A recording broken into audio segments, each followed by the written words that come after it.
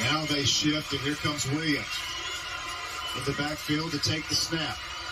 He's got it, and he's in. Touchdown, Saraland. Final play of the first half. The Department of Human Resources touchdown.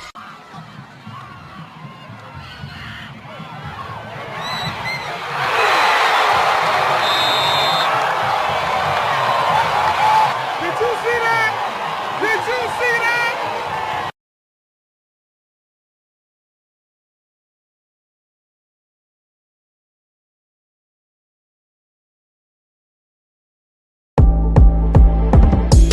Saraland, Alabama. Spartan country. No. The video. We got you. Saraland by 35.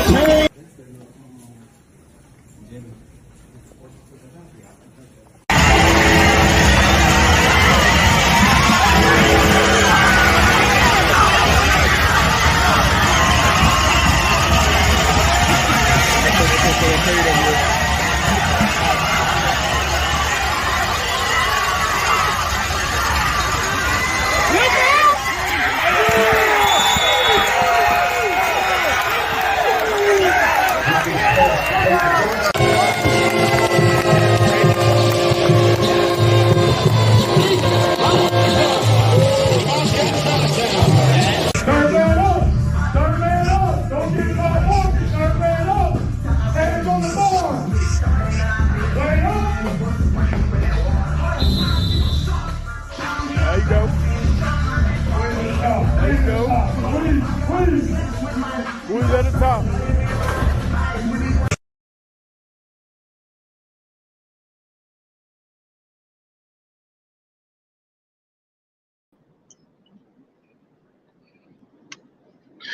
We are live, y'all. It is Taps Tuesday. Me and the coach in the kit right now. Wake up, coach. Wake up, coach. Me and the coach. Same thing, man. Once a coach, always a coach. Me and the coach in the cut. Yes, sir. What a great night. We I in the just got cut done, tonight. man. Them kids on spring break, they just don't stop. I mean, they didn't go on vacation. They just want to keep working, keep grinding. And we got the other coach on with us. Wake up, Wake coach. up, Roger. Coach, can you hear us? You might have the mute button on or something. But Or yeah, reception. you might have to mute by mistake. But yeah, man. Man, what'd you There say it about is, the kids out there getting it in? I'm talking about, I basically just got done at some places, man. Had to leave one locale Oh, to go to man. another. I got kids, they want to get it in, man. They want to work. Grinders. That what it's all about, man. You know, we can kill all the Ricky Lake, the Jenny Jones, the Maury Povich. You're not the father. We can kill all we can kill all that. Lie Telling detector you, just said good that old was a fashioned lie. work. Coach, you remember that off Mark? That was a lie. That was a lie. Oh yeah. You are not. Yes, I told you. I told you, you are not gonna win state this year. Man, what did I the love it. Call News think about today? Man, I'm gonna play tap for the Call News today, y'all. They need to just stick to news. You just planted the biggest target on a school in history. I ain't never, Vigo win state. Don't nobody even say nothing the next year, about nothing. UMS win state. You don't do that. St. Paul win state. It's almost like these people trying to show their colors. So at the end of the day, you call yourself being an icon sport Icon Sports Southeast to an article that we would have never put out the way they put it out. Saraland 22 college prospects. So what's going to happen if that team lose?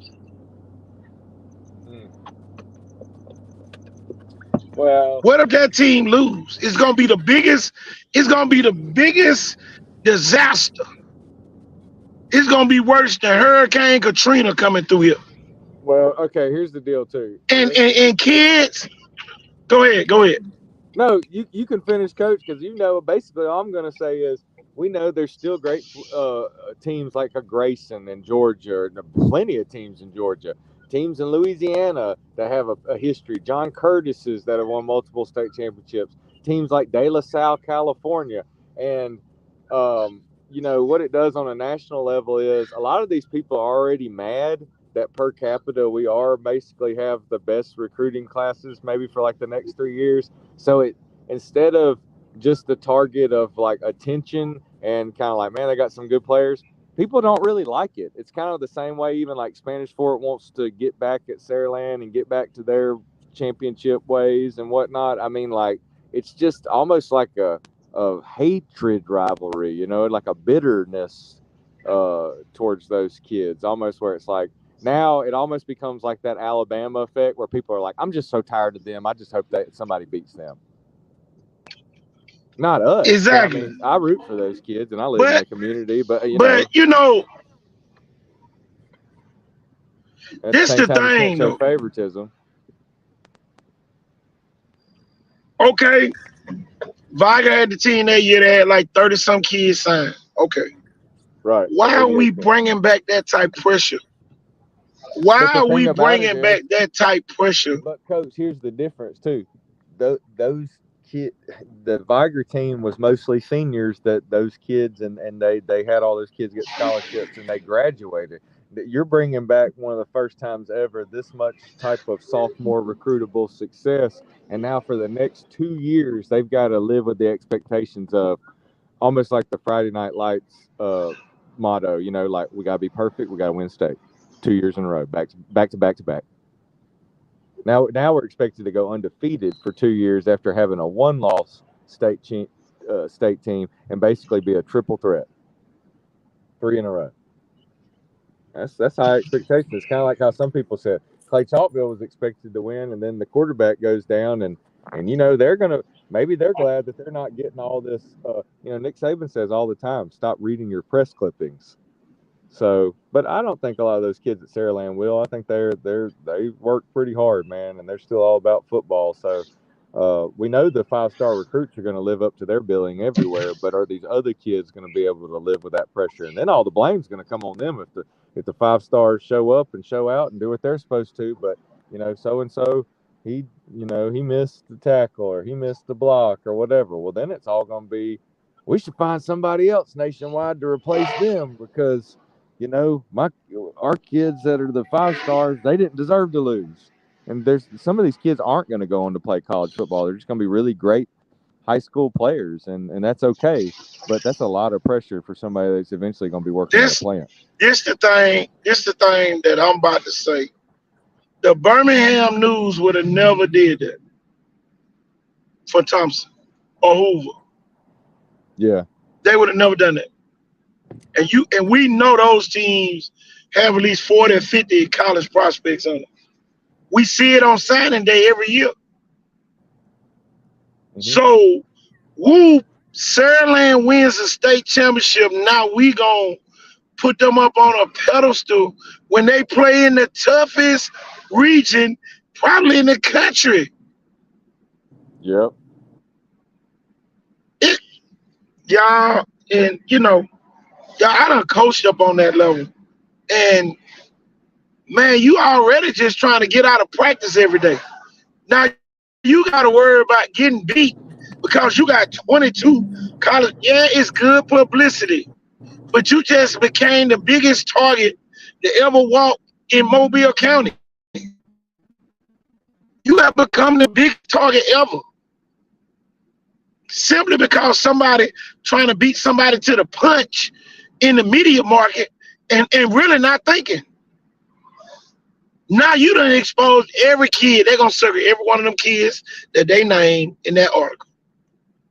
Every team they play in the playoffs, oh, they got 20. Let's see.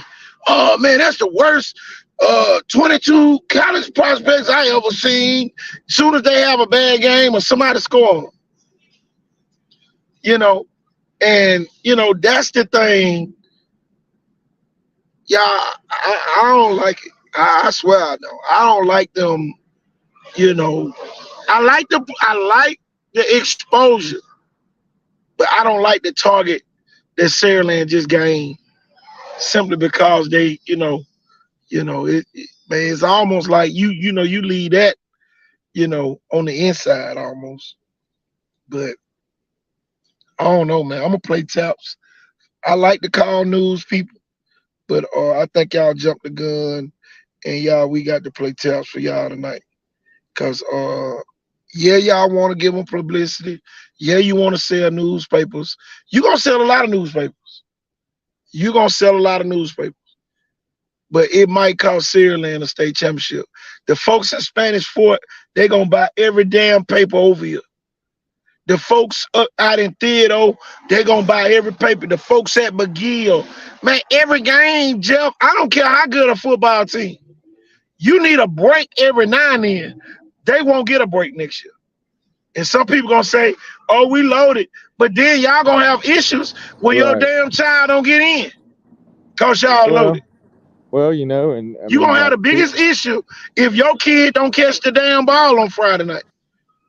Yeah, and then okay, let's just say Theodore and the kind of coach they've got that's won multiple state championships, and now he's got that new job. But you got that kid that's getting recruited, as one of the top tier defensive ends in the Southeast and in the nation. I mean, Coach Prime wants him out at Colorado. So, I mean, you don't think those kids are going to have a chip on their and Spanish Fort that first half, man, they played Saraland tough. It was looking not that great for Saraland. And like we said, man, they want to get back to their championship style winning ways. Spanish Fort is hungry to get back to the Spanish Fort they used to be. So, and then these other teams are just going to be wanting to pull off even a one-game upset, maybe even kind of like Theodore did last year, just to say they beat them. So you got the Blunts, you got the Daphnes, exactly. Just those type of teams. Yeah. Foley. You got a Foley with Perry Thompson. Foley and everybody knows Theodore not going to let you score 100 points on them. You might win the game, but shit, the score might be 20-7 or 21-7. Now somebody ain't get the ball, somebody ain't score, and then you got to realize this. Last season, Ryan Williams didn't score on Blunt. Right. Now you add targets to everybody else. Yep. So nobody's gonna sneak up on, they ain't gonna sneak up on nobody next season. And then somebody gonna say, "Oh shit, they loaded. They don't need to sneak up." Man, y'all stupid. Well, y'all ain't never coach high school football. Right. It becomes that Alabama effect, like where maybe even Alabama, kind of like Saraland last year. They have a slip up against the Texas A&M or Ole Miss, but they still win the Natty, still win the national championship or the college football playoff. The point being, I mean, teams play them harder. Auburn, when they upset them, and people going, well, I didn't think Auburn would beat Alabama. I mean, they're going to play them harder because of who they are, the name, just everything they're carrying. Jeff, I'm gonna give you a perfect scenario. Hey, everybody waiting to see Blunt play. Okay, everybody ready to see Blunt play. All right. Now, what if Blunt end up with 23 college prospects? Will we know about it? Hell no. Call News now going up to Blunt to find out if Blunt got 23 college prospects.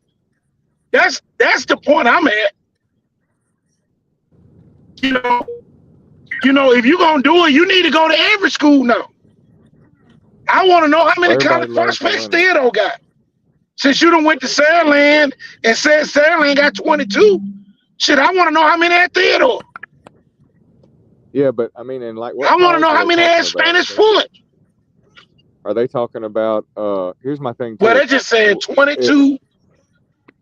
Right. And I mean, are they looking at the middle school too and in future classes? Or are they talking about right now? Because, dude, Saraland's had some kids that should have at least played at like Jones that had TV games where they were like ESPN defensive MVP and had like 10 tackles, 2 calls, fumbles. Kid ends up being a cheerleader at Jones because he don't get the offers he wants. Because he don't want to go there to play football. Think His about girlfriend's this. going to go there on a cheerleader. You know, if he Auburn doesn't play High at Southern School Miss, got kids on the freshman and JV team that nobody even know about at Auburn High School that never played a varsity down. That's gonna play varsity this season, and guess what's gonna happen? They're gonna end up with about 40 college prospects. But is the Auburn newspaper gonna publicize it like that? You know, it's like a smear. but how are you Okay, a I'm gonna wipe my prospect? butt and then I'm smearing it on everybody's. Yeah, Right. But how are you a prospect if You you know. don't have an offer?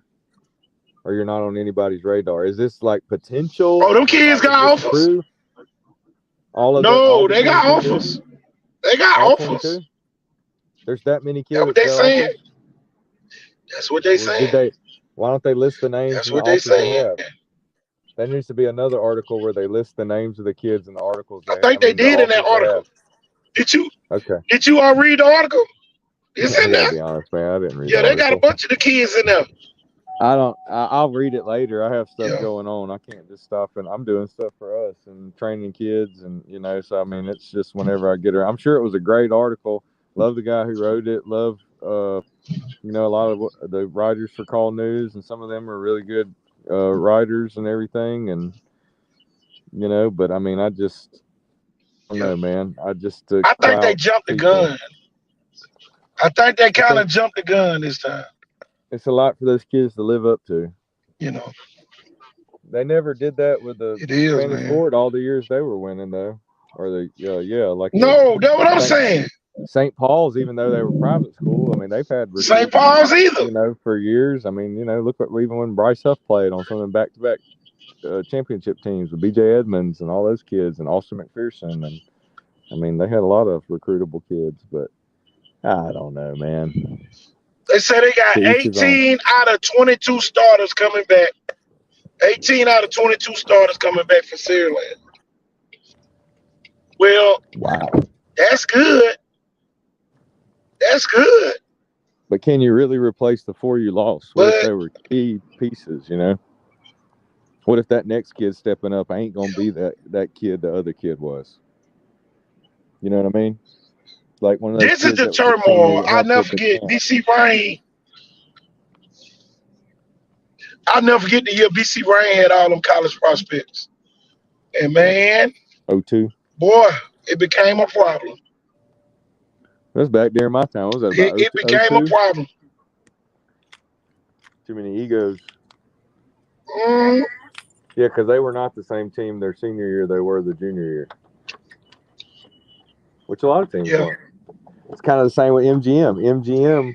MGM, when kids were sophomores in 01 and when we were seniors in 03, they weren't the same team they were as sophomores and juniors. And even though they were expected to have better senior years, a lot of times that don't happen. A lot of times some kids will have a better junior or sophomore year than they do a senior year. Don't know why. I like that Saraland over every. I like Saraland. Right now, they're gonna have to really go with that motto. They shoot. Yeah, they're gonna really have to go with that motto. Running up the score. They need to stick to running up the score and keeping the foot on the gas pedal and that motto of Saraland by 35. Yeah. They need to average trying to win by 34. They really gonna have, it's really gonna have to be Saraland by 35. Boy, well, I think they can do that. I think they can be one of those teams like Oklahoma with Baker Mayfield a couple of years ago, like in the score 50 points a game, or kind of like Hendon Hooker in Tennessee this year. Alabama in that championship game. With, I can name one school. I can name one school in 6A that's not impressed. I can name one school in 6A that's not impressed with Saraland. Who would you think that would be? What one school is not impressed with Saraland? Across the bay? Just period. Whole state, 6A. 6A school. What 6A school is not impressed with Saraland?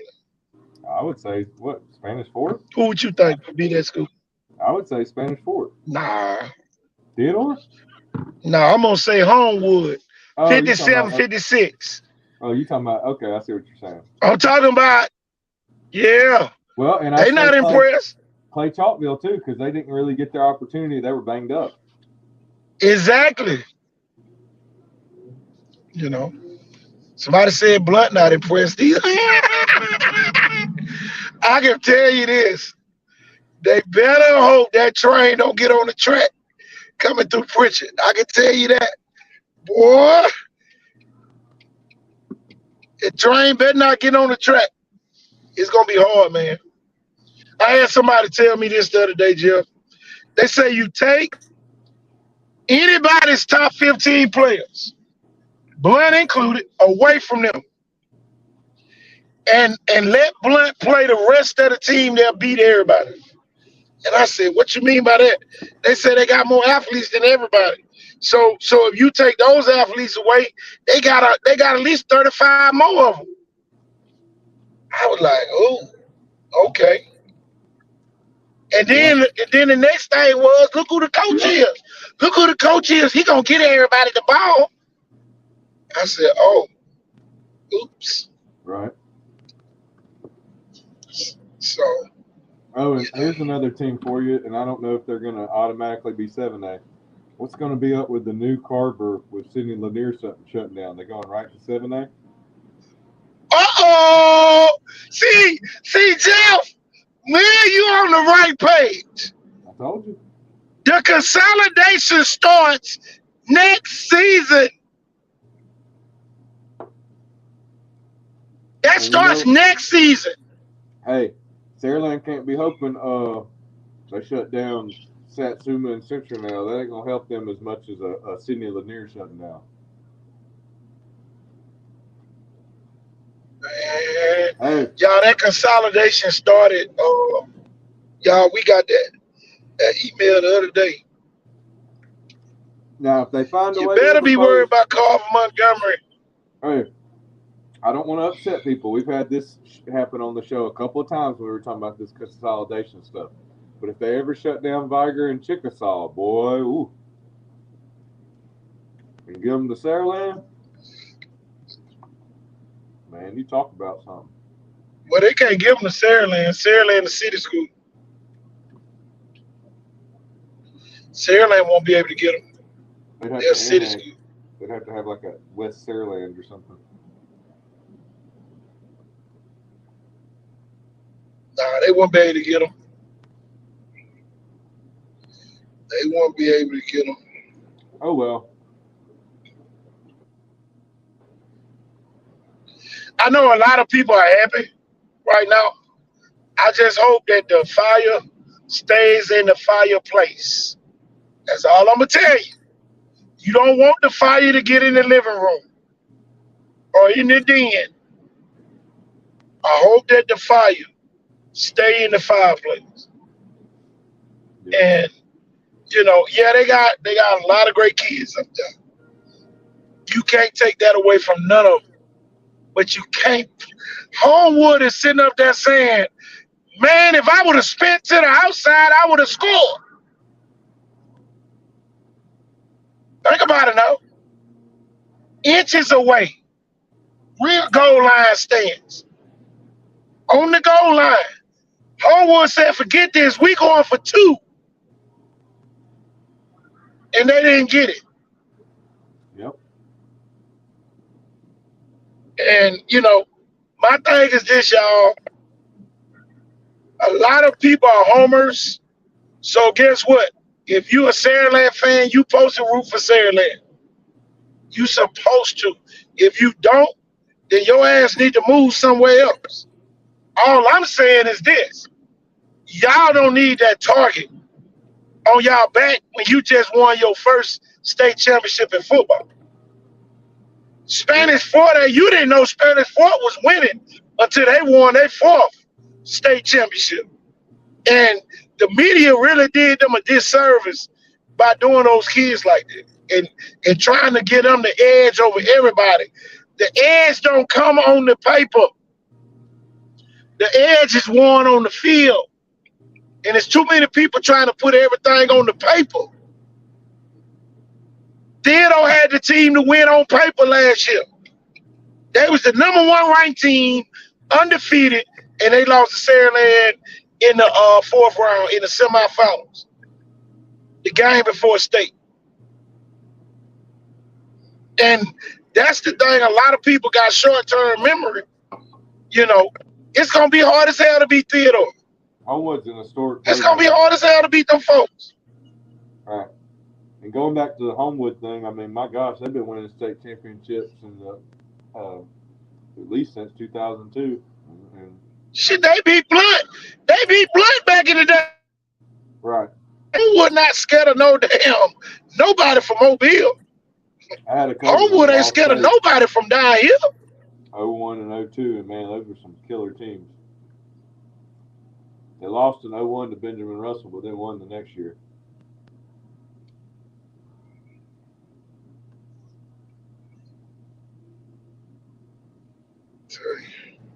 Y'all, Theodore is still sitting in Theodore. The fire truck's still gonna be lighting up every time they damn score a touchdown. But they're going to be better On Friday night. defensively. They're going to be better defensively because they've got a head coach that's like Jeff Kelly on defense. Yeah. He's a guru of a D coordinator now. And he still does. A lot of people try to bring up, oh, he had it is, Jeff. He hadn't won at a public school, but he gonna win at this one. He might have never won at one, but he gonna win at this one. It's just like saying, oh, Coach McKenzie won't win state at Viger. Shit, Coach McKenzie went right over there and won 2 years. Not Telling you. only that, Telling you, better have short-term memory. I can Telling say you. this a lot of people don't know about, and especially about baseball, and they usually make you play both sports over there anyway. St. Paul's has always had a big Theodore connection, and that's what has messed Theodore up sometimes, is losing a bunch of kids to St. Paul's. So it was really already a Theodore at St. Paul's. It was just private school. They get anybody they wanted. I'm going to tell you this. You better not let Blunt make the playoffs this year. I'm going to say that for the people way in the back that say Saraland run 6A. You better not let Blunt make the playoffs. I'm telling you, that's going to be way more athletes. Theodore got athletes. Blunt got athletes. Saraland got athletes. Spanish Fort got some over there too. If them 4 teams make the playoffs, y'all, that 6A bracket going to be retarded. It's gonna be, man, I'm telling you, it's gonna be retarded. You know, If them 4 teams that make the playoffs at 6. it don't even have to be in any order. You know, that's my 4 teams for the playoffs, and I'm sticking to it. Man, And I think, and it's hard for me. I don't know who's going to be, you know, the odd man out. But I mean, I also don't want to sleep on St. Paul's too much. They got a lot of good kids over there. So I ain't sleeping on nobody. That's just a tough region. McGill was just as good as St. Paul was. Right. Probably gonna be this year. McGill was good last year. Didn't make the playoffs. So I'm telling you. And you know what? We could be. I'm gonna tell you this because they always have athletes, kind of like a Blunt. Yeah.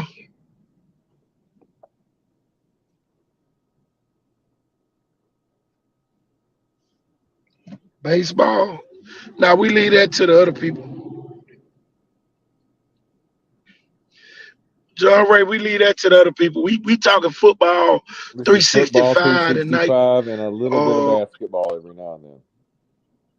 A little bit of basketball. I'm gonna jump off that little subject for a minute. Y'all, we got the video out from the showcase on Friday up in McIntosh. The entire video where the kids can go grab your highlights. Kids, go grab your highlight screen, record all that good stuff. Record your highlights off of that link. Coach, put Coach Norville's last It's online. Statement on there. That quote, that was perfect. That's what we say all the time about that region. Oh yeah. Tell you.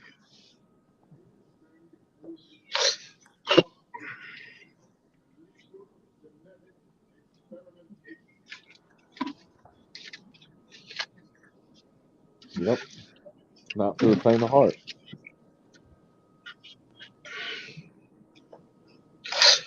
All I can say is this, y'all.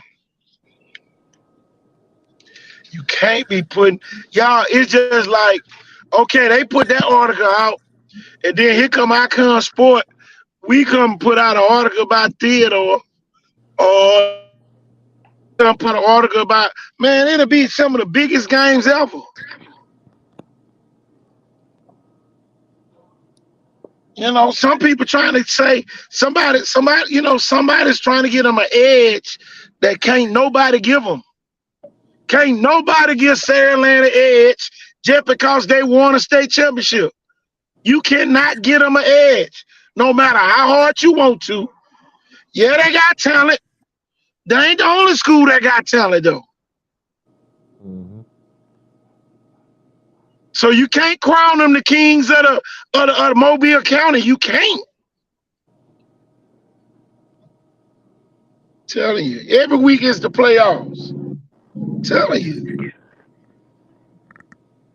If you'd have told the Alabama fans that they wasn't gonna be playing in the national title game, well, they would have cut your ass out. But see, this the problem we have in this region. The favorites list. Whoever's on the favorites list, we gonna ride it till the wheels fall off. Theodore beat them. See, this is why they not the king of Mobile. Theodore beat them. Theodore was #1 in the state when they lost.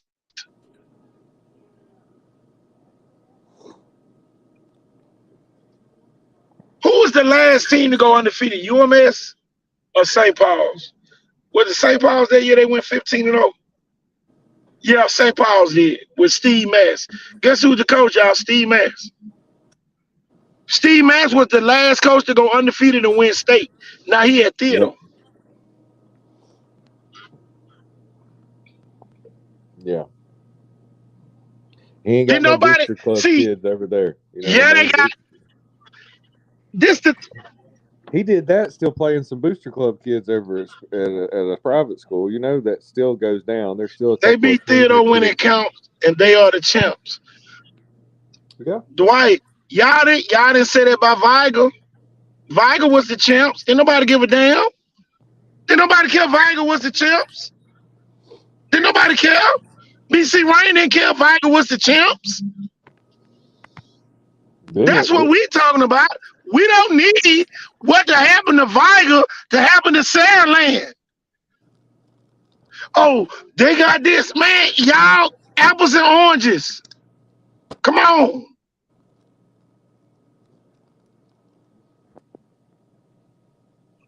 I just don't like how I like them, so it's the right. No, it's not. You putting too much pressure on them kids. You're putting too much pressure. They're still high school kids, and that's what it goes down to, even with some of the old head recruiters and scouts. Viger didn't return that many starters. We knew that's the point, Dwight. That's the point. Viger didn't return all them starters, but the year before they did nobody say nothing about that. But who's to think about how many kids signed for Viger that year? Think about this, Jeff. The year Viger went 5-5. The year Viger went 5-5 and lost to Hanley. They had all them returning starters, and nobody talked like Viger was going to win state the next year. Right. Until after they beat Blunt. Yep. Until after they beat Blunt. When Mix do the 75 or 80-yard touchdown to Brennan May Jordan, that's when people start thinking, "Ooh, Viger might win this year." Yeah. Then nobody put no expectations. Right. We were the only three that picked them. Exactly. Me and you and another guy that used to be on the show. We were the only three that believed that they were that good. They've been working that hard. But see, here go the thing, Dwight. The year Viger won state, they returned a lot of starters too. Dude, okay, so here Did nobody? Oh, Right. Viger got 18 starters coming back. Dwight, we got to get you on the show. Let me send you the link. Well, my thing is, and even though they've got their top receiver, I know you want to talk about it. top quarterback and top receiver coming back, which Viger didn't. Who's to say that the 4 kids that Saraland's losing as seniors are going to be replaceable? Who says it really is going to be next man up? People say that, but then you're looking back like, man, I wish old so-and-so would have been able to play one more year. That other kid, he just ain't been able to fill his shoes yet. He may not be the same player. He might not be as tough as him. He may not be as good as he was. Just because you're the next All man I'm up, saying is get the this. job done. You know what I mean? Think about it. Just like at a job. That's what Just I'm because you're the saying. next man up. So a guy retires or goes to another job. They may be, next thing you know, they're just like, you know what, man, we couldn't replace old Phil. I like old Bobby Joe, but he ain't Phil, man. It is what it is. Ain't personal, just business. This is the thing. This is the thing that gets me. I'm in state championship. Saraland won. Yeah. One. Spanish 4 wins 4. And y'all, we sit there last year and say, ooh, it's gonna be hard to beat Spanish 4 this year. Spanish 4 go in Saraland up. They go in, they play Theodore at home, they up and give up the lead and end up losing. What I'm saying is this: you're putting an even bigger target on Saraland now. That's all I'm saying. Here comes Dwight. Come on, Dwight. Wake up, man. There he is. Hey, he's still the mayor of Pritchard until Viger loses to BC Rangers. Yeah, he's still the mayor of Pritchard. He's got the key to the city. Who gonna be the mayor of Saraland? That's what I'm saying, Dwight. We can't put no target on their back. No, if somebody beats Saraland, they from out of town, man. I hear you. Ain't nobody gonna, man, listen, I'm being honest. Right. When Viger everybody knew Viger was gonna win state when Anthony Mix came, because they was only missing a quarterback. We knew that, Thornton. I told you that as soon as he transferred there, they was gonna win a state championship. Not only that, but that 2020 season was all jacked up, and then the weather that year and all that kind of stuff. Yeah, man, Saraland right now. Yeah. Who can beat Saraland in Mobile? Honestly, we being honest here, man. I know the people want to hear controversy, but who can beat Saraland? Well, nobody in Mobile, but maybe from around the Baldwin or Mobile County. I mean, you got a Spanish Ford or a Saraland gonna beat Saraland, Dwight. I'm gonna tell you what I saw. Spanish Fort. I saw some parents on the edge of their seats. It ain't even that. It ain't even that, Jeff. It ain't even that, Dwight. Saraland gonna be Saraland's problem. Because now you sit there and say, you got 22 college prospects. Now somebody gonna be trying to get their stats up and make the team not be the team that they was last year.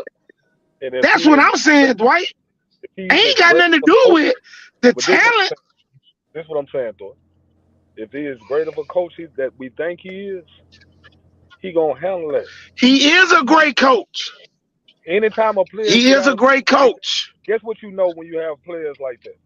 Because, man, they loaded over there. They getting talent. I get rid of your ass, next man up, before I let you destroy what we got going. Yeah. That's what I'm saying. That's what I'm saying. Man, it's so that it's hard to repeat. It is hard to repeat. It's hard to repeat as a champion. It's hard to repeat. It's already. You know what it is. I don't know if they're gonna repeat. I just know for years when we was coming up, nobody beat LaFleur in basketball in Mobile. Only time they would lose was when they went out of town. You're right about that. They were a national powerhouse. Nobody could beat them for years in Mobile. Them folks swept Mobile consecutive years in the 90s. Shit, we beat them. We beat them. Yeah, we beat them in the 90s. We beat them in the 90s. You know what I'm saying? You beat them in the 90s. You beat them at LaFleur. Yeah, we beat them, but after that, though, nobody beat them. Yeah, Who beat them when yeah, Bridges yeah. was It there? kind of died. It died. So in Mobile, I don't know. Yeah, I it don't think died. no one can beat them.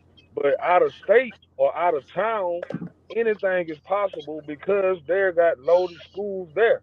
But right now, when you know who your quarterback is and you have a good quarterback that I think can throw the ball to any one of them kids, not just Hollywood, this is why I'm giving them the edge.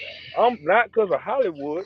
I like Man, they have a good quarterback. Sandland had problems with people. See, Sandland had these problems last year, Dwight. They had people that was complaining, oh, my boy ain't getting the ball enough. They was complaining and they won. What you think they gonna do this year? This year, he gonna tell them to get the hell on. Yeah. There's people wanting to go there. So like the guys that's doing that, Yeah. they know that if you go somewhere else, your production will probably go down because you're not playing in the offense that Saraland is playing in.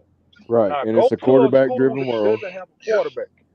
Right. Go to a school that just Yeah. has a first year quarterback, and he's not as it. They're not running wide open football, and see what happens. Yeah. All you got to do is let them know. I'm gonna tell you this, Somewhere else. Listen, Thornton, this is what I'm going to say. Dwight. You could be a great Yeah. receiver. Go to Theodore then. Before the coach they have right now. Oh Lord. Yeah. Go to Theodore if you're a great receiver. But That's what everybody think. I like Cameron Rigby though. No, hey, I'm gonna say this. Besides KJ Lacey, the best quarterback in our region, the region of Mobile and Baldwin County, are direct, driving distance around an hour radius or so. Amari Elding may be a better quarterback than anybody else besides him going into his senior year. He may be the best senior quarterback around Mobile and Baldwin County. So, BC Rain, that might be a place where it's like if you're looking at a quarterback and you don't feel like you can play at like a Saraland, you got to have somebody that can distribute the football and has experience. So, and that's all I'm saying. Like, if you leave Saraland and they distributing the football like that, it's not many schools in Mobile that have quality quarterbacks. This is the biggest. Cameron Rigby won 13 games. Yeah, first time he's always quarterback at Theodore. Been a slot receiver. And how many passes did he throw? I don't give a damn how many he won. They team won the game. He ain't winning. The team won. They ran the ball 37 times. Yeah. Maybe if they stop being so one-dimensional, it could help them balance out. I don't know why they quit that. My question is this. I don't know who it was, but why did they quit going to Cam Johnson? How tall is Cam Johnson?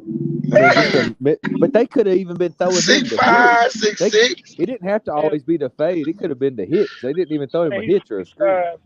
6'6", and if he had Saraland, he may be the top in the state because he got a quarterback they trust to throw the ball to. Man, this kid is good, but he got a quality team that relies on running the ball. They didn't put no pressure on his shoulders. You got a 6'5" wide receiver, you can't get the ball to that much. Well, not only that, but there's just not kids that do the Pat Mahomes kind of Bryce Young. Like, he can look off somebody and throw out of his peripheral to the opposite side of his body, and not too many people can do that.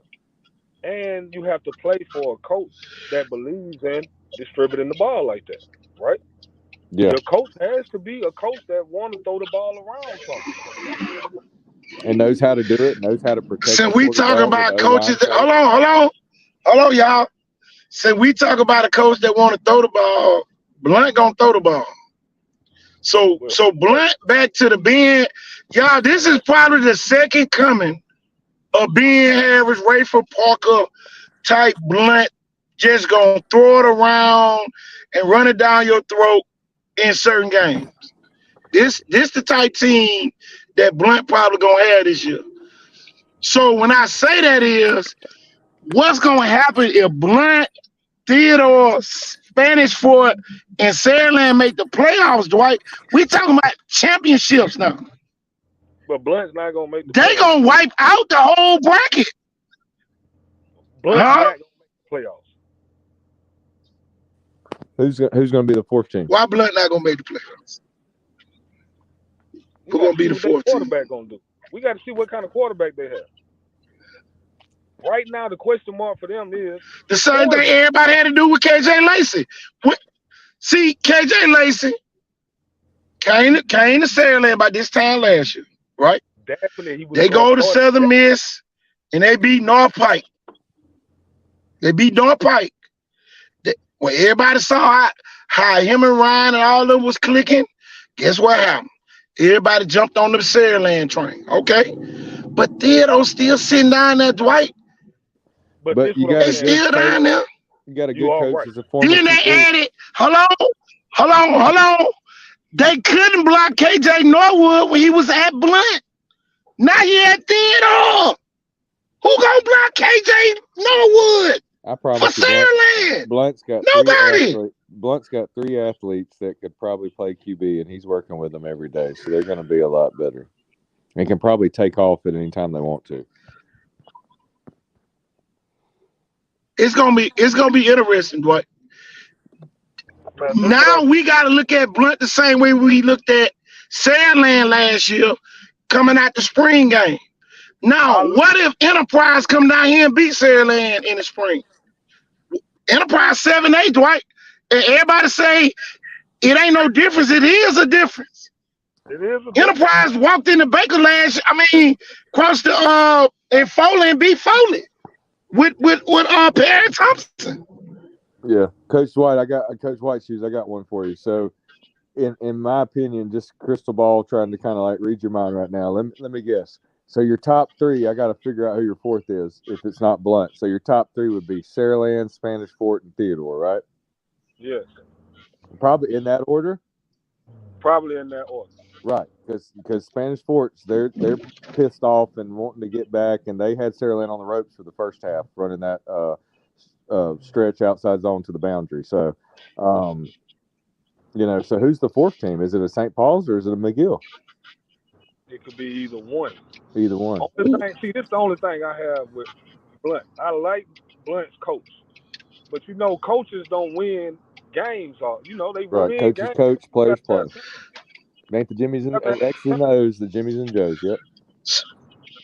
So you saying Blunt ain't got no talent up there? No, I'm saying is their sophomore quarterback better than McGill or St. Paul's quarterback? Probably. He can run. Well. He's not a sitting duck. And this is what I'm saying also. Yeah. How many linemen did Blunt return? All of them. Blunt got a big all of them. If they return the linemen, they have a chance, but your quarterback issue determines how great your offensive coach is. And they stronger, Dwight. I think Blunt's going to... The offensive linemen got stronger. I think Blunt's going to kind of be like a Theodore from last year. Even if they have to use their quarterback at times just to be a game manager, they're just going to kind of out-athlete you and bigger lineman you. If Blunt go 5-5, he did a good job. Yeah, but what if Blunt go 9-1? And this is why you should kind of give them a pass. What if Blunt go 9-1? Coach White, what if Blunt go 9-1, Dwight? Super job. But how they gonna jump from 3-7?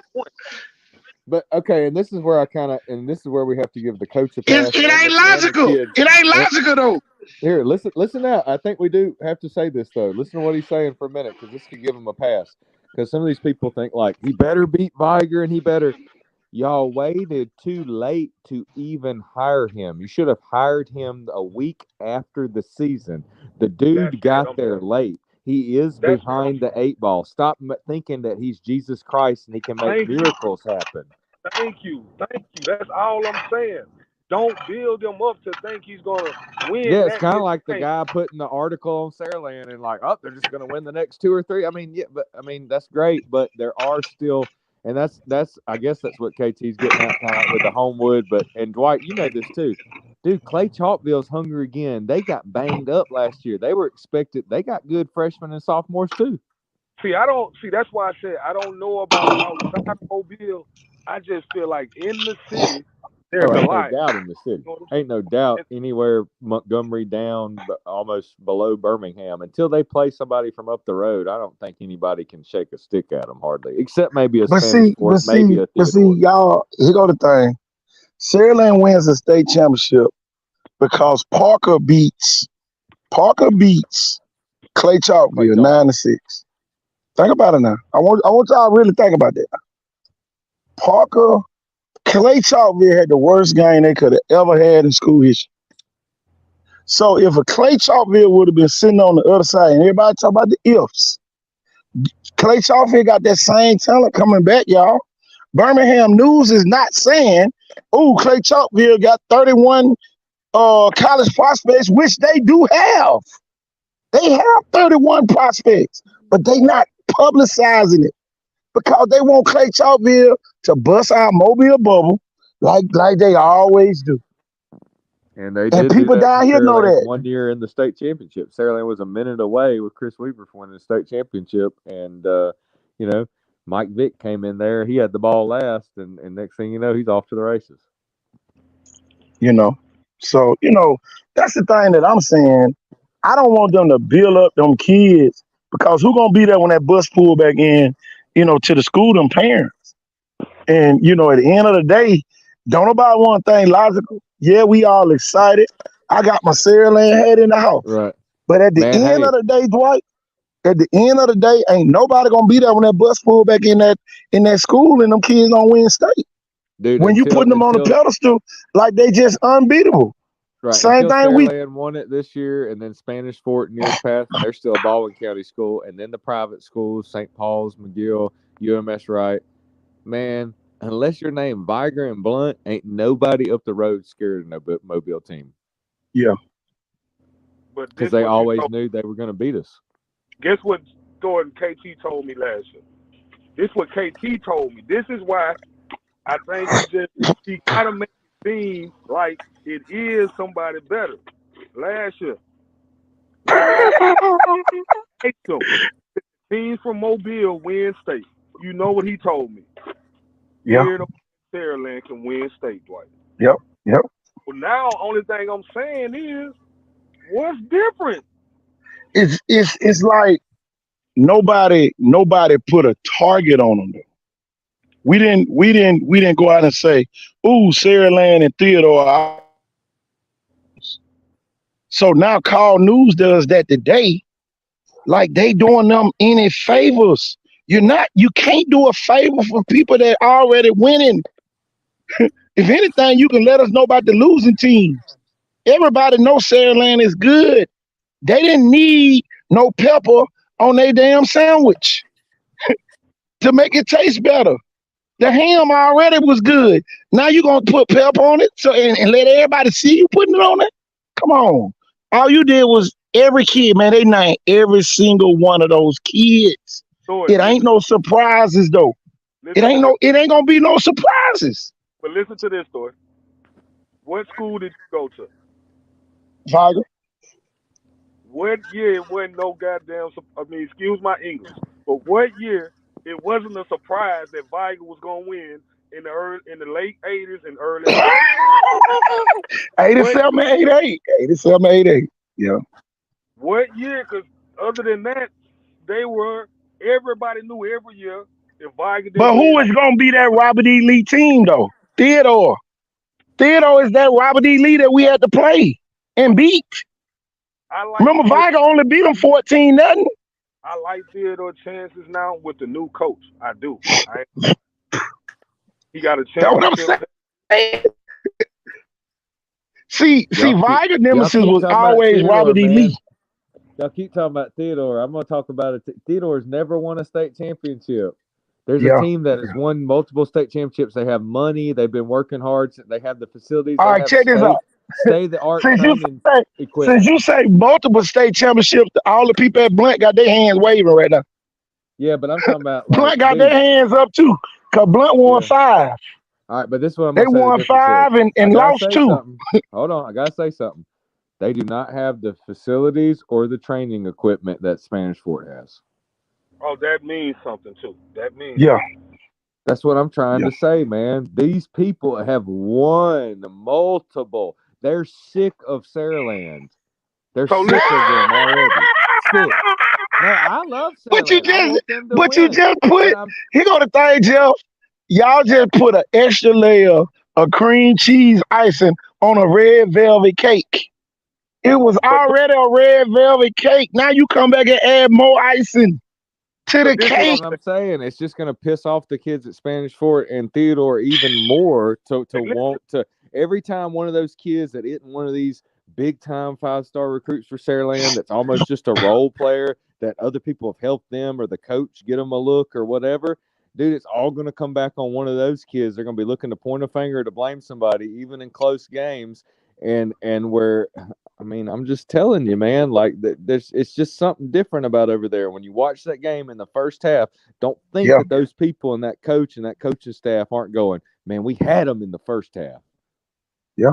But then this is what you have to always know. You had them. You're supposed to beat them when you have them. If you Yeah. don't beat them when you have them, sometimes you never win. Right, but they Theodore went on- did though, hold on, Dwight. hold on. Theodore beat him. No, I'm talking about Spanish Fort. Let's look at that Yeah. game real quick. But you can compare it to the way Had Theodore Florida quit. State so many times. It was like Right. in some eras, it come through all the talent and the coach. He just getting the right pieces right now.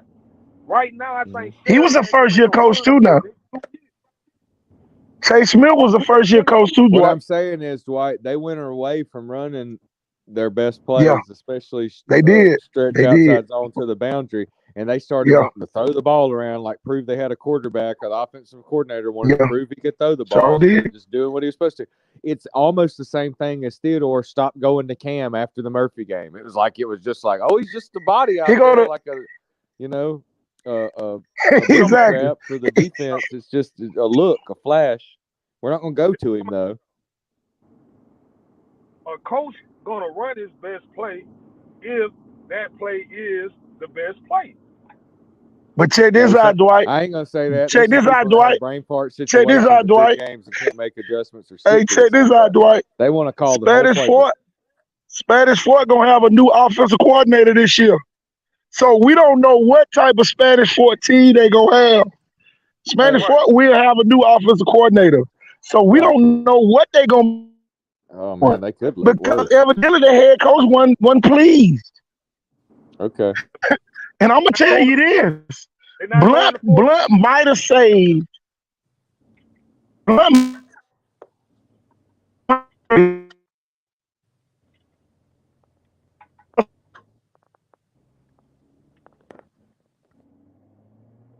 and I'm gonna tell you, right now is the dangerous thing that ever happened down here. I'm gonna tell you something else Spanish Fort got advantage on.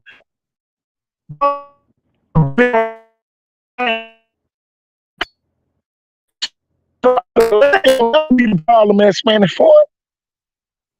And defense working with like the area as the season went. They knew what Theodore was gonna do. It ain't to put 8 people in the box. But when you playing against a Spanish 14 that's used to being physical, that's filthy physical, and remember, this same Spanish 14 broke KJ Beckham ankle during the 7-on-7. So they don't care about your feelings being hurting you, or none of that. So you talking about you going to war when you play Spanish Fort. And that's what a lot of teams ain't gonna be ready for. They ain't gonna be ready to go to war against them kids over there at Spanish Fort. That's all I'm saying. And then now here go the other part, Dwight. Spanish Fort don't even have a spring. So them kids got all the spring to think about it. They got all the way through the summer to think about it. And then they get 10 extra days before the season start to get ready for the season. That's gonna be crazy. It's gonna be crazy over there. Right now in 6A, everybody playing for second place. That's what Jeff Kelly said. That's his words. Jeff Kelly told me to tell everybody, and Jeff, my witness, he was sitting there with me. He said, KT, make sure you tell everybody that they playing for second. And guess what he did? Guess what he did? That's what he accomplished. I like Jeff Kelly now. I'm a Jeff Kelly fan. He talk like Listen, Dwight. Sandlin can't have a better coach. It ain't. I'm telling you, that ain't what I'm worried about. I'm worried about these kids starting thinking about offers, these parents, oh, my kid ain't getting the ball. See, that's the type of stuff that kill championships because now we got to address this issue that we shouldn't even be having. That's the problem that I think that's going to pop up if Saraland don't win a state championship back to back. Remember, we said Saraland got a chance to win 3 in a row. If they won last year and get what they did, they won. These are the years that they supposed to win. Remember Spanish Fort, the years that they went to state and they weren't even supposed to be there. That's what Jeff talking about, for Spanish Fort. Them the years, but we see here, them the teams that you got to worry about at Spanish Fort. Spanish Fort lose to Pike Road 22-21. Pike Road don't have Anthony Rogers. So what's going to happen is Spanish Fort would play Saraland in the 3rd round at Saraland instead of Homewood. See what I'm saying? So all this type, the 3rd round going to be the key. And you don't want 4 teams in 6A Region 1 playing one another in that 3rd round matchup. You don't want that to happen. It's going to be hell to play if that happens. It's going to be hell to play. I'm telling you. That's what nobody don't want to have. That's what we know. Say that again, Dwight. That's Yeah. what we know if they play in the 3rd round. We gonna have a state champ. That's what Look, I'm telling you. we got the strongest reason. You told me this last year. Yeah, I told you. Chalkville closest. Clay Chalkville got beat. They wasn't that good, I don't think. I don't care about too much getting hurt. The team that beat them, somebody beat them. Oh yeah, they got the very next one. Bad too. I think Hewitt. No, it wasn't Hewitt. It was who they played? Mount Brook. Mount Brook beat the hell out of them folks in that week. KT, And remember, Mount Brook didn't even win their area. Region. Mount Brook didn't even win their region. That it's a guy. This is what people don't know. Do y'all see those kids at Saraland that's playing? Oh Do yeah. y'all know those guys were the most dominant football players in park ball too? Yeah. Those same guys. Only one that ain't more dominant that's surprising me is the kid from Viger, them green pants. Oh he yeah. was the best Yeah. of all of them. You know what I'm saying? And he hasn't been healthy yet. But look for Viger and him to be electrifying this year if he stay healthy. Number 1 for Viger. Yeah. Other than Hollywood and all those guys, listen, EJ, the guy the Edwin King guy, at Faith Academy, he was a bull. All of them played on the same team. Oh yeah. Victoria Rogers. Yeah. Hollywood. The cornerback from Viger, the sophomore cornerback that everybody is high on. This a loaded group. Right now, I just feel like Mobile has more talent than everybody. Yeah, it does. And they've been I just don't like the separation though. You already know how that's gonna be. Ain't nobody gonna be trying to talk to Saraland at the 7-on-7. They gonna be the damn enemy. Everybody gonna be trying to get their damn offers off them kids. And listen, what does that KT, what does that bring out of you though? Oh yeah. It bring that dog out. The best out of you if you playing. Yeah. They gotta play their best game every game because the teams that they playing are playing their best game. Oh yeah.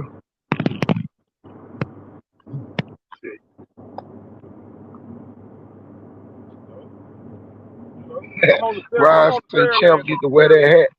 Come take it.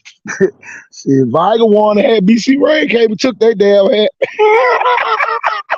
That's why I say, man, I just don't want the kids to, forget that the work, work will win will wish and want. You can wish all day long. You can wish to win a back-to-back championship. And, a lot of people, who got kids on that team, they ain't won nothing. So the kids are doing something that, that some of the parents never done. I don't know too many parents who kids up there besides Leslie Nobles, who won in high school, and now his kid winning, state championship. So it's unfamiliar territory, and it comes with a different. It almost comes with a smart fight.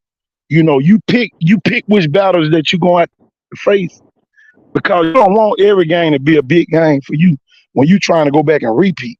If every game is a grinded out game, man, it's gonna be a long season. Shit, you gonna be in Sailing got that damn pool for a reason. But they got that cool, man. Everybody gonna be in that mom. So I can tell you, everybody gonna be in that damn thing. And shit, boy, it's big enough for everybody to get in it. But man, you don't want to battle every week. You want to turn some of the games into back in the day playing Baker or Mary G, where you scoring 60 and 70 points. You know what I'm saying? And get that game over with in the first half. And then get some other kids in and gain some experience.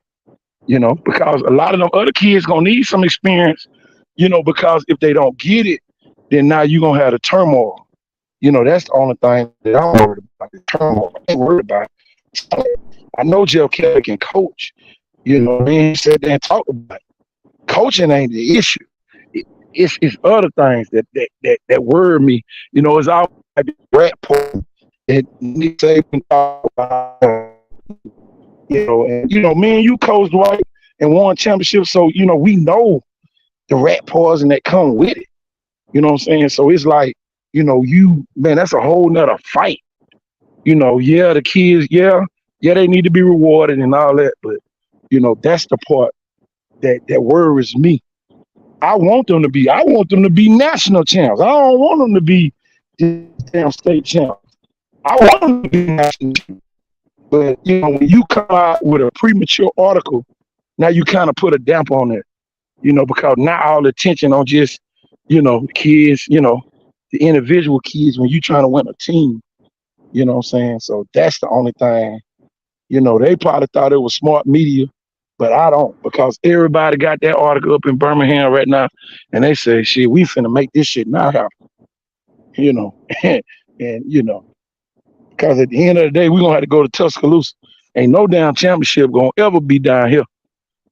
Shoot, they ain't even trying to come down here. So, we'll never host a championship down here. So we have to travel regardless. Whether it's in Tuscaloosa, Birmingham, or Auburn. You got to go to one of those spots each year. Mobile ain't part of the rotation, I don't think. So, that's the part that puzzles my mind. Shoot, that's a whole nother show right there.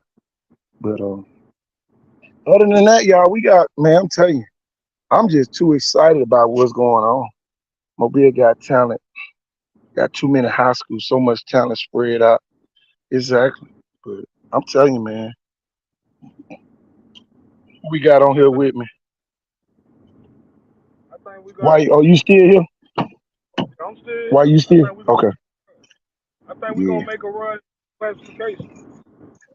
Yeah. I think And then, St. Paul got. Here go the other part, Dwight. I'm gonna turn the call on. But here go the other part. Carver and Silly Lanier is consolidating schools. And them people, they don't play one of them, and St. Paul played the other one last year. Yeah, we beat them, but just one light bill. That's gonna be hard to beat, man. That's gonna be hard to beat, So that's gonna be hard to beat. I ain't gonna lie, that's gonna be hard to beat.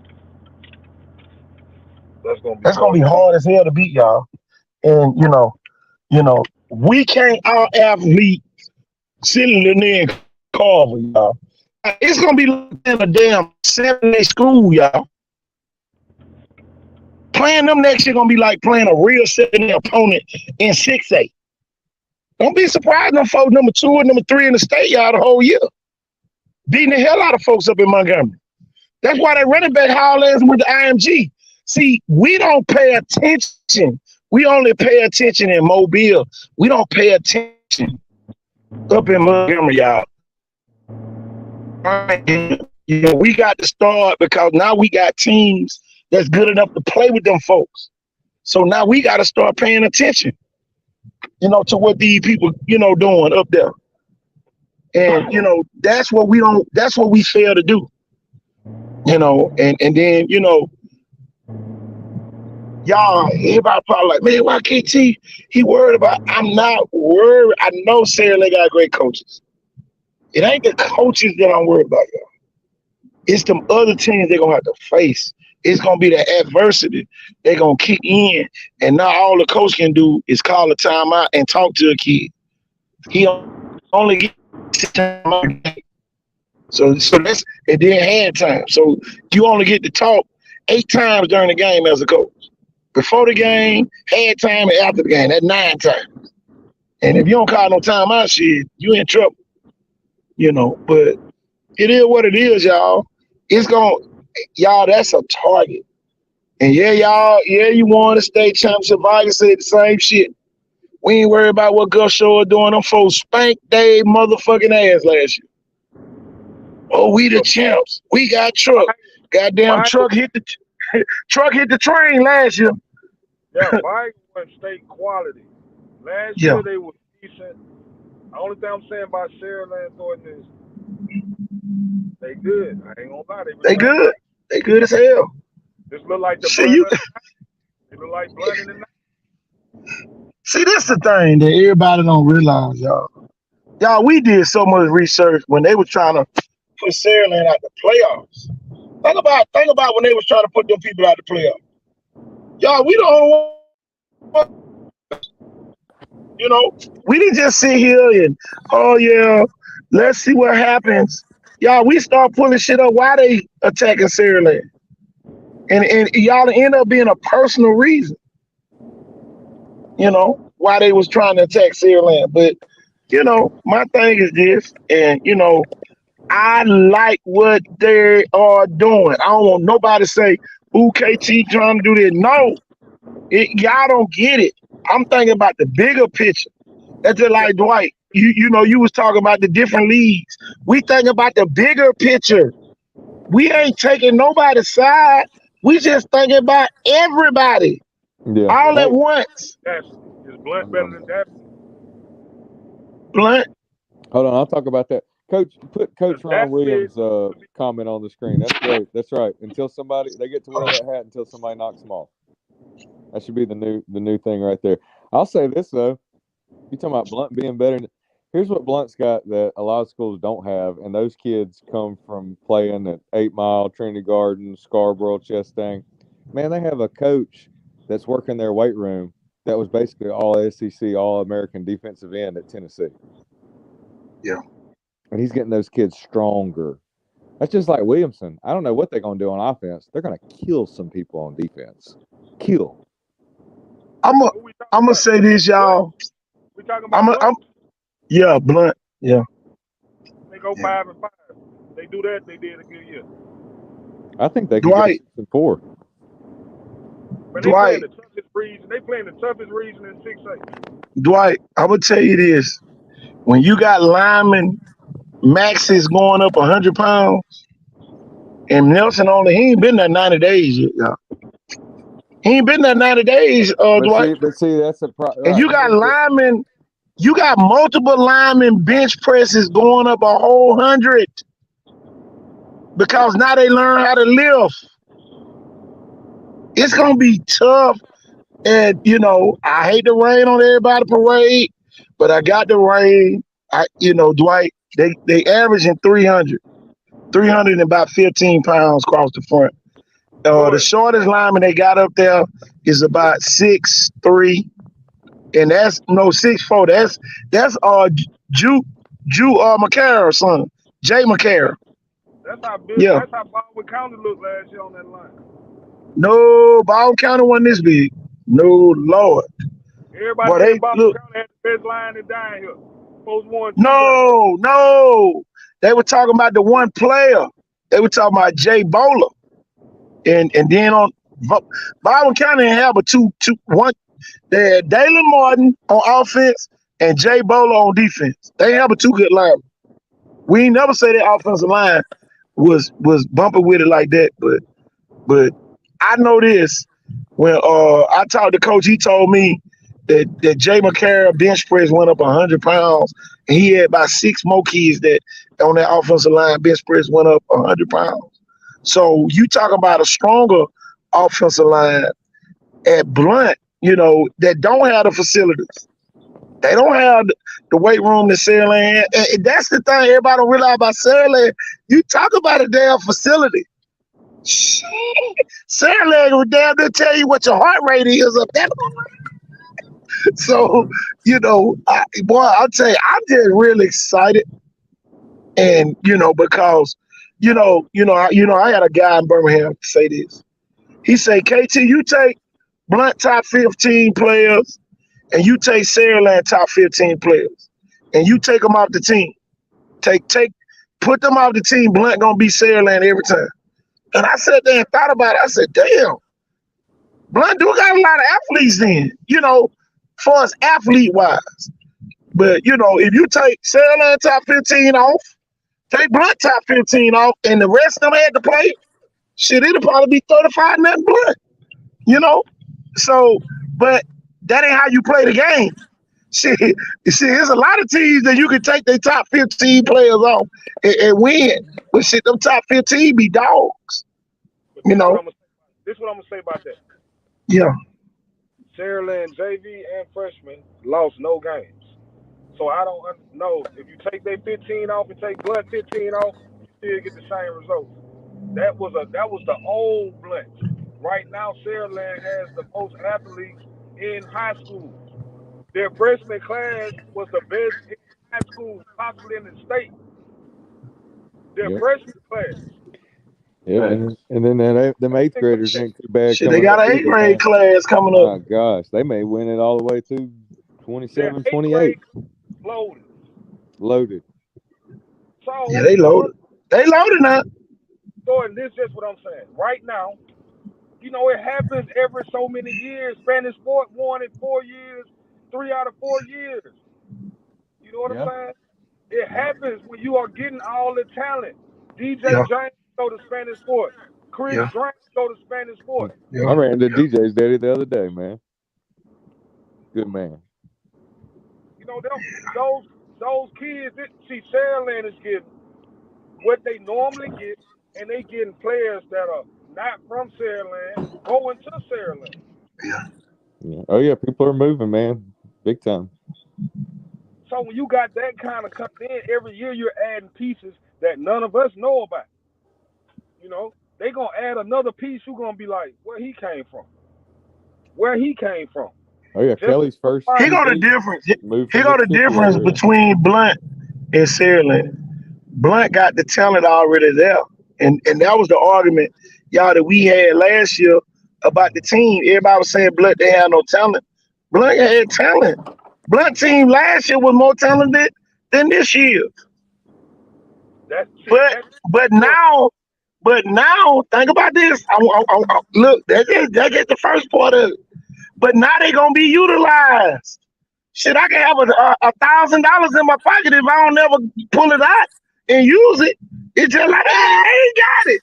Dude, I'm telling you, it's almost just like Williamson's got an Antonio Coleman, and they're getting stronger and motivated by him, and they can demonstrate, show, whatever. Blunt's the same way. Blunt's kind of like how Viger's always been now. Finally, instead of Blunt worry about taking too many pictures in the shower of their football gloves, and they're all skinny and bird-chested, they got Willie Bohannon in there getting the ass to grass on the squats, and you got shit in there averaging 5 to 10, 15 reps on 365 squats. I mean, I talked to Coach Nelson on the phone, and he told me, he said, KT, I had kids that didn't even know how to squat properly. Linemen. He had linemen that couldn't even squat properly. So how the world you gonna blow somebody off the line? You could be 700 pounds. Right. If you can't squat, then guess what? If you can't bend down to block somebody, oh, you're in trouble. The lowest man gonna always win in football. You know that, especially in the trenches. So, now those kids are getting down there, and working hard. Antonio Rogers. Listen, there's no lie. Man, this kid been the best lineman since park ball. I told Thornton before Yeah. the season started he was gonna be a 5-star. I told Thornton this before the season started, before anybody knew who he was. Man, this guy is the best defensive lineman. In next year, he gonna show everybody. His senior year, Alabama gonna be knocking at his door so hard. Man, this kid has always been the best defensive lineman. This is what I'm telling you guys. They've been getting players that are Hollywood was the best wide receiver. Tonio was the best lineman. Period. Edwin King was the best athlete, one of the best athletes. And it's still showing because they at the programs where their games are steady advancing. What we saw from Rodgers this year, he was a sophomore. He only gonna get better. He gonna be unblockable. He has a great work ethic. Not only that, man, they got Sunshine. Remember this night, the boy Sunshine is Hollywood. Sunshine is Hollywood. He played quarterback just like Hollywood did.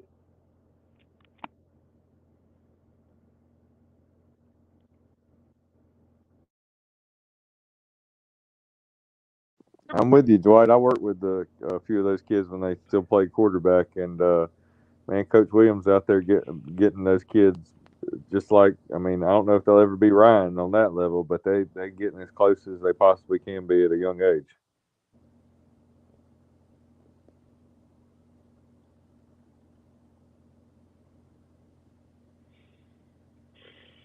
It's sick, man. Like Saraland's going to be good through like 2030 and beyond. Man, this gonna be, man, these kids that are playing with each other.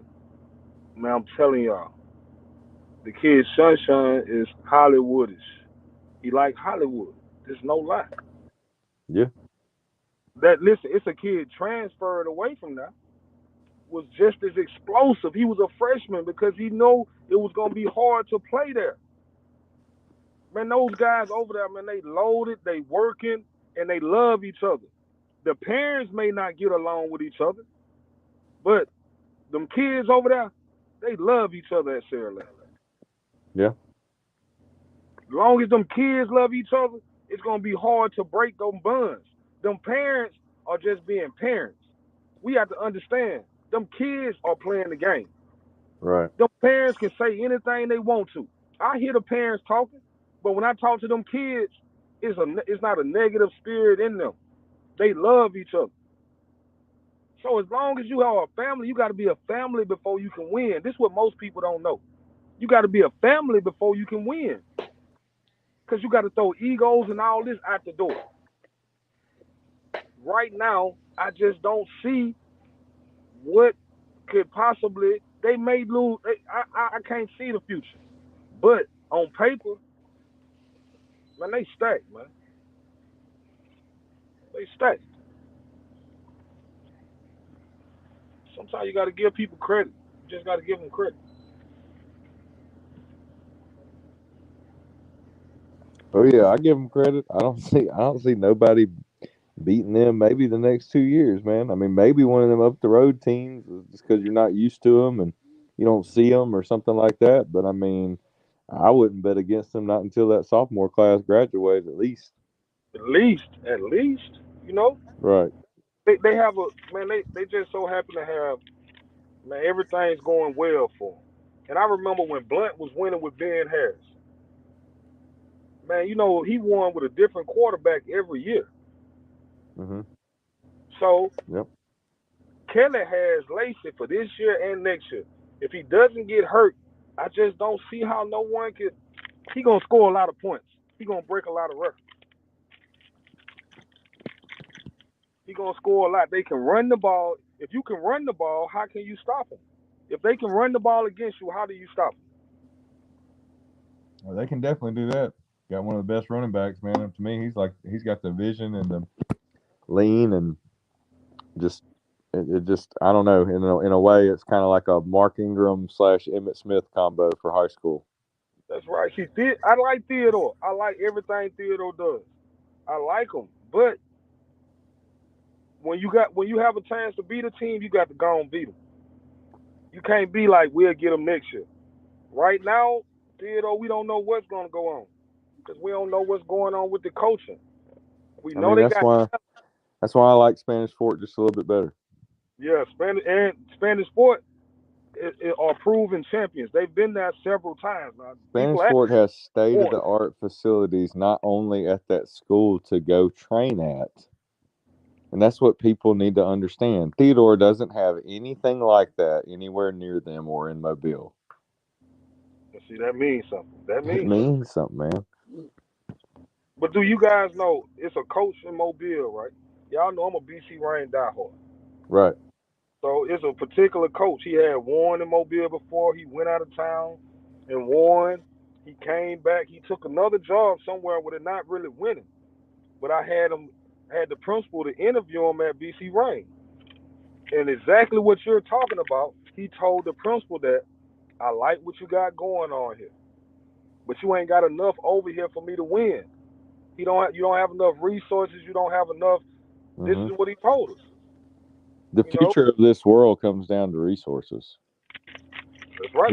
Who's in control and who has the power of the resources, you know what I mean? And to use those resources. So, yeah, man, I mean, it sucks to say it, but there's a reason why only Viger High School since, the 2000s has not only represented Mobile County, but won the state championship twice, and they're the only team. You hear me? Oh, Calvin Gill. Oh, wait. Yeah, but you can't count them. They're a private school. Yeah, and Calvin Gill. It is a parent problem over there. Oh, at McGill? No, at Saraland.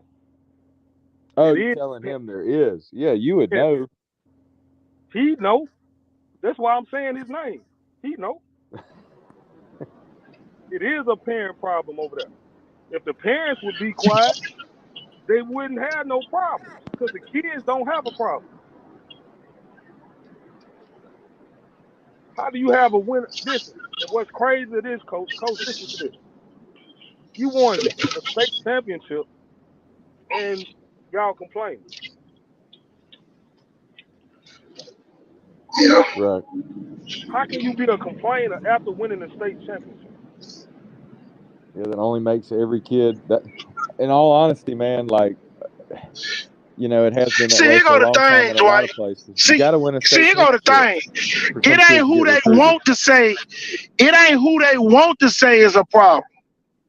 Now, if it was somebody who they like, oh boy, he can say what the hell he want to say. But it's somebody who they probably don't like that's saying it. And, that's the problem, I got with a lot of them anyway. So at the end of the day, it is what it is. Yeah, you was a coach, right? Yeah. And you coached whoever came in that door. Exactly. Right? Exactly. So, if we done won the championship, I'm talking to Kevin Thornton now, right now. I ain't talking to KT. I'm talking to Thornton. Yeah.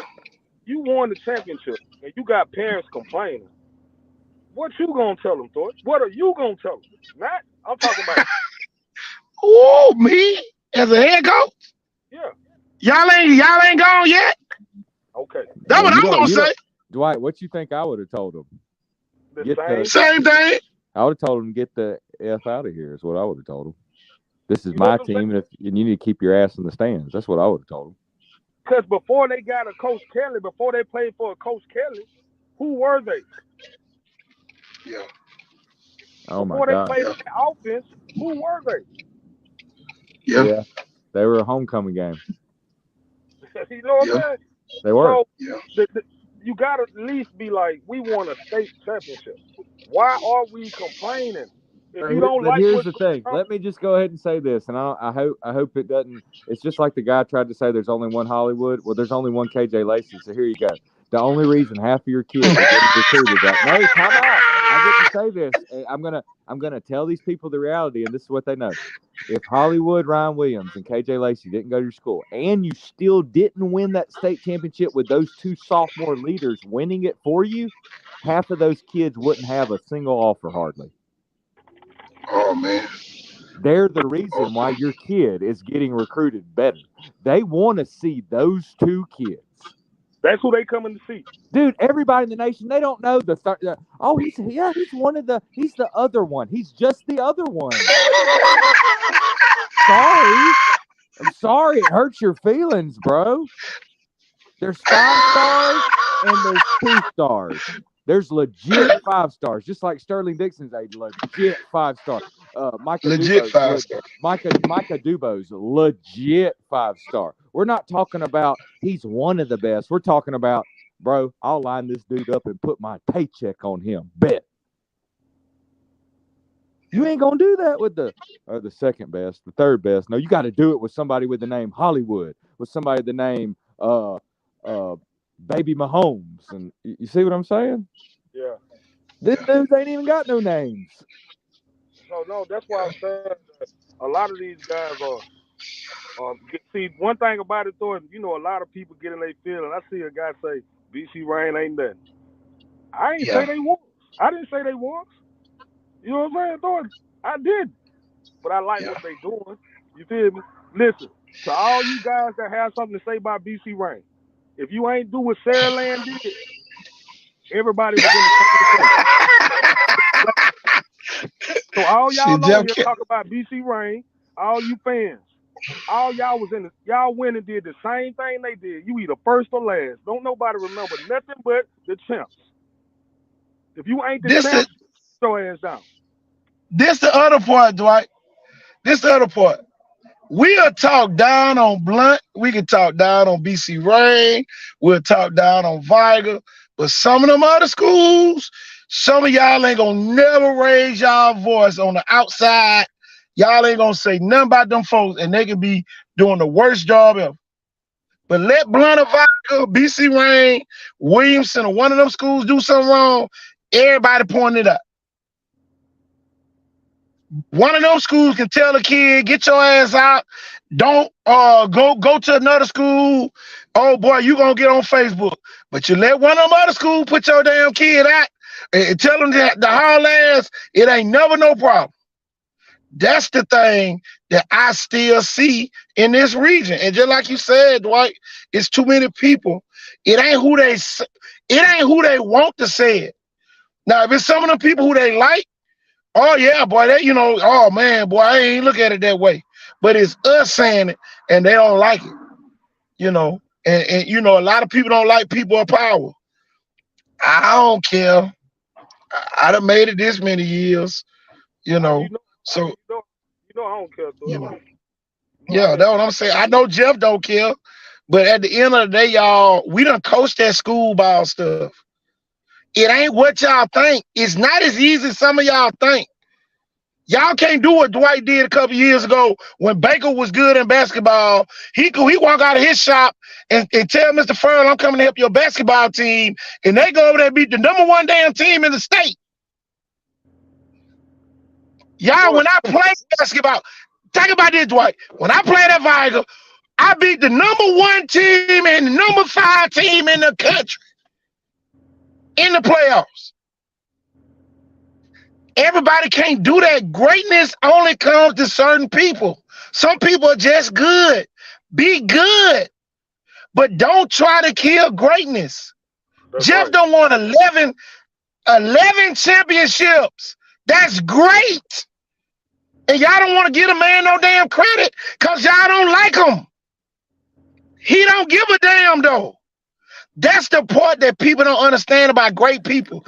We don't care. Coach, nobody liked me when I was winning, and that's why I didn't get a varsity head coaching job, even though I've been an assistant coach at Viger, Mobile Christian, Satsuma, and I'm not kissing coattails. And Dwight probably knows that just from the person I am. If I can go out there and look like Aaron Rodgers at Doug Flutie's frame, or turn into Tim Tebow out there, dude, I don't need you to tell me like, well, I've coached. He gonna thing, y'all. All day putting on a polo shirt. Think about this though, Jeff and Dwight. It was a parent problem. Saraland lost 3 quarterbacks to get 1 KJ Lacey. You had 1 quarterback went to Baldwin County. You had 1 quarterback went to Daphne, and you had 1 quarterback went to Mobile Christian. So it was a parent problem. We're not saying that it's still there. It was a parent problem. listen, guess what? This what you got to understand about Coach Kelly too. He admitted he was wrong. Denny Thornton didn't say some of the Yeah, guys he was yeah, glad to see them. You know what I'm yeah, saying? Everybody make mistakes, but people yeah, change. Thornton yeah, changed. Jeff changed. You know what I'm yeah, saying? So you got to be able to respect that. You know what I'm saying? Don't just be mad and upset because of what he did in his past, because people make mistakes. You know what I'm saying? You yeah, learn from your losses. You know what I'm saying? Good yeah, coaches do it. So that's all I'm saying. I love Raymond Nelson. I think he an offensive genius. I do think that. I just don't want people to think he is the savior this year. yeah, It takes time to build a program. If they give him enough time, Blunt gonna be back rolling. I just don't want people to feel like for Blunt that this year here he can win the state championship. Anything is possible, but he's coming yeah, to a program that he has to rebuild. yeah. You know what I'm saying? He got to get But rid of Dwight, all. I'm gonna say this: if we roll into that Saraland game and Blunt undefeated in week 6 or week 7, little boy, we can kill that conversation. It's gonna be a hell of a game to be up at Harris Terry that night. Y'all, we want them matchups. We do. We want see, that's the thing. Everybody don't see, but reality kicks in sometimes. We wanted Colt McKenzie to even win, but reality kicks in.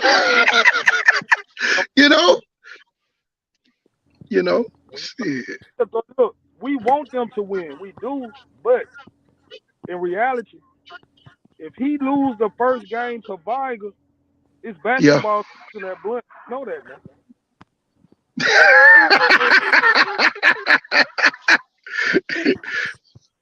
And y'all, both of them schools really trying to win that first game. Well, they trying hard. Ain't nothing like the battle. That's big. That's pride right there. You know what I'm saying? And that can emotionally drain you for the next week too. You know what I'm saying? So that's a big. Think about this, y'all. Saraland opened the season up with Daphne, and this time last year didn't nobody know if Saraland could beat Daphne. Right. Remember that? Everybody had that game circle. Everybody had a game circle. If Ryan Williams don't run back this damn punt that I'm gonna put on this screen. That's what I'm saying. Wasn't they down 10-0? 9-0. It was down 9-0, y'all. Live, yeah. Here it is right here, y'all. Hold on, let me put it on the screen.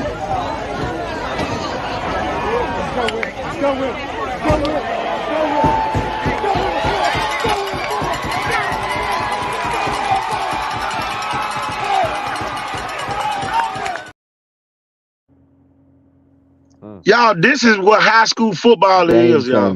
That dude is the game changers. That dude's a game changer. It's about the game changers, y'all. There's playmaker. Okay, there's the difference too. There's playmakers and clutch game changers. That's what him and KJ Lacey are. But this is what everybody got to understand. Man, this no lie. So I had a friend of mine going to work out with Ryan Williams this past year before the season started. It's an NFL guy out there. Guess what the NFL guy is saying about what Ryan Williams Sr. is teaching them kids? That's the same thing they work on in the NFL. So his work ethic, Ryan Williams, see, this is what people don't know. His work ethic is what puts him above everyone. It's not that he's just talented, because this is what people don't also know. His dad ran a 4.340, 4.31. Yeah. People forget that Ryan Williams is possibly the best cornerback to ever come out of BC Ryan. Yeah, BC Ryan. Yeah. But didn't his mom run like a 4.42? She ran track. So she ran track too. With the work ethic, hey, this is what you get. KJ, watch this play here. Watch this play here, though, y'all. Watch this play here. Yeah, I got to show y'all this play from the TV game. Watch this. Lacey, this side, able to get it off to Ryan Williams. Williams answers right back with a 54-yard touchdown. Sophomore to sophomore. And once he got it with a defender on his hip, there's nobody in the state that's going to catch him. No, I mean, the fans in the stands tonight are going to remember this era of Saraland football for a long time. That'd be my guess, because Williams is just so special. He's running away from really good athletes, too.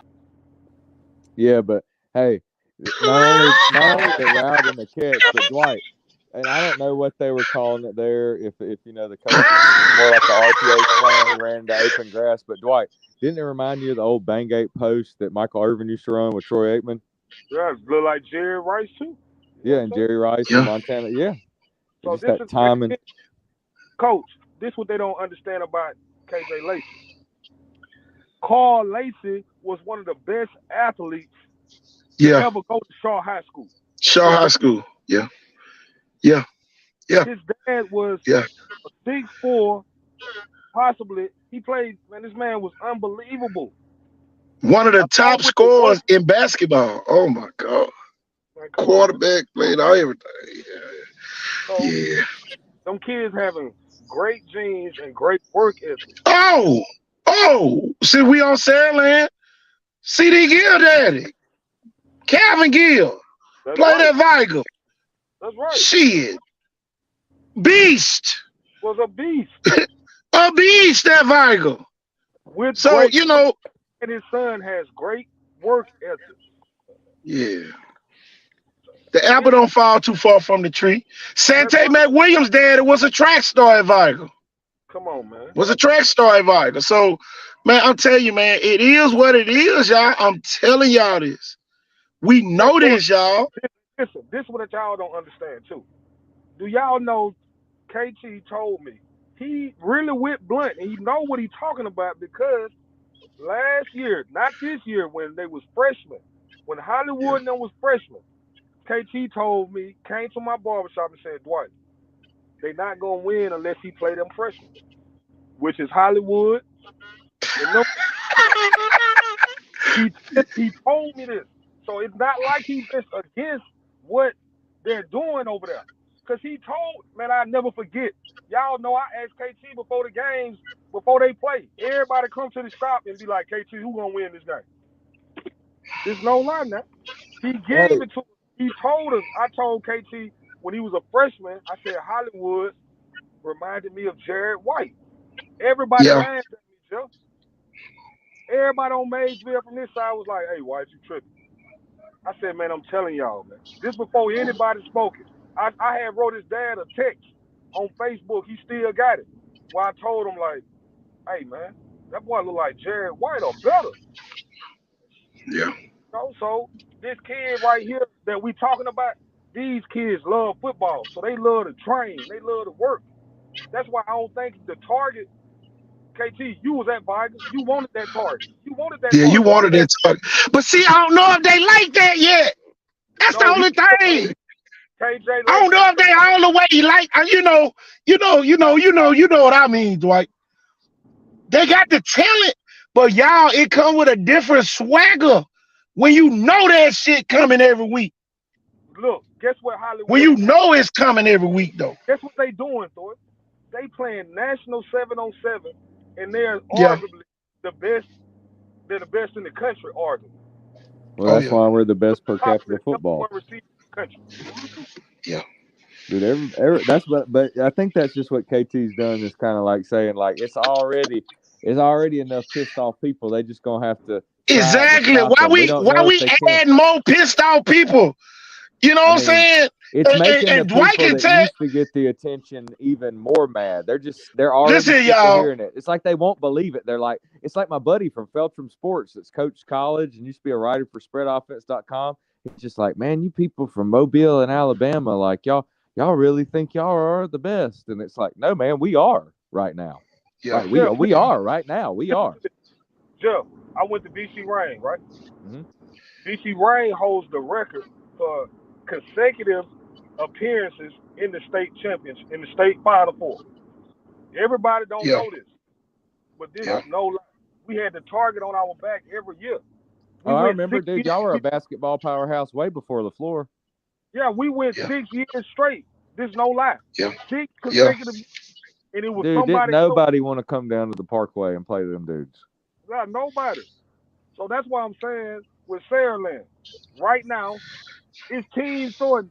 This is what we need to be asking ourselves. Do they have any dogs on the other side? Because Mm-hmm. kids get intimidated now. Right.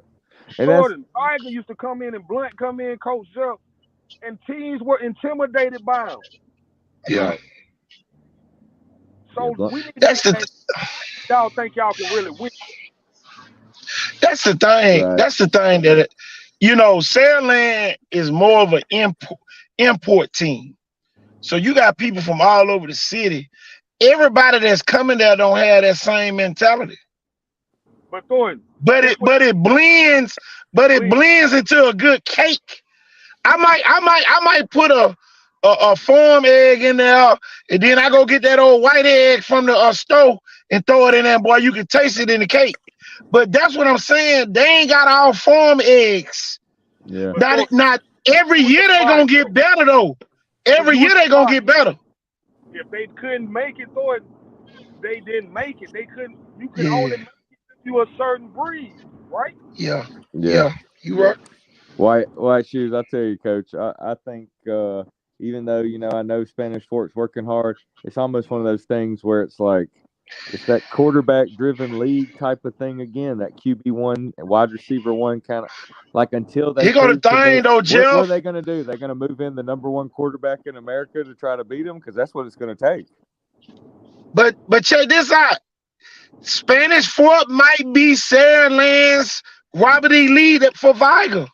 And y'all, when I started coaching at Viger, we couldn't beat Jeff Davis. I know to save our life. I know what it is, Coach White Shoes. Coach Thornton just does not want Saraland to get too high on themselves reading their press clippings, and he wants to make sure that they win by 35 and run it up. Every game.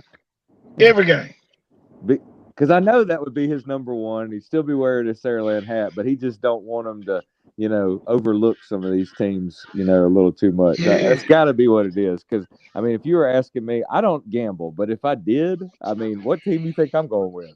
Oh, shit. That's you. It ain't because I live here. It's because, I know. It's like. I know this, y'all. Like Alabama football with those receiving corps. I told Ryan one night, one of the only times I've ever even talked to him, I told him, I said, straight up, man, it's almost like you're a combo of every great Bama receiver that ever lived.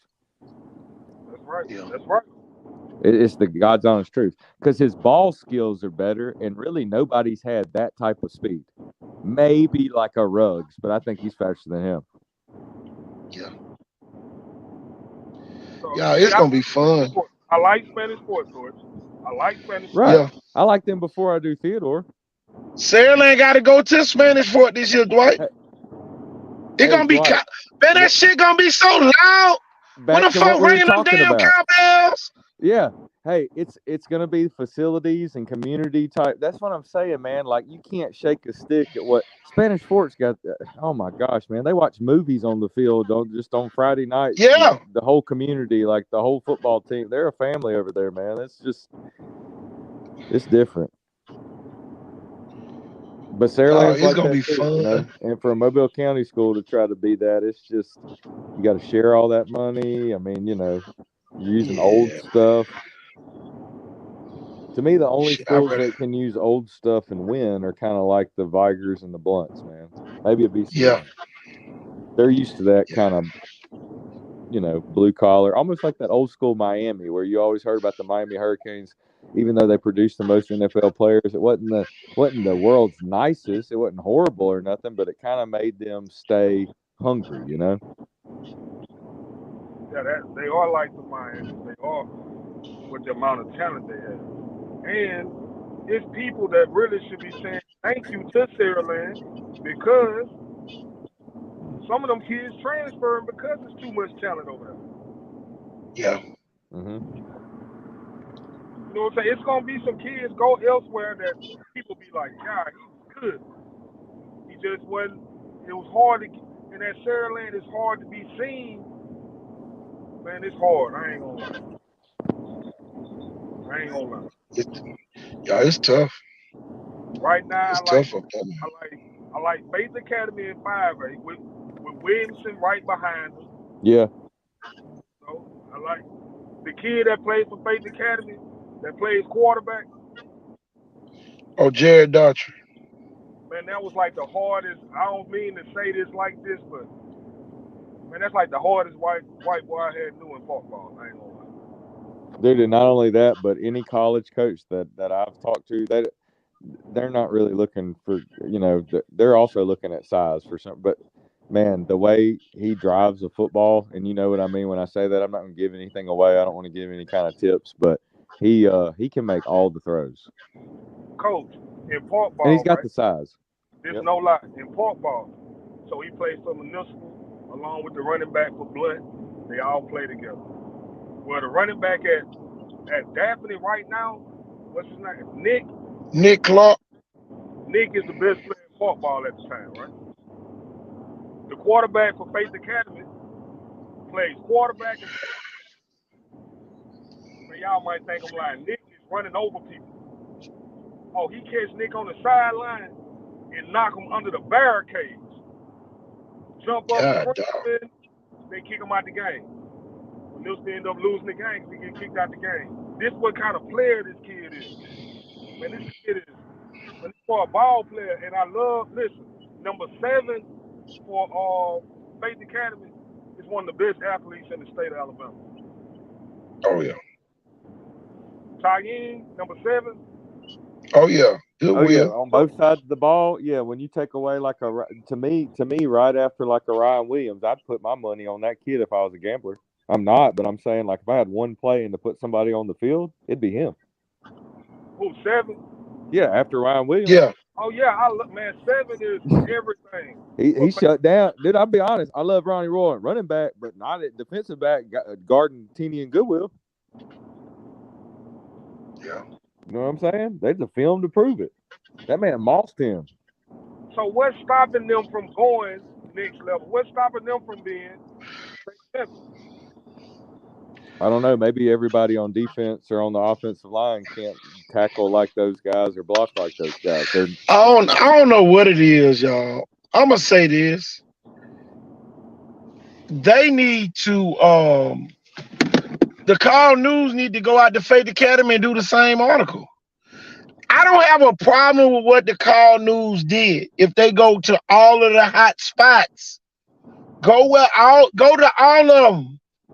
Just don't stop at Saraland. Go to Theodore. Go to, you got KJ Norwood and them out there, Texas A&M and all them offers. Bobby Pruitt, Notre Dame offer. You know what I'm saying? Go to them schools too. Go to St. Paul's and you put a target on everybody. My thing is this. Exactly. Joe Lott over there. Why ain't you over talking about Joe Lott? He might get offered from Mississippi State. Yeah, that's what I'm saying. Go to all of them, but don't try to just single Saraland out and add more pressure. Even though just like the man say, Saraland about 35. Well, I see what you're saying in a way too. And here's my thing about the kids that aren't almost like the legit, even like a 1-star or something, even if they might have an offer. Just because you have an offer now, don't mean all them offers are gonna keep going. They may pull your offer, bro. 1 or 2 bad games against somebody good, yank. You get real slow, or you know what I'm saying? That's what I'm afraid of more than anything, y'all. Everybody, what have you done for me lately? This is a cutthroat business, man. I've seen people that had all kind of offers not to have them by signing day. Yeah. And then people go. Look, I went to college with some kids, some guys. Man, we had a guy went to college, man, and he played on a super team, so he was always single covered, and it was always a linebacker on him. And he was a slot receiver, but man, he was trash, though, But you playing in a system where you got a Ryan Williams, you got a everybody's not just loaded, but I feel like right now with those 2 teams, all those kids are accountable. Yeah. I'm not saying they're better kids, but they do their jobs. You know what I'm saying? I want y'all to think about this. It's some kids up there that seniors. That's what I'm saying, y'all. It's some kids. See, Saraland has some 11 and 12 graders playing. 11 and 10 graders playing this year. What about the seniors? It ain't 2025 I'm worried about. See, that's what I'm saying. You single out all these other people, and Saraland gonna have some seniors this year though. They better transfer. That's on the field playing. They better transfer, though. What you gonna do? That's what I'm saying, Dwight. Coach, That's what I'm saying, Dwight. You can leave Saraland that just won state, and the coach at another high school gonna give you a fair shot. He gonna put you out there because you came from Saraland. Yeah. What you'll do, Thornton? Coach Jeff, what you'll do? You'll at least see what you got to offer. So you'll be a fool to stay there and know you're not gonna play. That's like staying at Alabama. Damn fool, you better go there. Yeah. That's like even going to Alabama as a preferred walk-on or a gray shirt. Yeah, you better go there. And hey, I had a kid one time that was an all-state running back. I'll just say this story real quick, real fast. He had a chance to play for a guy that had played for the Washington Huskies and the 49ers, the Cowboys, some other teams, had a pro career. He was going to be the face of this D2 program. Went to Alabama as a preferred walk-on, did 6 110s under Scott Cochran, acted like he was losing his breath. Cochran turned him into a B. Next thing you know, the kid's on a Greyhound bus. Yeah. But y'all, this the thing. This is the thing, Dwight. Now y'all catching on what I'm saying. Now y'all really catching on to what I'm saying. What's gonna happen when you not getting the burn or the looks and you a senior? Your parent gonna want to go sit up in that office and talk to the coach. You started on the state championship team, or you played on the state championship team last year and contributed, but you still not getting the offers. What is going? I'm telling y'all, that's the thing I'm worried about. But Thornton, who's supposed to worry about that, Thornton? Because as long as you winning, you good, right? Yeah. Tell them like I just told you a few minutes ago. Them other two guys got your kid offer and me, so don't be worried about it. If you ought to be thankful for what you get. If this is funny coming from Kevin Thornton, that's saying that is real funny to me. Because I know. Like I said, I think he's just trying to be like, we can't clout and tout everybody a king yet. We're not doing it. Just look. If y'all ain't like Coach Mansell at Leroy, somebody might need to see this tonight. All these the championship rings for the coach at Leroy on the screen. This is what I'm saying too. Thornton, you was the middle school king of coaches. So if you act right, what did you do? Tell me. Yeah. You right. Hey, we was the closest thing to that Rich Rod video. Man. Me, him, and Shelton. Me, him, and Shelton. Don't let the door hit you on the way out. Get in the stands where you belong. Coach Thornton is coaching at Maine, and the principals at the other school want to fight him because he beating them so bad. Yeah. So you mean to tell me, Thornton, you, Mr. Thornton, you gonna tell? Come on, man. I told Jim Kelly beat the hell out of everybody. Q, what you got to say, Q? Man, it's gonna be awesome. Say that again. We could hear you. It's gonna be some long seasons for a few teams. Oh yeah. I just look, y'all. I just gave some people put some on their mind. Y'all see 9 championships. That's at Leroy. That's all I got to say. And I'm gonna leave that off. I'm gonna take that off the screen. Y'all, we back to the registered program. Somebody needed to see that tonight. Go, boy. Man, the folks that wrote an article, Q, saying Saraland might have 22 college prospects. 25. What if I check this out. What if your kid is a senior and his name didn't hit that damn article today? He better train. You gotta go up 43. You already in Saraland. You keep going to exit 19. Take your ass off that exit. Make that left. And you go up 43. You got McIntosh. You got goddamn Leroy Jackson. Yep. All the way to T.R. Miller. Thomasville. T.R. Miller. T.R. Hey, Miller. Flomaton won a state title in 18. Shit. Beat Piedmont. Doug Victory, a great coach. Great weight You room got damn Atmo. over there. Go get you a job up at the damn casino at Atmo. Atmo, yeah. You better get your ass up out of there. You better get you some film. Man, cause look, Man. I'm gonna tell you Be something the man else too. somewhere. A lot of motherfuckers who think shit sweet in Saraland, who think they got their spot, man, them young boys coming for that shit. Exactly, man. Oh my There's a God. lot of Dude, them you got President 27 eighth graders coming. President Carter, Dwight. Yeah. Dwight, what you think about President Carter? Hey, man. You seen him play yet, White? Bro, he Yeah. working with Coach Williams just about every night. Right by Ryan. That's what I'm saying. If you're not ready to compete, you know, that's all it is. You got to be Y'all, ready to compete. for Right everybody, look, Dwight, Saraland, it's tough. But like them kids who, you know, started playing at like 7th, 8th grade, shit, better get on up out of there. Here it is, y'all. Here go President Carter. President Carter say, I'm coming to the screen, KT and Dwight. Here we go. Here go President Carter. I got to put him on the screen. Hey.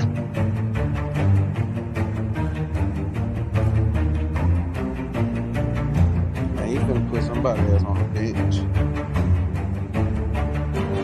Fucking I'll take it. I don't need no block.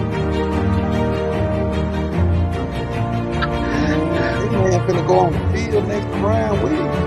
You gonna have Like Kenny Drake back in the day. man, you gotta account for where you gonna play. You gotta play. Where you gonna play at? Yeah, you might go just play defense. Like that. Watch it run, y'all. Y'all watch the next run. Cannot take breakaway.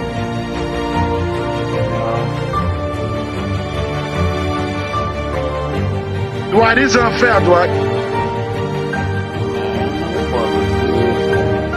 That man, I ran 2 angles. Watch this one. They go 1. They go 2. They go 3. Yeah,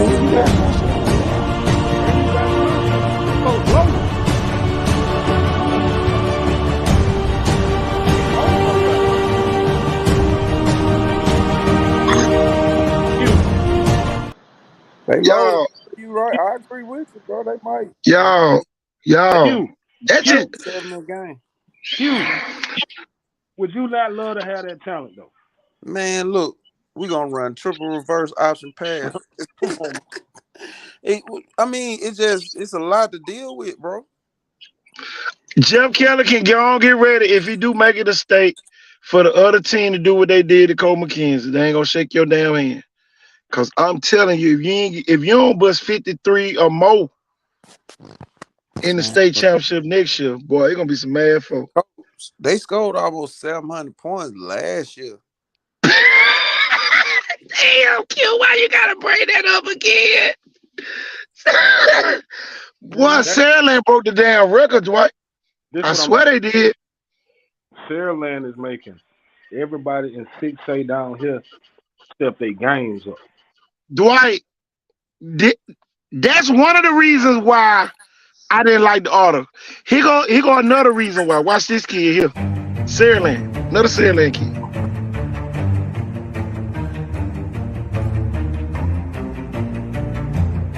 Yeah, Cyberg. Is that what we going on with? Get your ass off. I'm still here. I'm playing with Carter. No.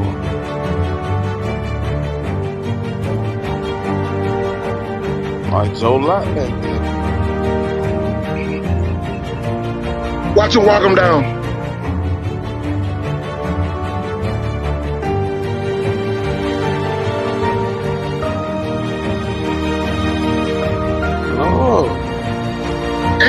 baseball? Clinton. You know the sound that would make Clinton.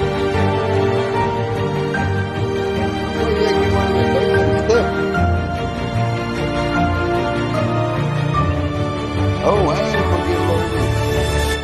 Back to football.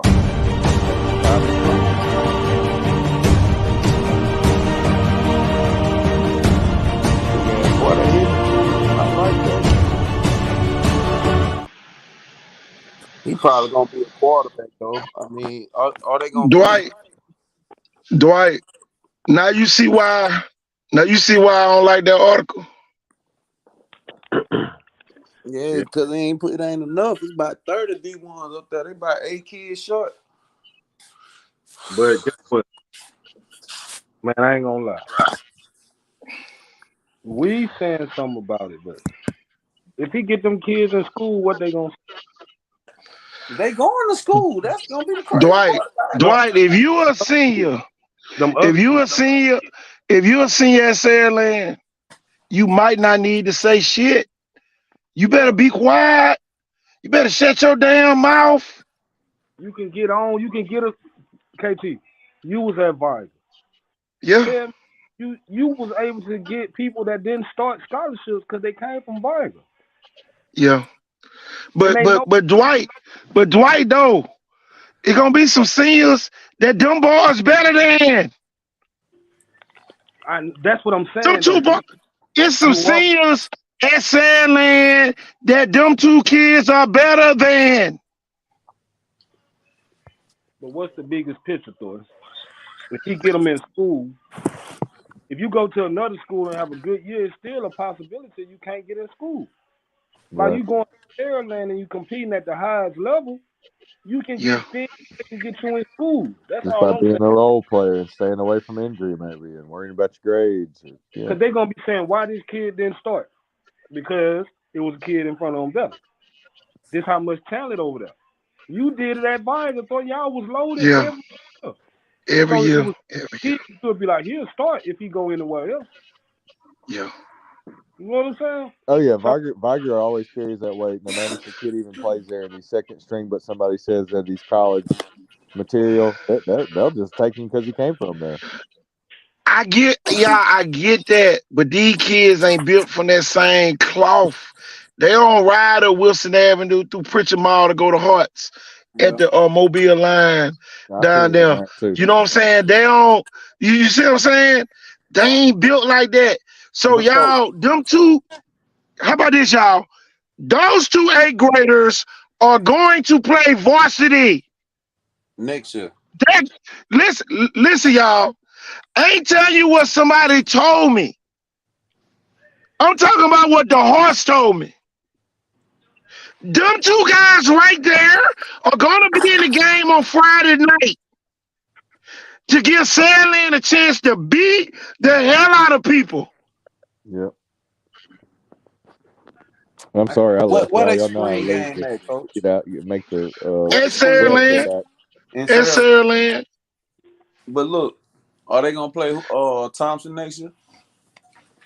No, they couldn't get them. They couldn't get them this go round. The only go round you got to realize 2025. Ryan, they might because reclassification next year. You see what I'm saying? They got to honor the same contract they had last year. So nobody's schedule will change. Daphne is not gonna get out of their contract to come play Saraland because they need that game. They need that quality game. And then you got to realize Daphne gonna let us know how good Carver Montgomery gonna be, because Carver Montgomery got to come to Daphne this year. Yeah, remember Daphne went to them last year. So we get to see Carver Montgomery in person. Yeah, but see Daphne. That's where I'm gonna be at in week 2.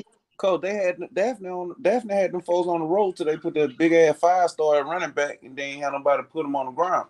But Saraland finna put 7 on Daphne ass.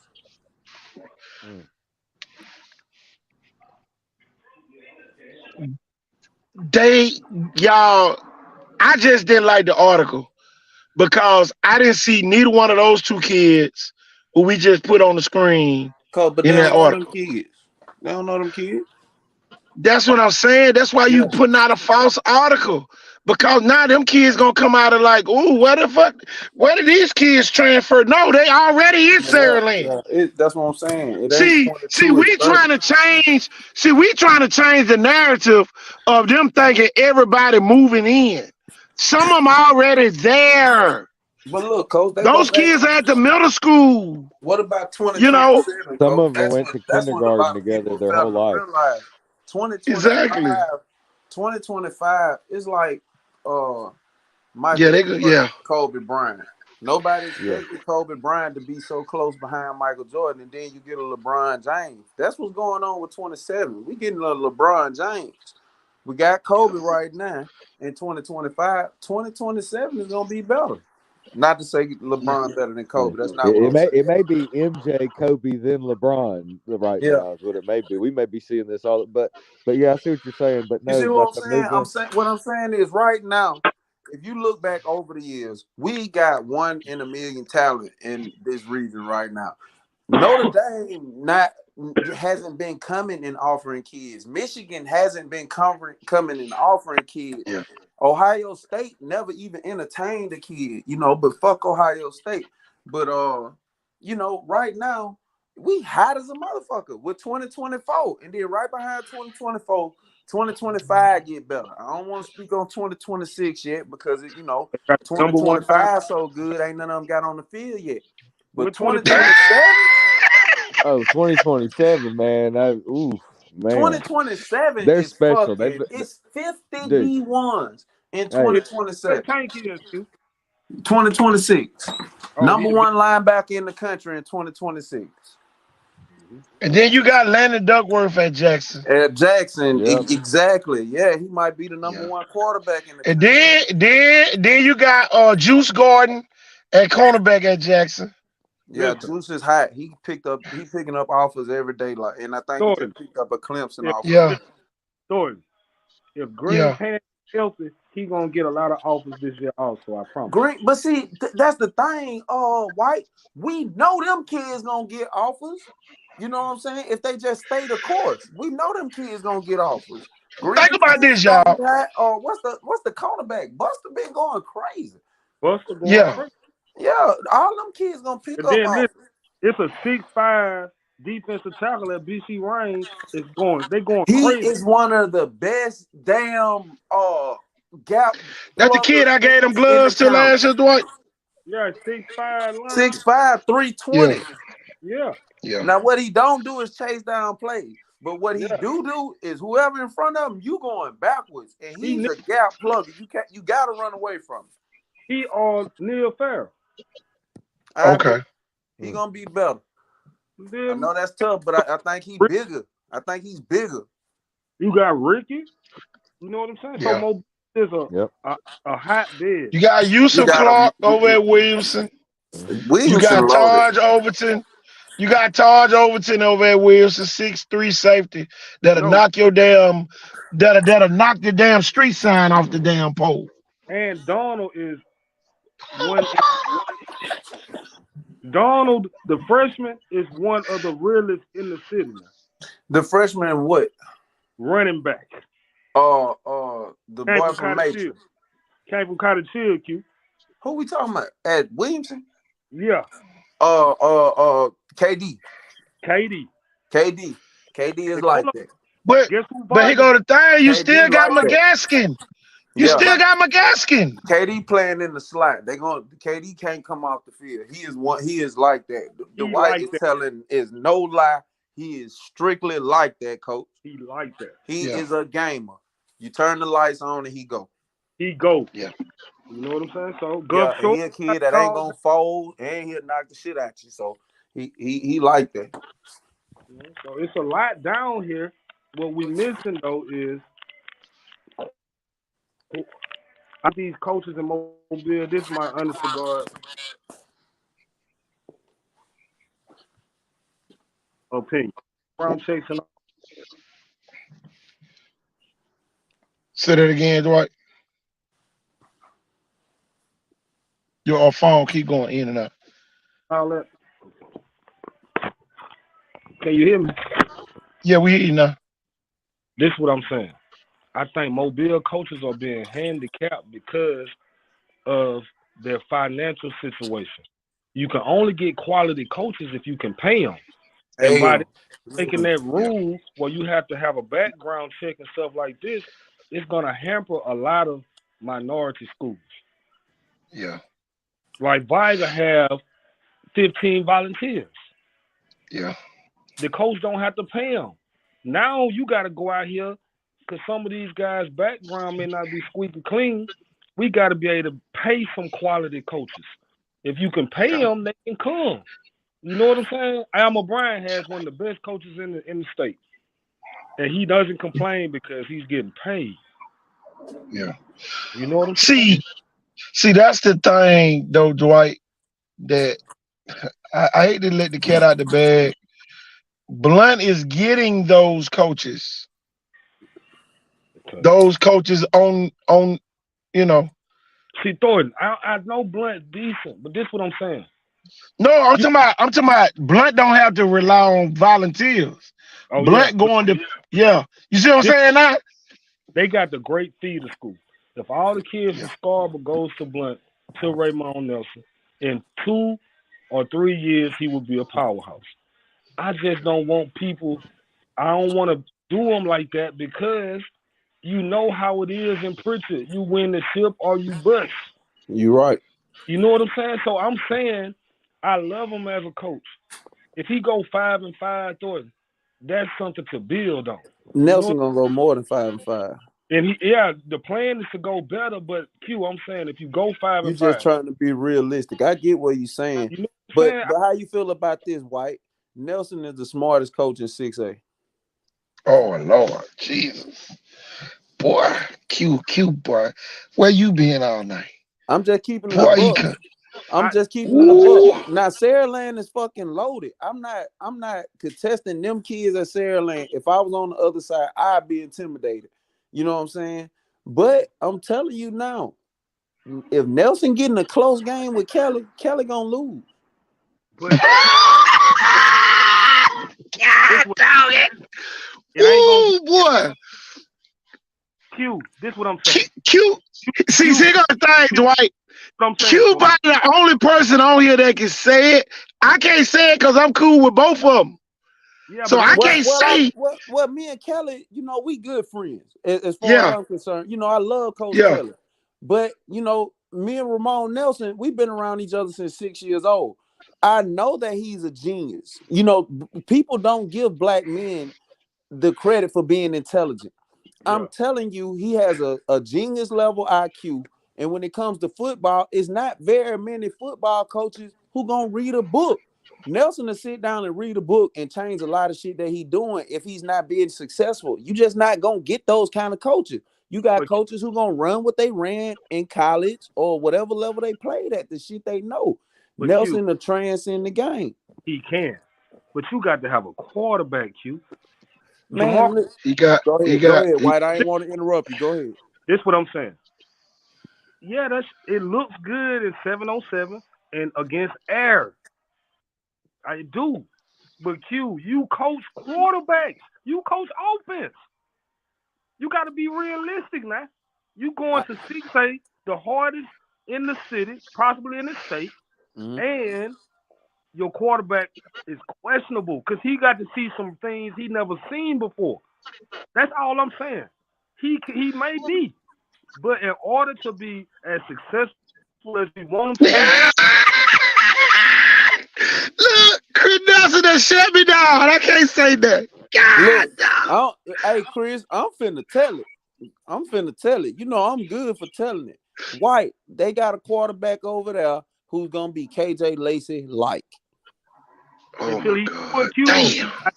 he get on the field, I understand everything you saying. But listen, Ramon Nelson is very smart. Don't you think they watching every game? They watching every move KJ Lacey make? Q, if I'm telling you this man is a genius, if he wins KJ Lacey, go ahead, Coach. He a genius. That's what I'm telling you. If he wins 5, if he wins 5 games, he the GOAT. Dwight, because ain't nobody else who been at Blunt the last 3 years. I think Dwight kind of feels like games. I do, and that's where you don't want to put kind of like we were saying, and clout. I get what you're saying, Dwight, and I'm a Viger man till I die. But Blunt might beat Viger. Check this out, Dwight. Blunt might beat Viger by 30. Hell no. Yes, I agree. And No. I went to Viger. I hate to say it. I hate to be the bad news. White. Blunt might beat Viger by 30. Am I wrong? Tell me when I say something. A football team takes on the attitude of his head coach. Am I wrong? Yeah, you're right. Okay. When I was at Viger and Nelson played at Theodore, Nelson should have broke. The game plan we had at him was hit his ass in his knees. Man, we damn near broke his legs. Guess what he did? He kept coming at us. Shit, one play he went and ran over the damn middle linebacker who went to Auburn. So this what kind of guy they got. They got a guy that's not gonna quit on them kids. Them kids not gonna quit on him. He quit before now. All right, now let me He got a college job. He got a college job. There you go. No, listen. I know the truth, hard facts about that now. I'm gonna just keep going. I ain't gonna talk about that. But Q, ain't no damn Raymond Nelson at Blunt playing quarterback. I ain't got nothing to say. Chris told me not to say nothing, so I can't say that. Look, White, trust your boy. I can't say nothing. He may have quit when he was at Viger. I don't know the backstory, so I ain't gonna speak on it. But trust and believe, he got a quarterback who can get the job done. I guarantee you, he can get the job done. He's going to be an asset, not a liability. All right, Chris, I love y'all. I do. I ain't gonna lie. I think y'all great coaches. This year, I just got y'all going 5-5. How about this? How about this, Dwight? Chris is the quarterback coach. And the quarterback ain't Chris. He ain't Chris. This is what I tell other people at Theodore. Stop saying what Chris was a gunslinger.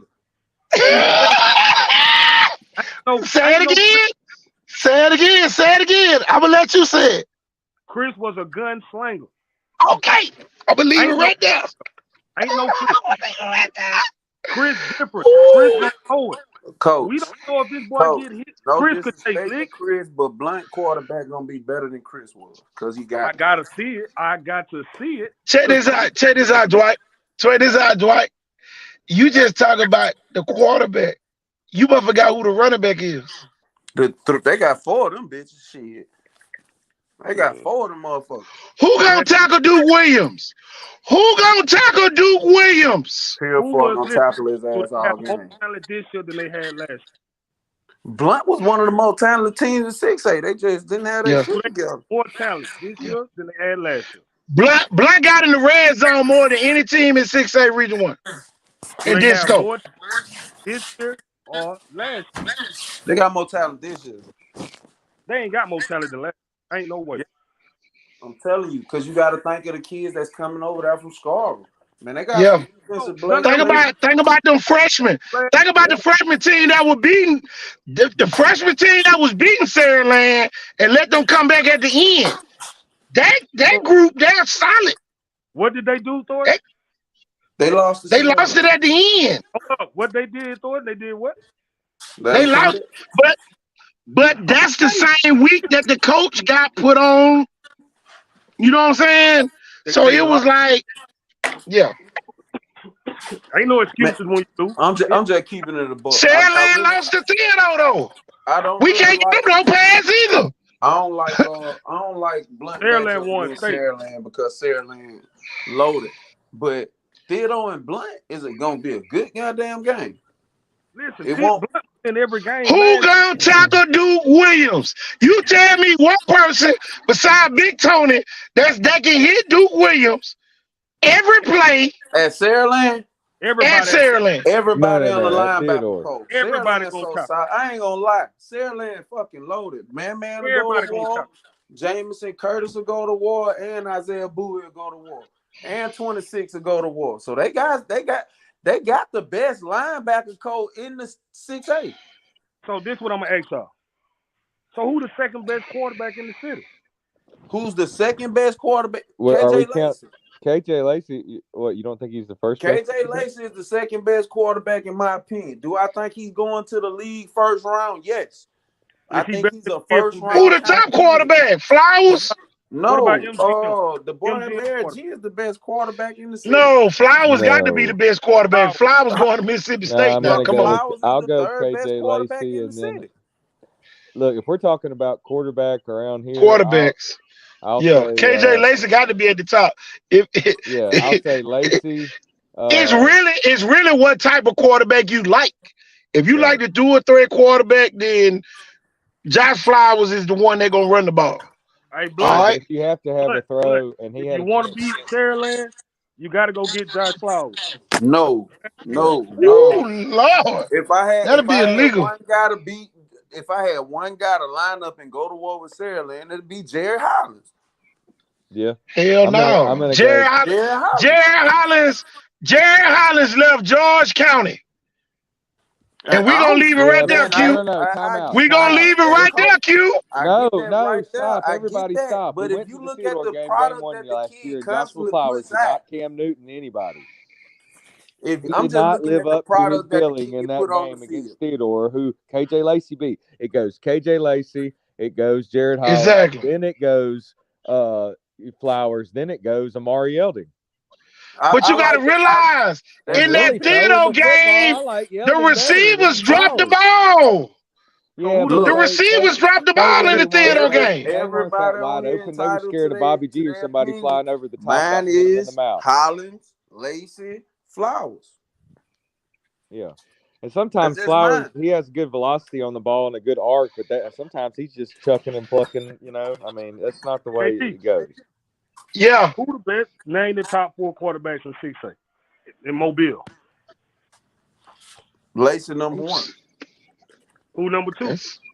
Okay, now you're talking 6A, so Hollins can't be involved, and neither can Amari. Yeah, it ain't close. It ain't nobody else close.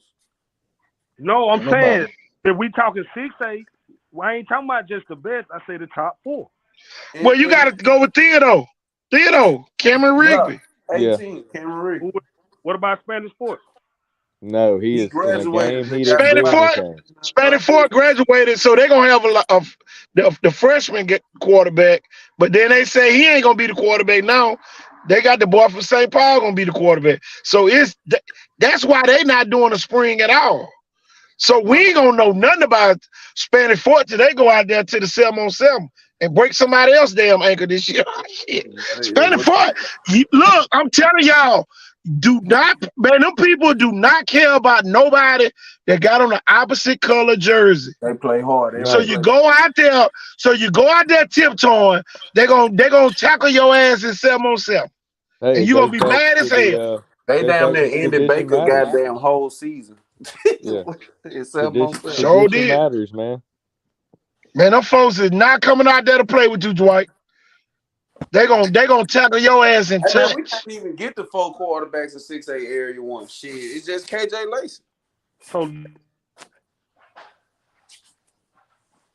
I don't think just keeping it real. I like Rigby, but shit, I mean, this is what I'm asking. The ball off everybody. Whoever got Blunt's the quarterback, maybe it's just that kid based on what he's got around him to throw to. And then St. Paul quarterback, he started last year. Yeah, he Bird. Oh, no. Now, McGill got a quarterback controversy with Schamberger and the other kid from last year. Probably should definitely be Schamberger. How about this, y'all? Oh, boy. I'm really about to mess up. What if Schamberger go somewhere else? What if Schamberger go to Blunt? That's 6'5" quarterback. Why would he go to Blunt and his dad to work at Williamson? Right. Boy, that would make them a front runner in 5A suddenly. Shoot, Williamson got AJ from Baker. Yeah, you damn sure right. The freshman. Shit, they got AJ from Baker. Williamson don't need no quarterback. But shit, his dad'll work at the school. Yeah. Man, Williamson has the best coaches in the city of Mobile, period. Yeah. They got some of the best players too. They may have the Williamson strongest weight probably room had right now. in 5A. It's gonna be. I think these kids right here. This might be the best Williamson team we ever seen. Yeah. Hey, Coach White Shoes, man, I'm telling you, on average, they may be squatting more than anybody in Mobile and Baldwin County. Oh yeah, Wilson got to be one of the strongest Dude, teams. they're super strong right now. Man, if they get Yeah. a quarterback, if the quarterback is anything like they say, they gonna get at everybody. I'm telling y'all. Yeah, Man, they the are. coach they have, the mentality that they bring to the game, because man, this past year, man, they wasn't that good offensively. They made their defensive end the quarterback. Yeah. And they still won, man. People are not giving them enough recognition for being what they did because they didn't have, man, Jamarcus, Sherman Williams, Tonio Coleman, Donnell Staley, Warren Drain, all them guys. Man, them guys really putting character and heart into the kids because they are playing with middle school kids and they're competing. Well, no more. They're motherfuckers loaded now. Mm-hmm. They got the number one line in 5A, arguably. They got. We don't know what Gus Shaw's gonna get. Coach, they got. We don't know what we don't know what the hell. See, Gus Shaw really, y'all, is like the 8-ball. Yeah, in pool. You don't know what the fuck. Who gonna move over there? Gulf Shores got to win it this year, or they over because they going to get their ass whooped by Saraland next year. Gulf Shores. Gulf Shores about to get that brand new school, y'all. And Gulf Shores being 6'8" next year. They better get some more brothers. They got plenty of them now. No, I said that's why they shooting. That's why they shooting down there, Dwight. I said brothers. That's why they shooting down there. Coach, they you remember they had the shooting over there? Them from outside. No, they wasn't. Gulf Shores, Coach. Shores got them over there. Telling you. Yeah, they over there. 100 of them, if it's 100 players on the team, they got 30. That's why the boy got $1 million damn bun. Everybody got, man, that talent going to Fat Hope, man. Everybody going to Fat Hope, man. Y'all know Fat Hope run stuff over there, man. I don't know. Well, you got to realize Foley good too now. They got Perry Thompson. Foley over there is going up. Man, all that shit. Dwight, you know how them team roll. If you the man over there, you get that motherfucker. Goddamn, when you go to the bathroom, they going to have the ball in your back pocket. Over in Baldwin County. This all I'm saying. Fat Hope won't beat Mary G. Before then, with your homecoming game. Yeah, they was. I agree. They wasn't. Faith Academy went over there and beat them. Faith Academy went over there and beat them on who that was? Dorian Smith ran back that punt. Man, they have 20-14. Don't get. Oh man, great coaches ain't the word. Because for what they have over there, I'm telling y'all, they got great coaching over there. Y'all, they coaching their ass off in Gulf Shores, y'all. Y'all, they coaching their ass off in Gulf Shores. So this back to 6A. This is what everybody on here want to see. Blunt making the playoff. Oh. Ooh, it can happen. Blunt gonna make the playoffs.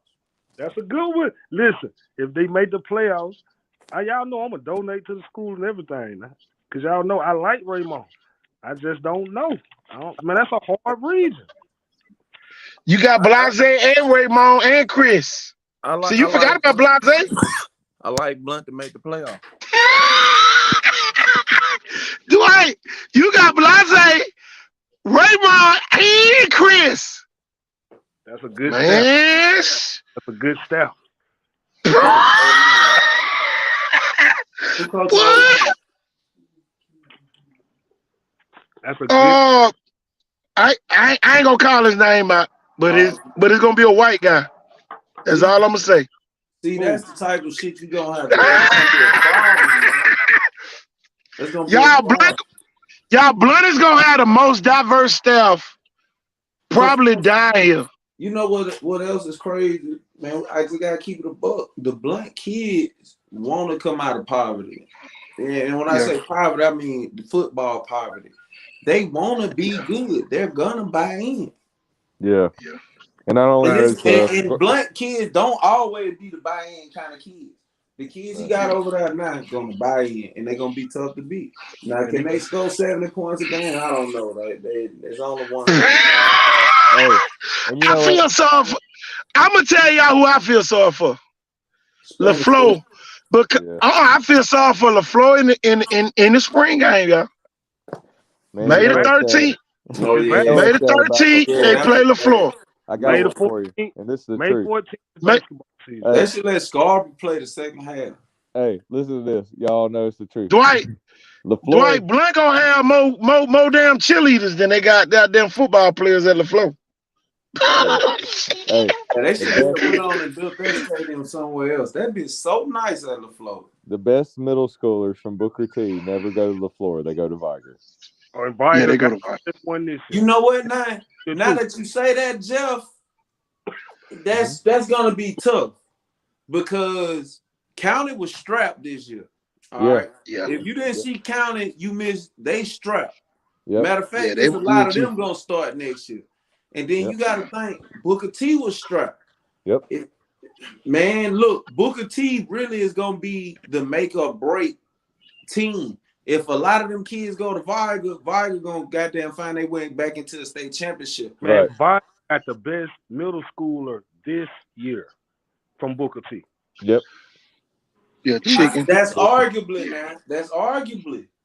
Chicken, man. Chicken man, I like him. He top 2 or 3. But the boy number 2 from Scarborough, the boy number 2 from Scarborough made the quarterback at Booker T take his shit off.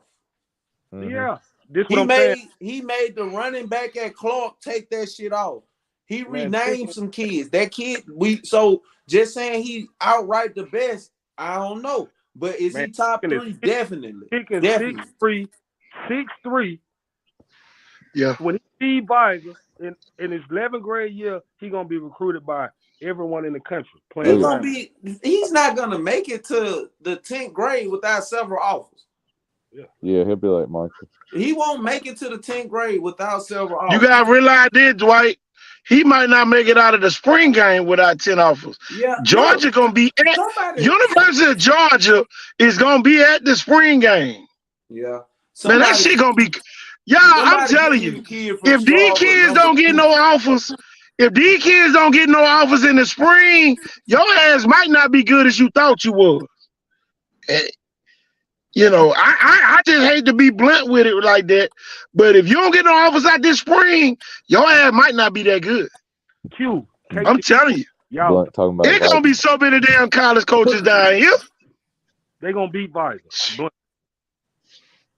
I can't believe y'all. Yeah. Man, I just know what's up there. I just know what's up there, right? Q. They gonna beat Viger. Really. Coaching matters, man. This is what I'm saying, Q. I know you love Raymond. KP, I know you got all access, baby. But I'm saying this Viger. This Viger. I wouldn't put no money on the game. They is playing in the new stadium. Right. I would never bet against Viger. That's what DJ told me, Thornton. What he said. We always be blunt. What's their record against y'all? Y'all know what's their record against Viger? They ain't won too many. Okay. Yeah, they ain't won too many. They ain't won too many. Pride over there too now. Yeah. Buster and them got pride over there.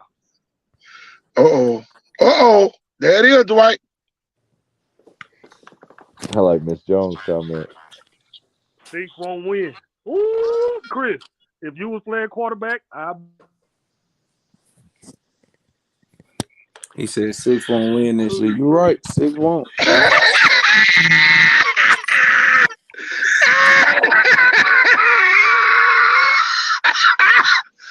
Boy, it's gonna be tough, Dwight. It's gonna be tough. I'm telling you. I think Michael Dubois push over the whole damn. Dwight, you already heard the recipe. Dwight, you heard the recipe. Gordon, I'm trying to give you a hint. I know, but listen. You got Chris, you got Raymond, and you got Blase. With a great offensive line coach. Listen, Thornton. Viger didn't give up Harlan, no, they had the #1 defense down here, didn't they? Not last year. Fade Academy. Fade Academy. Range renamed. Fade Academy. Fade Academy had the best defense. Shit.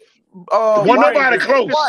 White, you still the Mel Pritchard right now. That's what I'm saying. But no, Yeah. you're right. But this what I'm telling y'all. You right. Other than BC Rain running back, UMS couldn't do it. Nobody could do it. And them boys come back this year. Yeah. Them boys come back this year. With the quarterback with some experience. Listen. Talking about. Listen, Dwight. Viger gonna be Viger problem against Blunt. That's all I'm gonna tell you. Is Devin the man at Viger? Man, boy, I saw Devin Sunday. Viger. All right, Dwight, I can say this. Viger losing to Blunt wouldn't hurt Viger from going deep in the playoffs. Devin a motherfucker. Viger still might win state. That might just be their one loss. The quarterback at Viger tried to fight me when he was 10. Because he ain't like something I said. And he stood on that shit. I love the kid. Hard nose, he ain't gonna fold.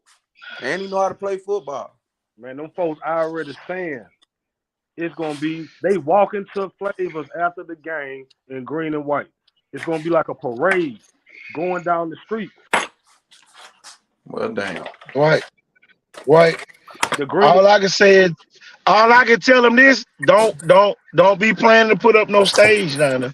Why you just might have sold me on that shit, man. You may have just sold me on Viger. It's gonna be hard to pull against them in the new Devin stadium, Winston man. gonna shock a lot of people. I'm gonna tell you this. I'm gonna be y'all for that Viger Blunt game. I ain't gonna be nowhere near here. Yeah. I can tell you that I'm gonna be up in the country some damn well watching Jackson and goddamn Demopolis or some damn about. But y'all heard what the coach did? Well, y'all heard what the coach did over at Greenville? Yeah, he left. He going back to Demopolis. Yep. Remember when I was the one that said, why would he leave Demopolis? I told you something that ruined the guy from Pike Road's career. Yeah. Greenville ain't what people think it is. That's why I told people all the time, go Greenville a little Pritchard. Yeah, that's what it is. Yeah. Greenville in bad shape, y'all. It's in bad shape. Chris Nelson. If y'all do anything like you saying, and so and saying, I ain't gonna lie, you gonna be able to eat. You gonna leave Theodore.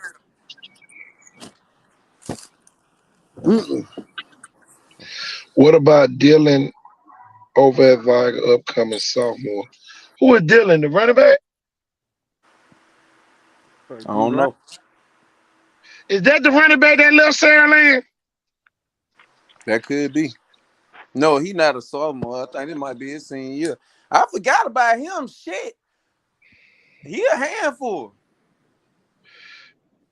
I'm gonna tell y'all this, and y'all, I'm gonna leave Blunt alone.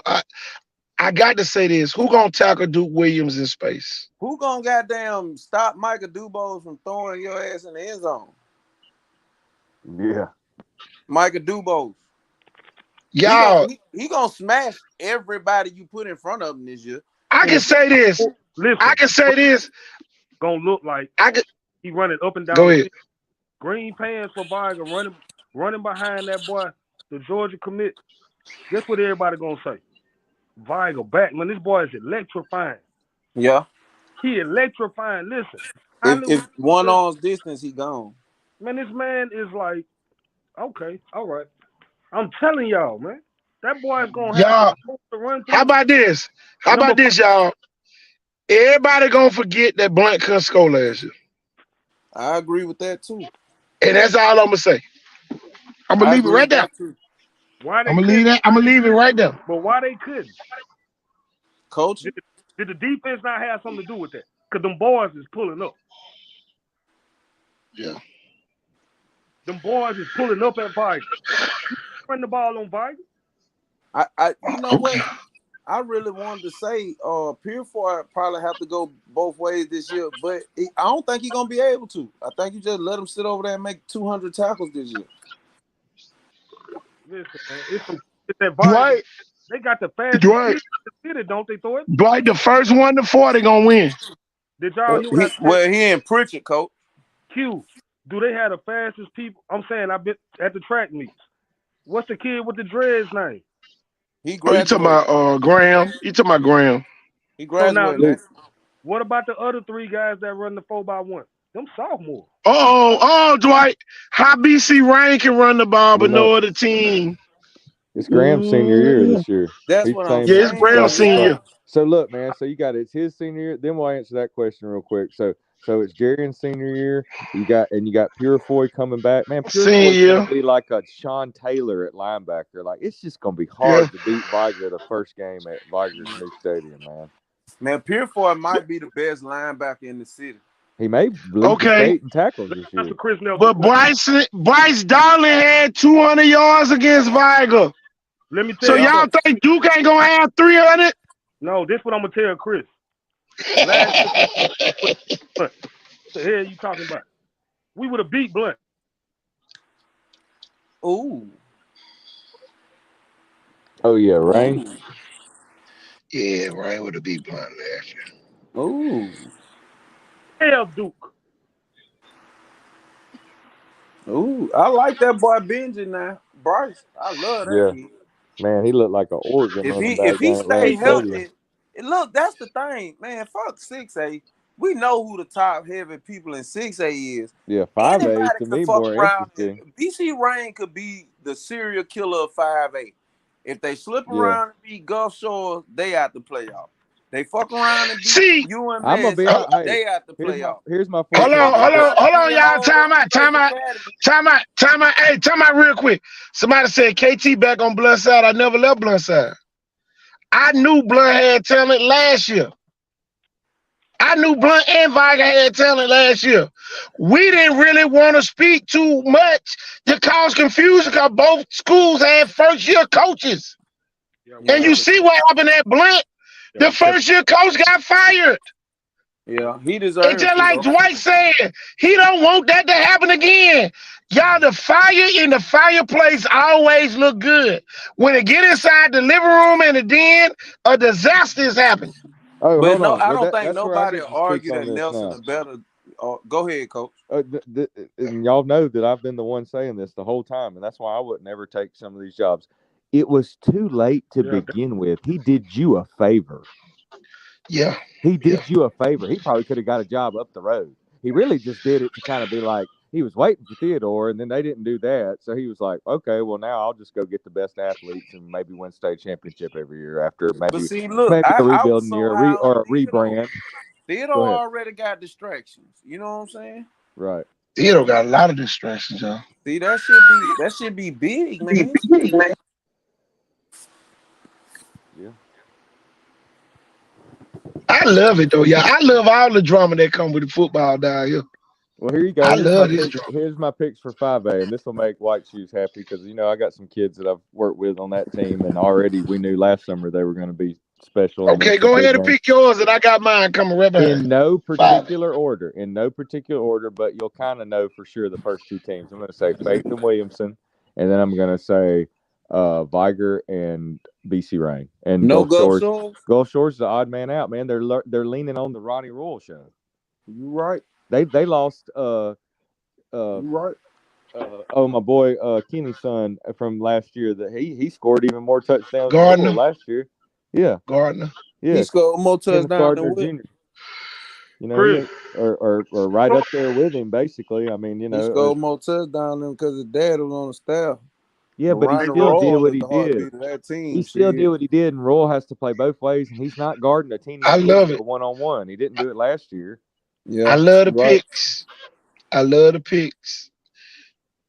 gonna tell y'all this. Gulf Shores don't have the quarterback BC Rain does. I agree. So no UMS, no Gulf Shores. No, UMS is leaning on Joe Lott, like Gulf Shores is leaning on Ronnie Roll. See, y'all know I'm not biased. I'm really not biased. I ain't gonna lie, man. I like Viger because I coach those kids. I know those kids. I know this age group. I knew Hollywood was. I coached all these kids this age. That's why I kind of know a little Yep. Hold on, he cut out for a minute, didn't he? Yeah, Dwight. What's going on? Okay, there you go. Can you hear me? There you go. Yeah. Yeah, we hear you Last now. thing we heard, you said you coached all them kids. I coached all them kids, so I do like them, but I don't think we have as much depth. You know what I'm saying? At any night, see, this the problem at BC Ryan. I ain't gonna lie.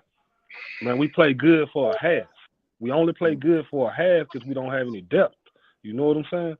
Them kids have to play 4 quarters. That's what we got to get better at. If we could play 4 quarters, we beat everybody. We beat everybody. So I don't know about our depth.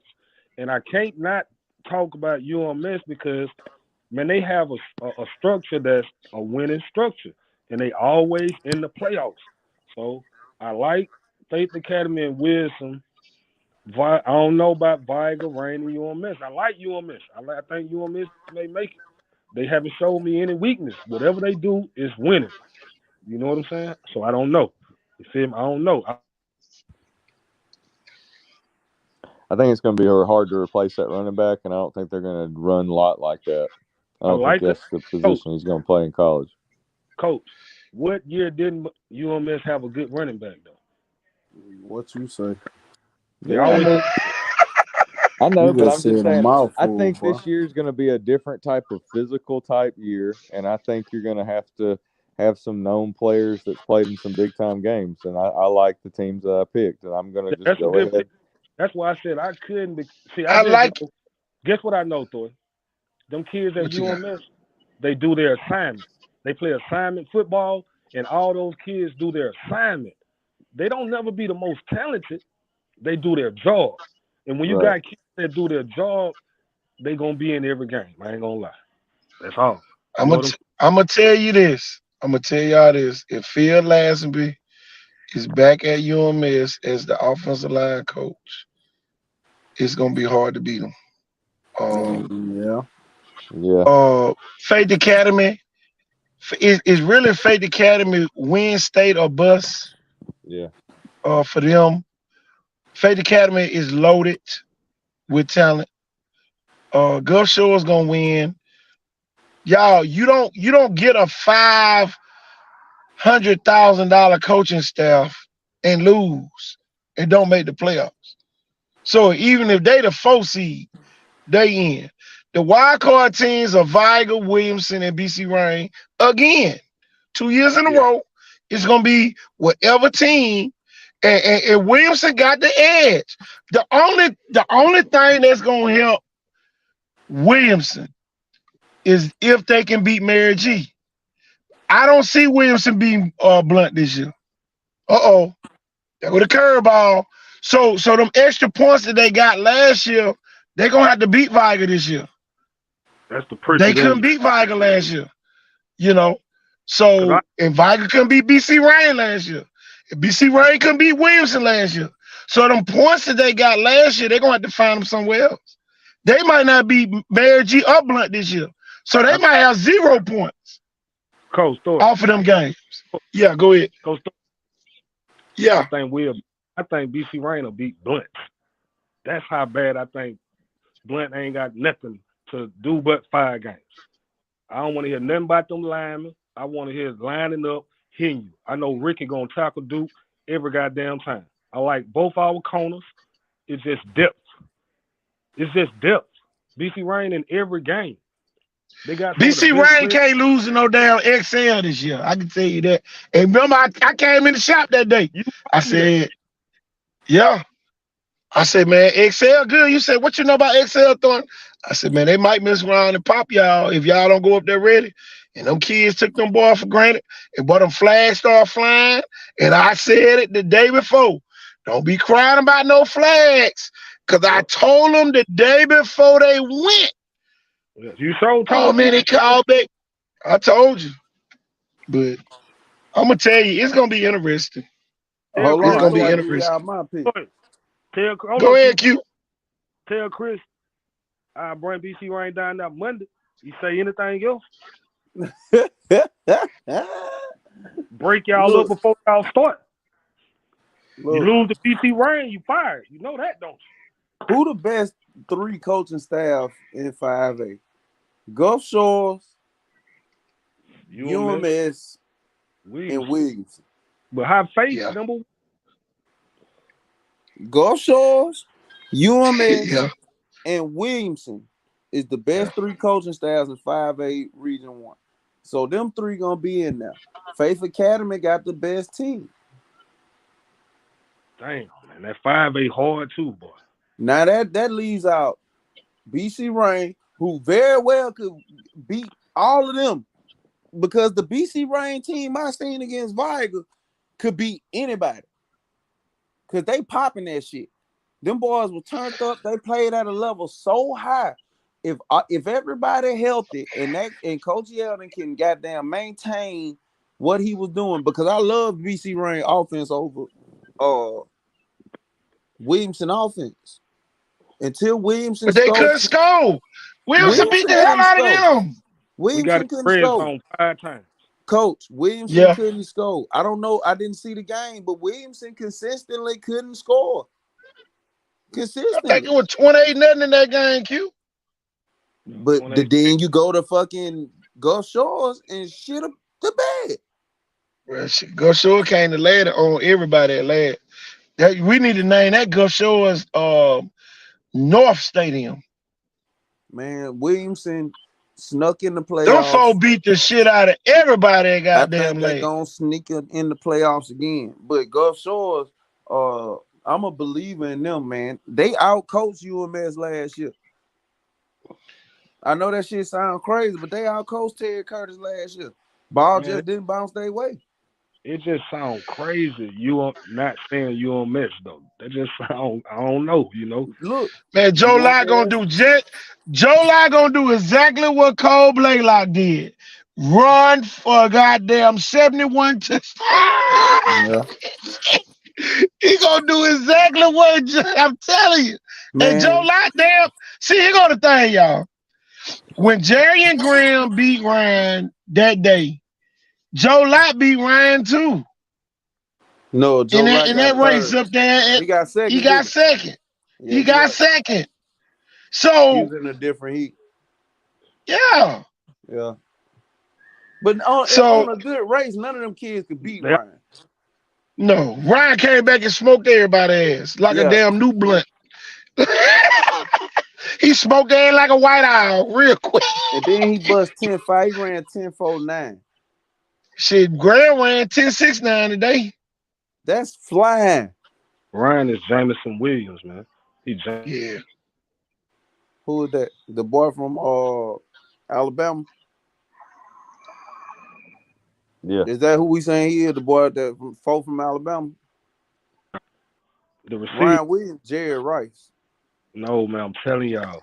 I'm telling you. Got that Ryan Williams is the best player to do whatever the best thing he do. Whatever he do, he gonna be the best player at that. If Ryan Williams say, "Hey, guess what? I'm finna quit playing football, start playing baseball," he gonna be the best baseball player there is. You got kids that's just different, and he's the most different motherfucker you ever met in your life. I don't really think he as fast as a lot of people make him out to be. I think he just don't want nobody to beat him, so he go faster than them. See, this is what I said. I told them earlier, because Ryan Williams played at BC Ryan. Ryan Williams ran a 4.340. Yeah. I'm saying 4.3, but I think they said 4.2. There's no lie now. I think he might. I don't know exactly, but I think they clocked him one time at a 4.29. And his What'd you say, Dwight? The last part? His mama ran 4.4. Right. Yeah.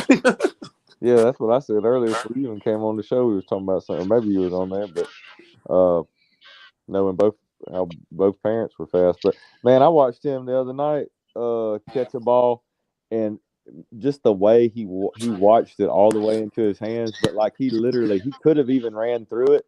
And he did, but it was like he slowed down enough to just show you he could fully extend and just let it drop in both hands. They say Sarah Lynn and Theodore run 6A. Theodore quiet in the church mouse right now. Man, They there's only one they team say, that can say they run 6A. That's Sarah, guess man. guess what they saying? Everybody else playing for second. Also, Yeah. all Because roads, man, okay, here's what, and they're all teaching these kids Theodore to do roads that lead through to reps, Plaxico. to be just like him in a way. But this is what Saraland does that I've never seen another team do.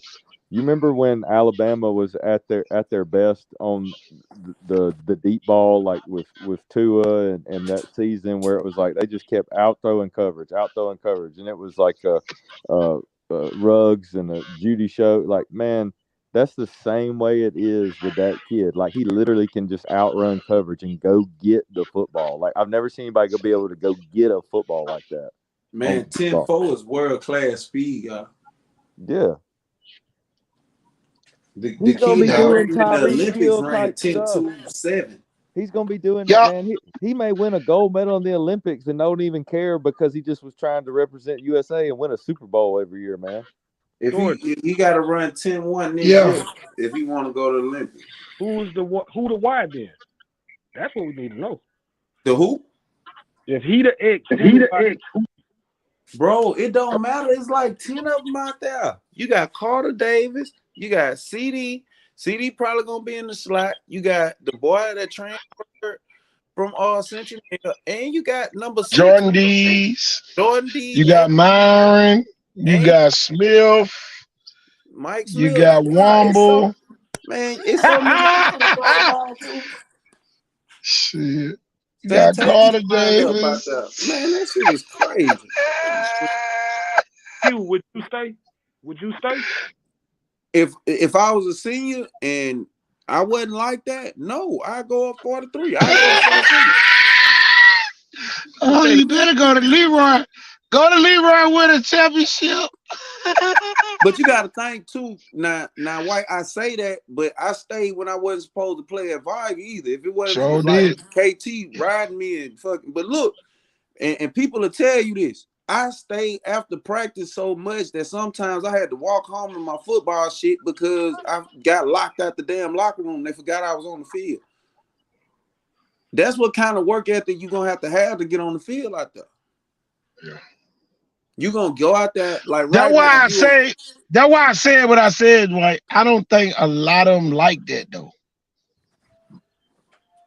You know, man, I used to back. It ain't nothing negative. And you know, I see Bobo on here. Bobo Gill know what I mean by like that. Like that mean it don't matter what shit. I'm finna show y'all ass. And I don't know if some of them other kids like that. You know, a lot of them might like attention, but y'all, when you like that, the coaches gonna be like, man, you saw that shit he did today.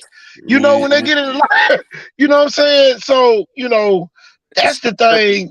I know 22 working. I know 26 working. Them linebackers, if you play linebacker at Saraland, if you a senior right now and you haven't been on the field, but you gotta realize this, Q. They ran Spanish Foot ran by them damn linebackers. I'm at the game. They ran by them linebackers. So I know y'all. Look, I know what you said. They got better as the season went, but I was at the Spanish Foot game when they went 78 yards on one touchdown, about 45 yards on another touchdown, and they ran right by them damn linebackers. Right by them and blocked their ass. That's what I say every time about the bad angles. I get that. Yeah. To the boundary. I mean, my God. Nemo back, Q. Williamson transferred from St. Paul's. He over there. Then they got number 13 back. He back too. I don't like They got a 3-headed monster. I don't like it, coach. And then, boy, they got the other boy at quarterback. The boy that came from Daphne. I get it. I don't like Spanish Foot. I know Spanish Foot let you down last year because you bragging. Man, I don't like. You still mad at the phone because they lied. Right. They lied to that man. They should have practice player All-America. Tell you. Sold. Q's knowledgeable, man. He knows all these kids. And man, look, I just don't. I think 13 might be one of the best running backs in. I love him. I think Nemo Hickson, man, the way I seen him cut up in 7-on-7, it didn't translate into the game. Like they had to put him at running back to get him the ball. They became one-dimensional. So now you got all these kids returning from Blunt.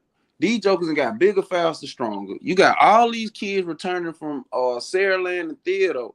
Man, that's gonna be ugly. You got the number one linebacker in the country over there at St. Paul's. Ain't nobody running by him. And we don't know what McGill gonna have. Man, exactly. So 6'8", man, Roscoe. They got Roscoe. Sko goddamn gonna have to shit. No, I'm talking about, we don't know what they gonna be doing though. Yeah. We don't know what. Don't nobody know the schemes over there. And they ain't having no spring, so you ain't gonna get no look at them. Yes, they do. They play Viger. McGill playing Viger at Viger.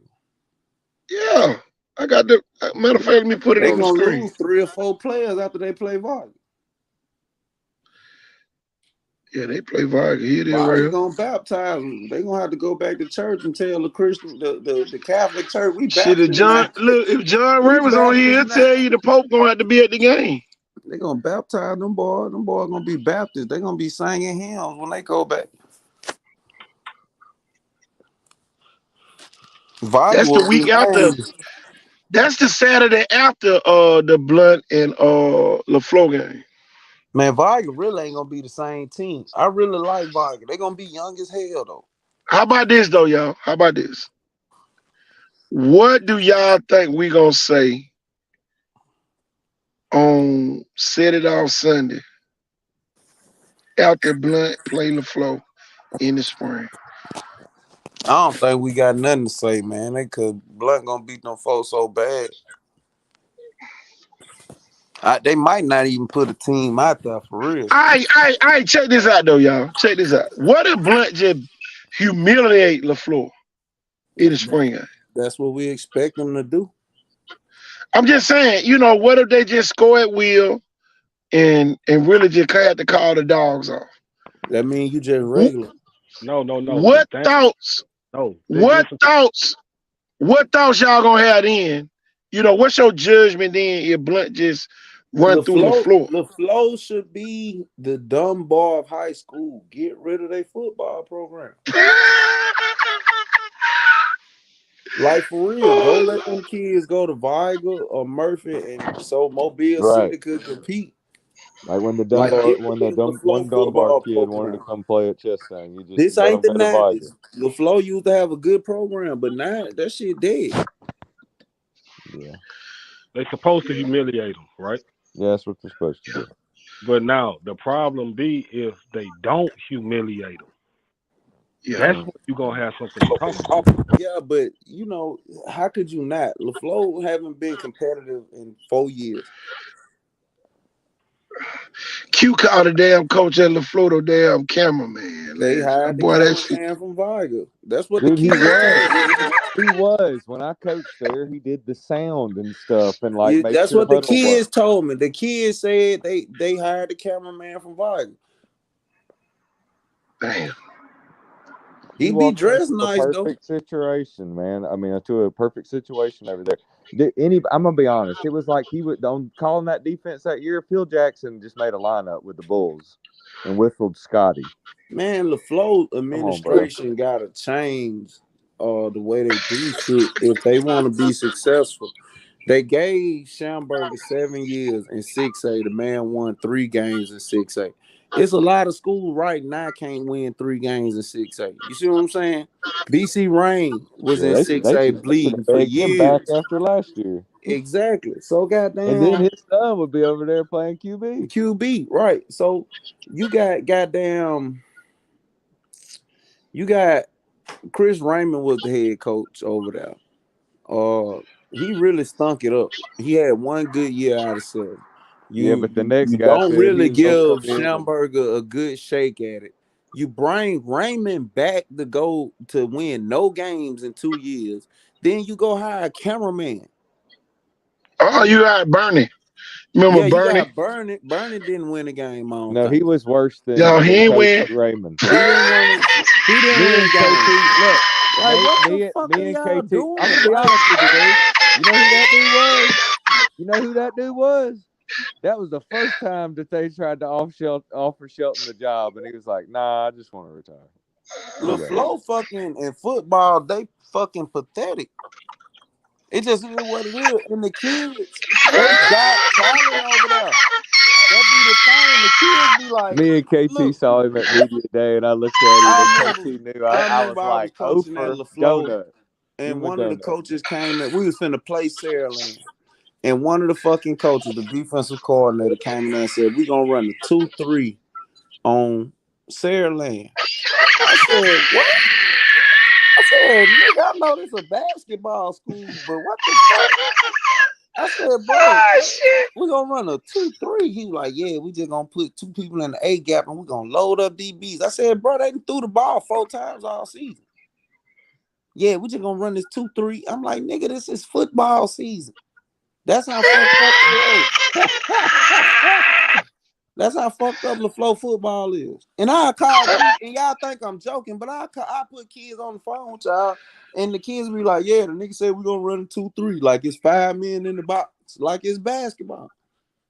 God, dog, man. You know what the score was? Leave LaFleur alone, man. Damn, why I bring them up? 63-0 at the half. Have y'all ever been on the sideline and somebody put up 63 goddamn points on your ass?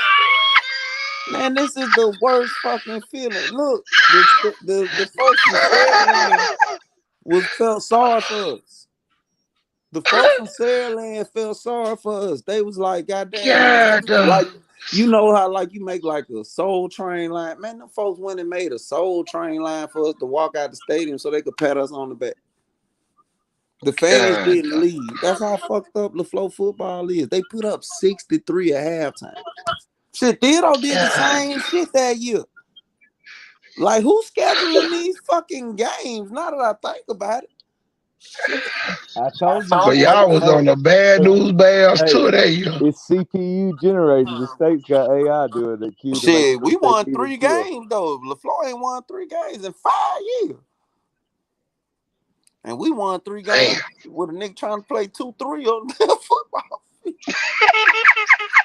Like, bro, man, y'all are the Syracuse. Jim Boeheim was coaching that. I'm telling you, Jim Boeheim was on that defense. God, dog. And then LaFleur over there trying to run the wing T right now. God damn. Like, where that come from? He the real cameraman. He seen some of them old fucking Viger films. Like, I think I ought to try this shit. Bro, they got their wings. I shouldn't even say that. They got their wings facing in the wrong direction. They facing out. Yeah. Yeah. Boy, I tell you, y'all on these people bad, man. LaFleur got damn help. You can't do nothing but pray. Look, Faith Academy did it. Do you know everybody who went to school in 2020 went to school? Like, if you went major D1, it was your LaFleur film that sent you D1. Yeah. Everybody went D1 off LaFleur. How bad Faith Academy beat them last year? Colin Lacey had 1,200 yards of offense in his career against LaFleur. Think about that. And then look, he didn't really play his freshman year. In 3 years, Colin Lacey had 13 touchdowns and 1,200 yards of offense against LaFleur. God, man. Look, we know who not probably gonna make the playoffs in 5A. We went to the Sunday meeting day, right? And we had just played Williamson real good. We lost to Williamson in double overtime. Faith Academy was the second game on the season. I came in the meeting with I said, "Hey guys, we got an easy job this week. All we got to do is stop number 1."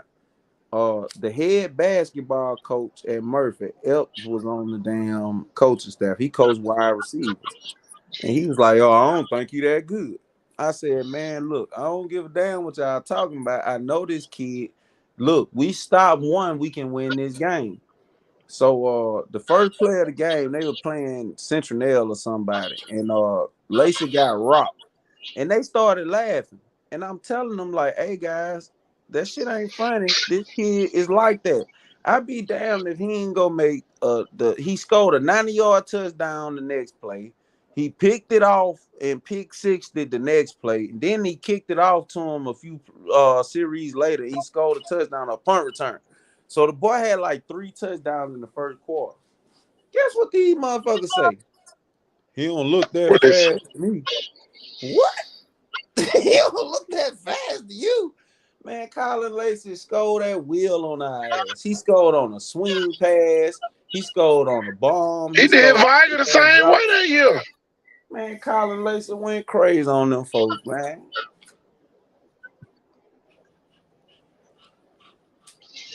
Tell you, man. Central got a new coach up there. What y'all think he gonna do? Oh Lord. I think Central goddamn gonna put a lot of people in bad situations. Y'all better start fucking with them Mohawks. Man, Central a tough place to go win, and them folks used to winning. And a lot of them kids that's at Saraland, guess where they come go to school at? Where they really from? Central. Well, shit, I ain't gonna play at Saraland. Might well just stay here instead of driving 35 minutes to school every morning. Boy. And it's a damn million of them weavers. You get a damn weaver at quarterback. Or bird. Man, you get a bird or a weaver at quarterback, your ass in trouble. They 5A? Shit. Yeah, they 5A too. Yeah, they ain't gonna do nothing. Coach, don't sleep on Central. That other coach Phillip was trying to get out of that last year. Yeah, he was trying to go. He was trying to get out of that. Some people had West Blocker. But the year before, he down in West Blocker. Yeah, the year before. How about the offensive coordinator? He up in North Alabama at DAR. Yep. Both of them got head coaching jobs. He was just ready to go. Yeah, they don't do nothing. So here go the thing, Q. They come in with two head coaches. They in trouble. But you know, all them kids were juniors though. I mean, they last 1 year removed from the playoffs, right?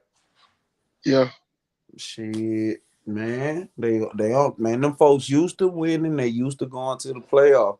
The community up there at Citronelle, they not like, well, Viger different. You know, them folks gonna support Viger no matter what.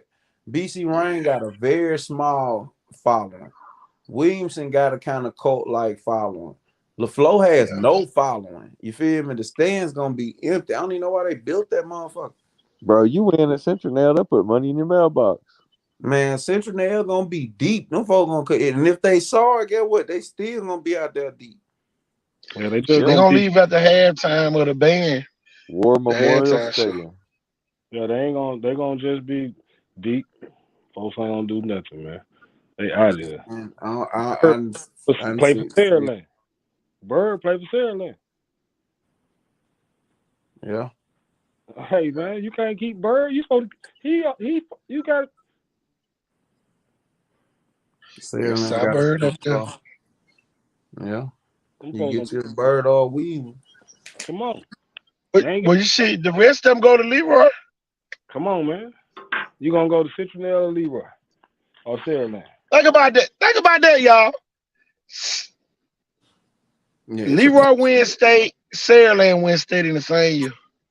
And all with the same kinfolks. With the same kinfolks. Man, them folks start keeping their damn players in Central you ain't gonna be in trouble. That's what they say on DIP right now. And that's the truest shit in the world. If DIP just keep DIP kids, man, you got Here will LeBaron Pilot play middle school ball at. Killers. Think about Theodore shit. DIP been floating Theodore for years.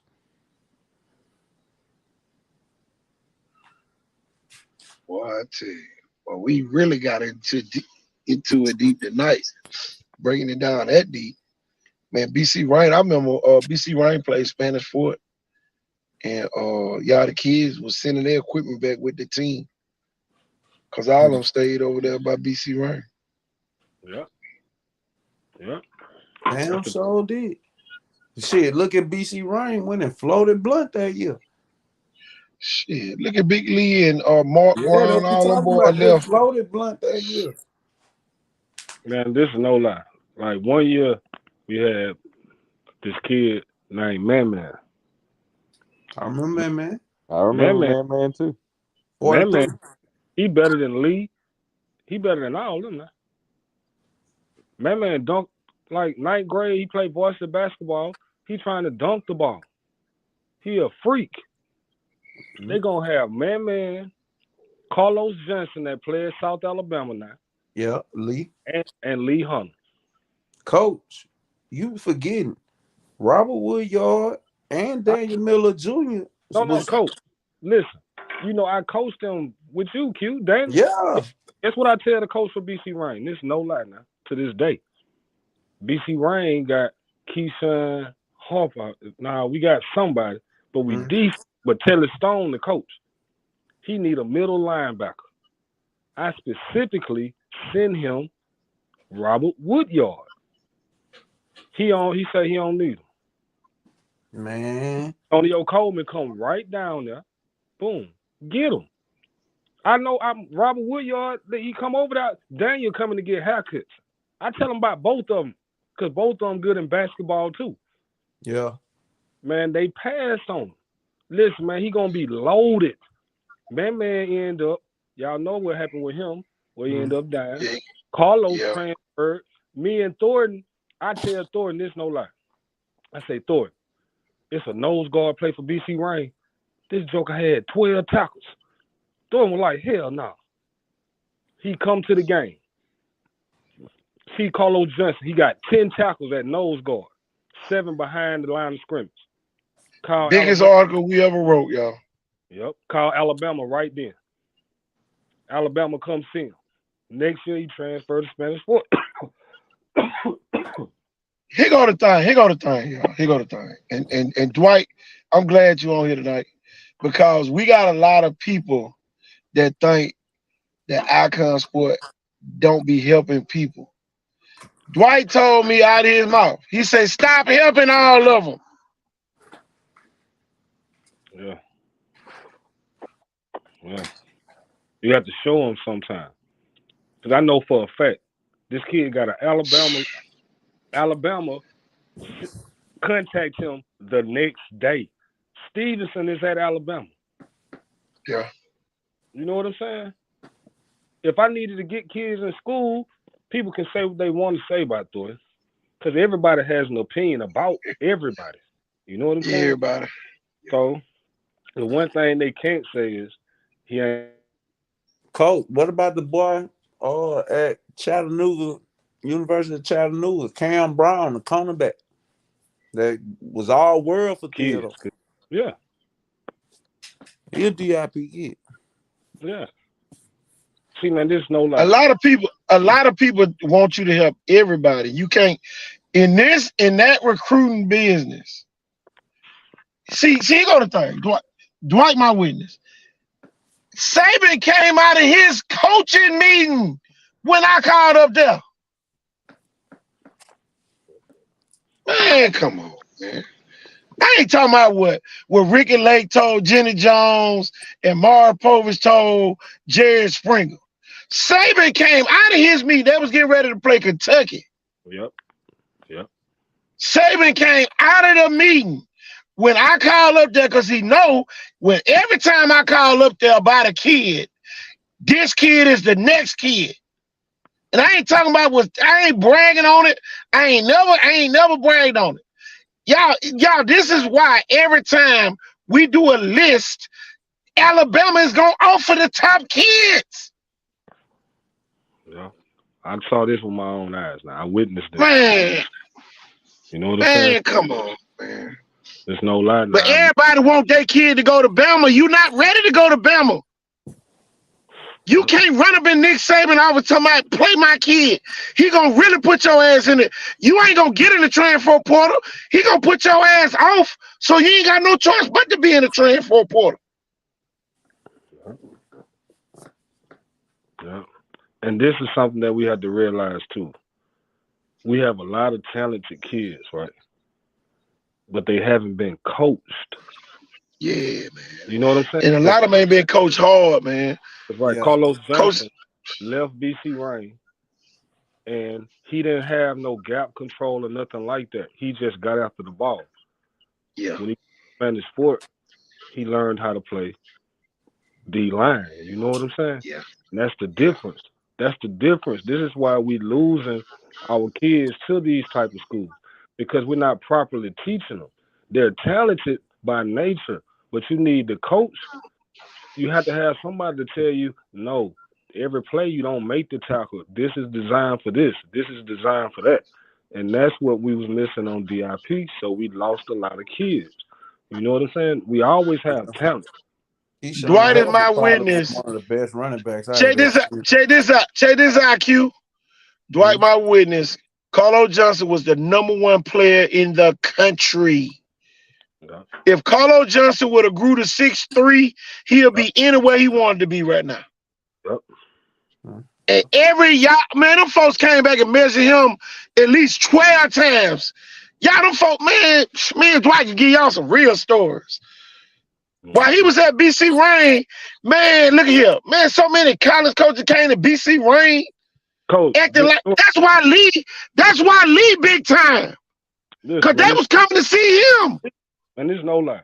See, I move Lee because I'm a realist, Coach Jeff. This is what people don't know. Lee left BC Rain because,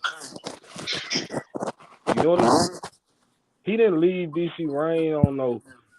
It was because of me. Because we weren't doing what we supposed to do with them kids. So me and the AD kind of didn't get along for a while because I transferred Lee. You know what I'm saying? But AD was retarded too now. But see, still the thing that hurt us was we couldn't pay coaches, Q. So you can't get quality coaches because we don't have that many volunteers at Rain. So if you can't pay coaches, you can't get quality coaching. See, BC Rain always has a lot of talent. You don't see it until they go to another school, though. You know BC Rain coming up right now, though. Like you said, the AD, but Murphy is the new BC Rain. Golly, Murphy is the new BC Rain, and you know why?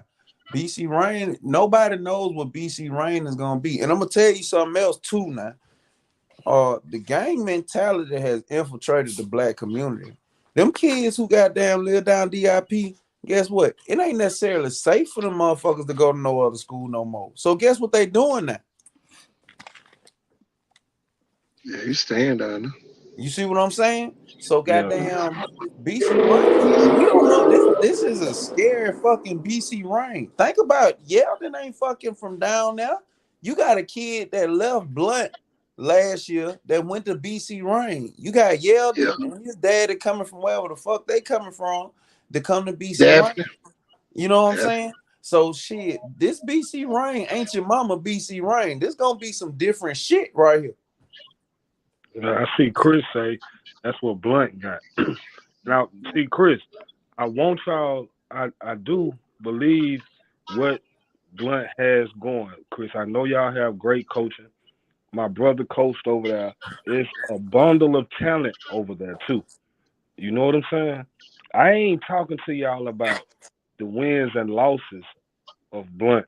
I'm talking about the atmosphere and the community at Blunt. It's a hard job to be a coach at Blunt.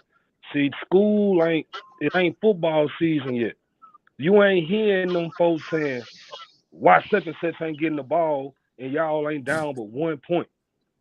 You know what I'm saying? The culture. Now you right, White. Them folks at Blunt coming for your ass. You lose one, you lose the Viger, you every bitch in the book. Yeah, culture. You gonna be out there like something would diving in the parking lot, goddamn, them niggas shooting that.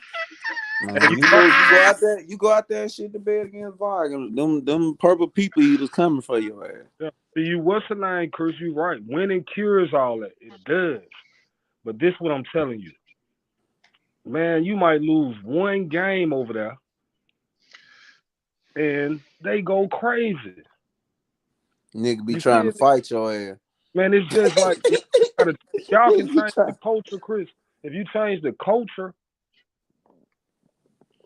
But that's the tough part about it. You got to get the older Blunt to buy in. If you get the older Blunt to buy in, now Blunt becomes the most dangerous team in 6A because they got people over there with Blunt got plenty fucking money. You know what I'm saying? Oh yeah, they got money for that. They got plenty of money up there. This is no lie, y'all. I coached that Blunt. He coached them. Dwight, no. Yeah, there's so many kids up there, and there's so much talent it's a lot of kids that's talented don't even play at Blunt because of the culture. See, if the kids buy into what y'all doing over there, I have no doubt in my mind y'all gonna be successful. But right now, everybody not happy that y'all are the coaches over there. That's what I'm saying. Yeah. And why everybody. But see, them people not the contributors though, Dwight. Them folks don't. They just the talk. But see, this what I'm saying. Like, everybody bought in. You right. Yeah, I want them to win, and winning. This is what the basketball coach did. This is why I was quiet. He won. But when you playing basketball, you got 5 people on that court. When you playing football, all 11 of them got to be in tune, intact. You know what I'm saying? You don't need no distractions from the stands. You don't need no. You feel me? That's the only thing I'm telling you. The talent is there. And they are good right coaches. because Blunt was the most athletic team in 6A. Them motherfuckers got dogs over there. Did y'all see AJ run track this weekend? It's a bunch of niggas like that over there at Blunt. Yeah. You know what I'm saying? They tough. Blunt tough. It's just that this what I'm saying. By being a black coach and a coach that people didn't, the principal made the decision to get the best qualified coach. That's what he did. So, but the community wasn't all that happy. So the only thing I'm saying to the people at Blunt, the coaches, is this. We have to understand what a successful year is between y'all and the culture of Blunt. Because I feel like if y'all win 5 games, that's something to build on. Yeah, but let's keep it real. If you don't go to the playoffs in 6A, you suck. 6A is really top heavy. If you can't get that 4th team, if you can't get that 4th spot in there, your ass suck in 6A Region 1. Saraland loaded. Theodore lost so much. You know what I'm saying? Theodore lost so much this year. I disagree, man. I kind of think. I kind of think 7A is that way if you don't make it. 6A is like SEC West, man. I mean, don't put that pressure on. I kind of compare Blunt. At the top, Jeff, look, Baldwin County fucking can't complete a pass.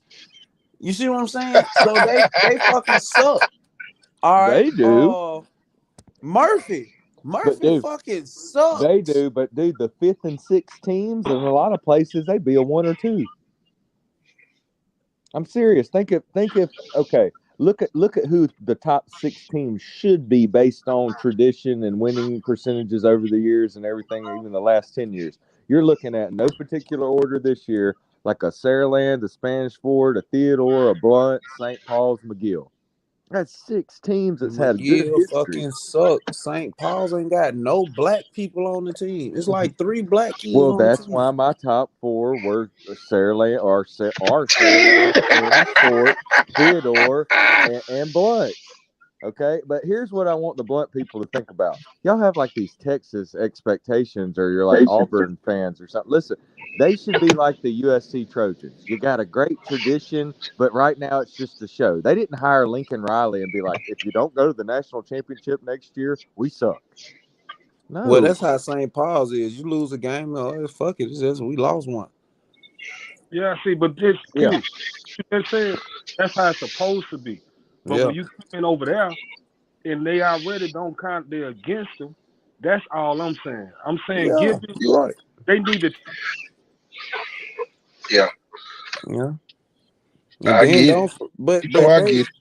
the Tell them. last coaching staff kind of brung a lot of that shit on themselves. You know what I'm saying? Yeah, but they were burning incense over that motherfucker. A lot. The Nelson. No matter what you say about the man, it's nobody in the world just gonna dislike that nigga when they meet him just for no reason. He gonna always show respect. He gonna always show love. So I don't think he gonna burn the same bridges that the last staff burnt. What he got to do is get somebody, whoever that guy is, whether it be Kennedy Winston, McNeil, D.D. Green, Sherman, Craig, and bring those guys back into the program. Those guys need to be around. If those guys start coming around, Saraland ain't got that kind of tradition. No. But guess what I did, Q? Story, guess what I did when I coached that Blunt? I made sure we retired Ken Winston jersey. You know what I'm saying? That was me and my brother did that. Trying to win the alumni over. You feel me? So when I got the job, my brother got the job, they tell us if we win 8 games, we had a good year. I had the mentality that Chris had. You hear me? I felt like we could beat anybody. But in reality, my brother knew we won 14 games that year. We were like 14-14. But that was a successful year because we had something to build on. But the people at Blunt gave us a chance only because they knew Derek. You know what I'm saying? The people don't really know Nelson. And I'm telling y'all, they need to let them know what's a successful year so they can either achieve or overachieve. They got 67 players. That's big. They ain't had that many. Who? Blunt? You know what I'm saying? You saying So, Blunt got 67 players? Yeah, they got 60. Yeah. Blunt gonna suit over 100 kids. No, he just said they got 67. I don't give a damn what he said. I'm telling you what I know. Blunt gonna suit over 100 kids, White. I'm telling you what I know for 1,000% fact. I just they got gonna shoot over 100 kids. You hear me, Q? It sound good. Everything sound good. You hear me? Yeah. But this Pritchard, and I'm real. Yeah. And that's what you saying. That's Pritchard. It's 1,300 kids. Q is Pritchard, Q. Come on now, you gotta come back to the light. Hey, we in one nobody Pritchard. brought up yet either. Look at what just happened. Look at what's happening in the news right now. Them kids start getting locked up and catching murder charges after football season. I came to Pritchard in the 6th grade and had to learn how shit worked over there. Them motherfuckers play football. Q, that ain't Pritchard. That's Lap Road. Why we keep saying Pritchard? Yeah, you that right. Ain't Pritchard. You're right. That's a whole breed. I told you that's a new Shaw. That ain't the old Blunt. That ain't Bessemer. That's the new Shaw. Yeah, you're right. That's Shaw. That's why, y'all. This is why Mr. Woods can go hire who the hell he want to hire, and you know he ain't shitting on them. But at the end of the day, they need to contribute to what they doing up there. A lot of them people wanna be a voice, but ain't dropped $2 up there. You know what I'm saying? Damon Craig, the only person that I know for a fact, drop money up there. Him and Aaron James and all them. You know what I'm saying? Everybody else is running their mouths. So at the end of the day, yeah, they're gonna be pissed off. And yeah, they probably would have got more money, but Blunt got money. So when you say we can get more money, that don't attract nothing. You know? Even with all the fucked up shit going on, all the obstacles that he got in front of him, if he don't make the playoffs this year, it's still a bust year, in my opinion. Because like I said, man, St. Paul's ain't got a whole lot of kids. They ain't got a whole lot of Jimmys and Joes. McGill, man, they a new coach. Shit, they didn't make the playoffs. You went head to head with Spanish Fort, right. And you know with with a half-loaded gun and fucking Spanish Fort had a chopper and goddamn still almost came out on top. They gonna be very much a different team this year, man. If they don't make the playoffs, I feel like the year bust. Ooh. And 6-8, let's keep tough. it a buck, man. Let's keep it a buck. Spanish Fort when they got their ass whooped first round. Yeah. St. Paul's, they had some help. St. Paul's went third round. You gotta think both of them first year coaches too, Dwight. So shit, we can't have low expectations when Spanish Fort and St. Paul's won. That's the thing that got me. Everybody forgot that they won their first year. Why Blunt can't win in the first year? And St. Paul's won with, like I said, not a lot of Jimmys and Joes. Hey, Q. Yo. Hey, something we didn't bring up. I'll give these kids, a chance because it used to kind of be the other way around. But when you brought up all the kids, that Viger's going to get from county too, Yeah. And I said something though about the kids that they get from all the good Booker T players usually go to Viger instead of LaFleur. Well, I mean, Scarborough's going to have probably over 35 kids, and then Chestang will probably send at least 28. Yeah, and that's so you got 60 more and kids. those kids will be coming up as 8th graders that have been playing against each other, and they'll be kind of like that Saraland 27 class. I'm not saying they're going to be as good, but there's going to be a bunch of good athletes come out with both schools. Man, And then you ain't counting the kids coming from Clark. You know some kids gonna come from Clark. Yeah, because a lot look of at the special ed kids shop. and the stupid motherfuckers who can't come out right now who trying to get eligible.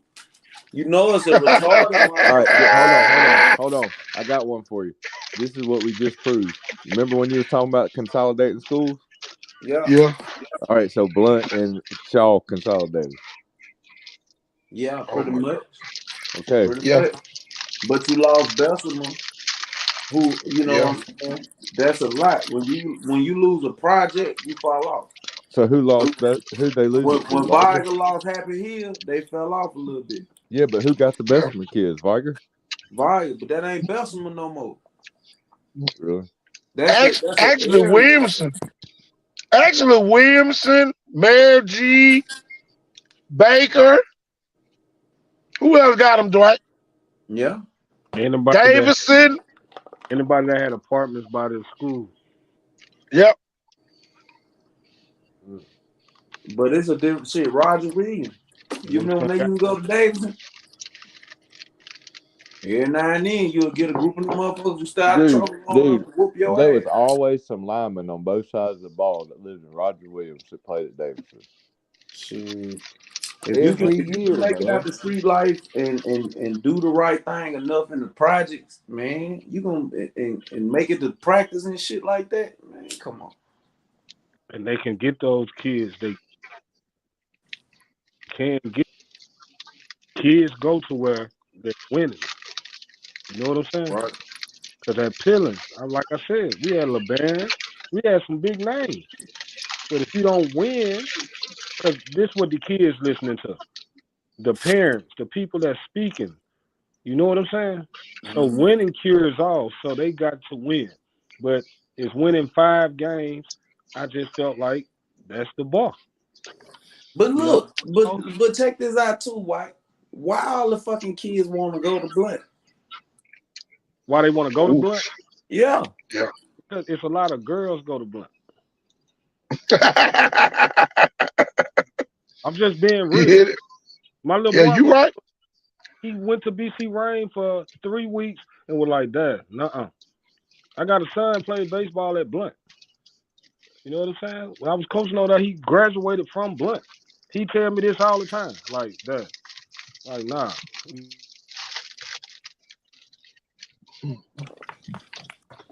So that's what it is. It's the damn women. You know what I'm saying? Yeah, that's why I went to Viger. I can tell you that. Yeah. Listen, LaFleur stopped being the powerhouse it is because they ain't had them pretty girls no more. Right. Yeah, dude, culture matters and tradition matters because the kids I talked to at Blunt, even when they hear about their friends wanting to go somewhere from other schools, they're just like, man, I ain't gonna leave Blunt, and they give me all those same reasons, including their mama went there or their grandmama went there, and just and then they smile and say the girls. You don't leave a Blunt, Viger, and BC Ryan had some pretty ass girl back in the day. You don't leave them schools to have to go fit in somewhere else. Hell no. See, man, Blunt, I'm telling y'all, man, when I was at Blunt, all the kids like Blunt. It's just, do they buy into what's going on? It's a lot of activity go on over there. That's what people don't understand. They not gonna buy in. It's the culture. That's listen, what happened to Mosley. Mosley fell victim to the culture. The motherfuckers was at Fat Tuesday. Civil war over there in Trinity Garden. You hear me? So it's a lot going on over there. So sometimes they not getting the kids because what's going on in the neighborhoods. You know what I'm saying? Yeah. It's a lot over there now. It's a lot over there at Blunt. I'm telling y'all. That's why I said he just got to change the culture. And everything will go smooth. Hey, Dwight, you want to hear something? It's kind of sad. I've coached some good kids that went on, and they might have been Mr. Football or something one year. But guess what? Some of the best kids I ever coached on championship teams played key positions, didn't play a down of high school football. And a lot of them went to Blunt. Boy, we ain't gonna get started about Pillars and Maine back then, Dwight. Shit, we'll be on here till the damn sun come up. I know I coached some jokers ain't never played. A lot of them were like that kid we watched last night. KC Worthy, Dwight. Yeah, can't get along with the coach. Was the truth. The deal. His dad had played big time. Man, I hear about that all the time. These kids, they go out there for like 8th grade spring training and get into it with the coach. And next thing you know, they'll never play again. Time basketball. You got to have somebody on the coaching staff that can relate to them kids. This what Thornton was good at. Thornton get all the bad kids to play sports. How you going to beat them? How you going to beat them? All the best players want to play for Thornton. Don't matter if they fighting. When he come around, he clean them up. You know what I'm saying? It's a lot of that at Blunt. Man, it's a lot of talent at Blunt. I'm telling y'all, like, it's a lot. KC was fighting and shit. Man,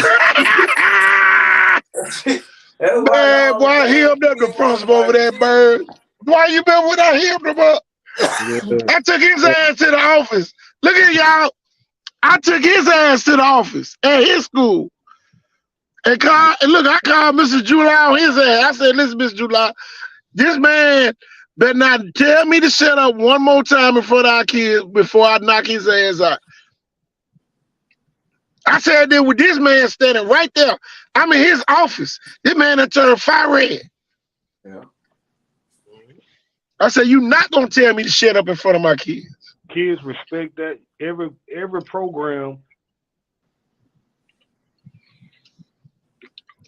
I remember KT. I remember you got to with somebody one game, goddamn, and fucking 3 or 4 of the boys. I was on the back of the bus, like they made me sit all the way in the back, the very last seat. You feel me? And somebody was like, "Hey, let's go." KT getting into it with somebody, and they were 3 or 4 deep. But by the time we had got out that goddamn bus, man, the folks was almost in full sprint, goddamn. The folks were coming for their ass, boy. Man, it was serious back then, man. Y'all, a lot of people couldn't have played for that coach back then. Now, oh man, that coach. It wasn't easy, goddamn. Boy.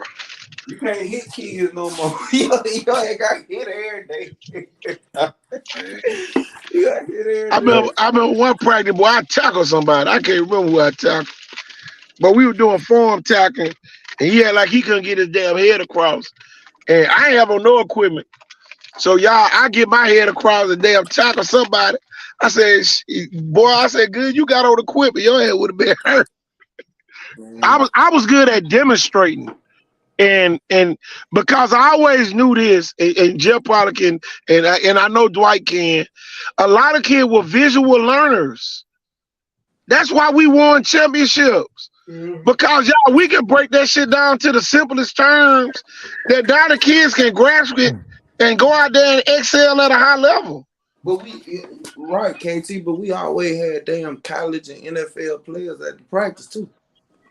Oh, really? And Kevin Lee come out there and goddamn be running so fucking fast.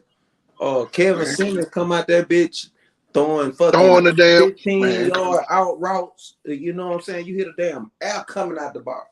You know what I'm saying? Oh, but you should have saw shit. Boy, Chris do one so hard one day, boy. Chris Nelson. Oh my God. That motherfucker. Chris got down dust slinger. The world to be dirty. Then we had Kenny Burrow come on the staff. Shit, I was the fastest motherfucker in the world when I played football. Man, you ain't have nobody else giving you that kind of confidence. Y'all, I'm gonna tell you this. That's the coach that changed my life. And y'all, this is why I'm outspoken to this day. Y'all, we had Jet beat Baldwin County 13-9 in the playoff, first round playoff game. And Kenny Burrow came in the coaching meeting. He was sitting there listening to everybody fight, talk shit. Defense coach mad at the offense because, boy, we had to stop him on the goal line to win. And Kenny Burrow stood up in the meeting. He said, "You motherfuckers in here arguing, but Blunt been throwing a motherfucking football. Throw the goddamn football and we gonna go to state." Man, we went to that spread and, boy, it started throwing just a fade at Larry Howell and went all the way to the state championship game. Man, I remember Kenny Burrow, he was coaching the wide receivers, and he said, "Hell, playing wide receiver ain't but nothing but 90% running." And I was out there every day after practice running.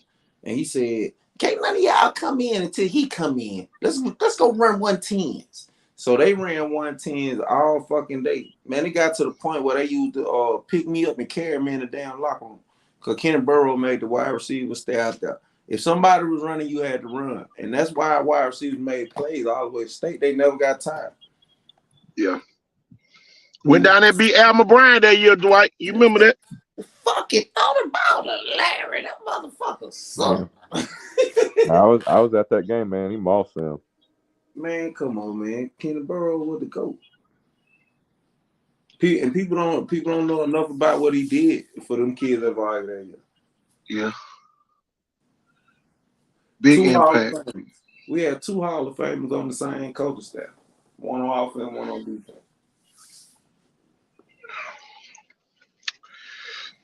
Blunt gonna be a different look, y'all. Y'all get ready now. I'm telling you. I'm being good, Chris. I know Chris still in the background, making sure I don't say nothing. I'm being good.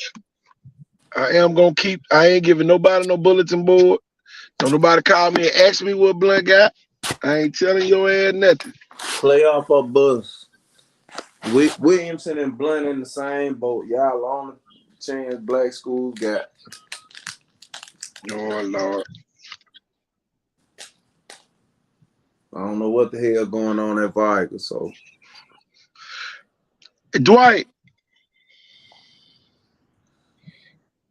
Is Dwight still? I think. Yeah, he gone. But Q, think about this, Jeff, too.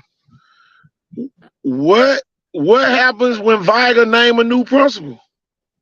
Shit. What happens to the whole school when Viger names a new principal? You know what I'm saying? The same way, a couple years ago with McKenzie, but we brought up that same scenario then. What if he don't come back? And Q fat I said they don't make the playoff. The motherfucker didn't make it. So what happened if Cunningham don't come back? Distraction, coach. How many kids gonna really stay? Theodore got distractions. Man. How many kids gonna really stay if Cunningham don't come back? And then, my thing is this. And if he don't come back and they come out with just saying that he did some, it's gonna be based off of what he did for a lot of them people to stay there. Because one thing I learned about people in Pritchard, they don't like to be embarrassed. Yeah. They don't. People in You prison, know. old school. Yeah, they don't like to be embarrassed, y'all. So that man, Viger might be a 3A school. You doggone look up, Viger be 3A next year. But see, I mean, when they reclass. they gonna fucking run and tell you. Yeah. They gonna run and tell you. See what they did in 4A. They don't want Williamson and Viger beating up on them other schools. And that's why I think they moved Gulf Shores down. Hey, y'all look what Chris said. Don't give them that wrong info. Just let me know we coming. Just let them know we coming.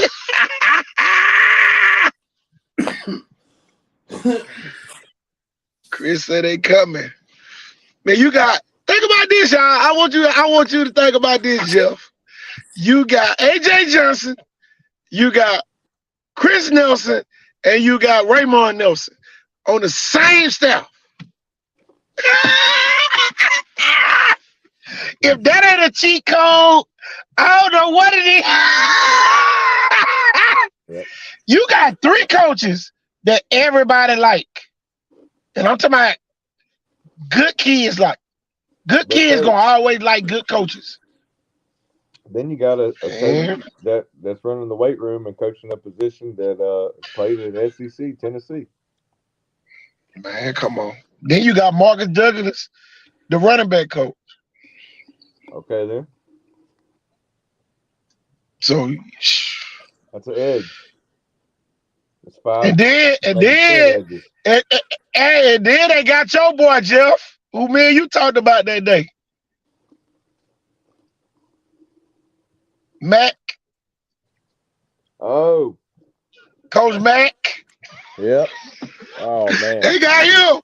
Okay. Yeah, they a 5-star coaching staff, bro.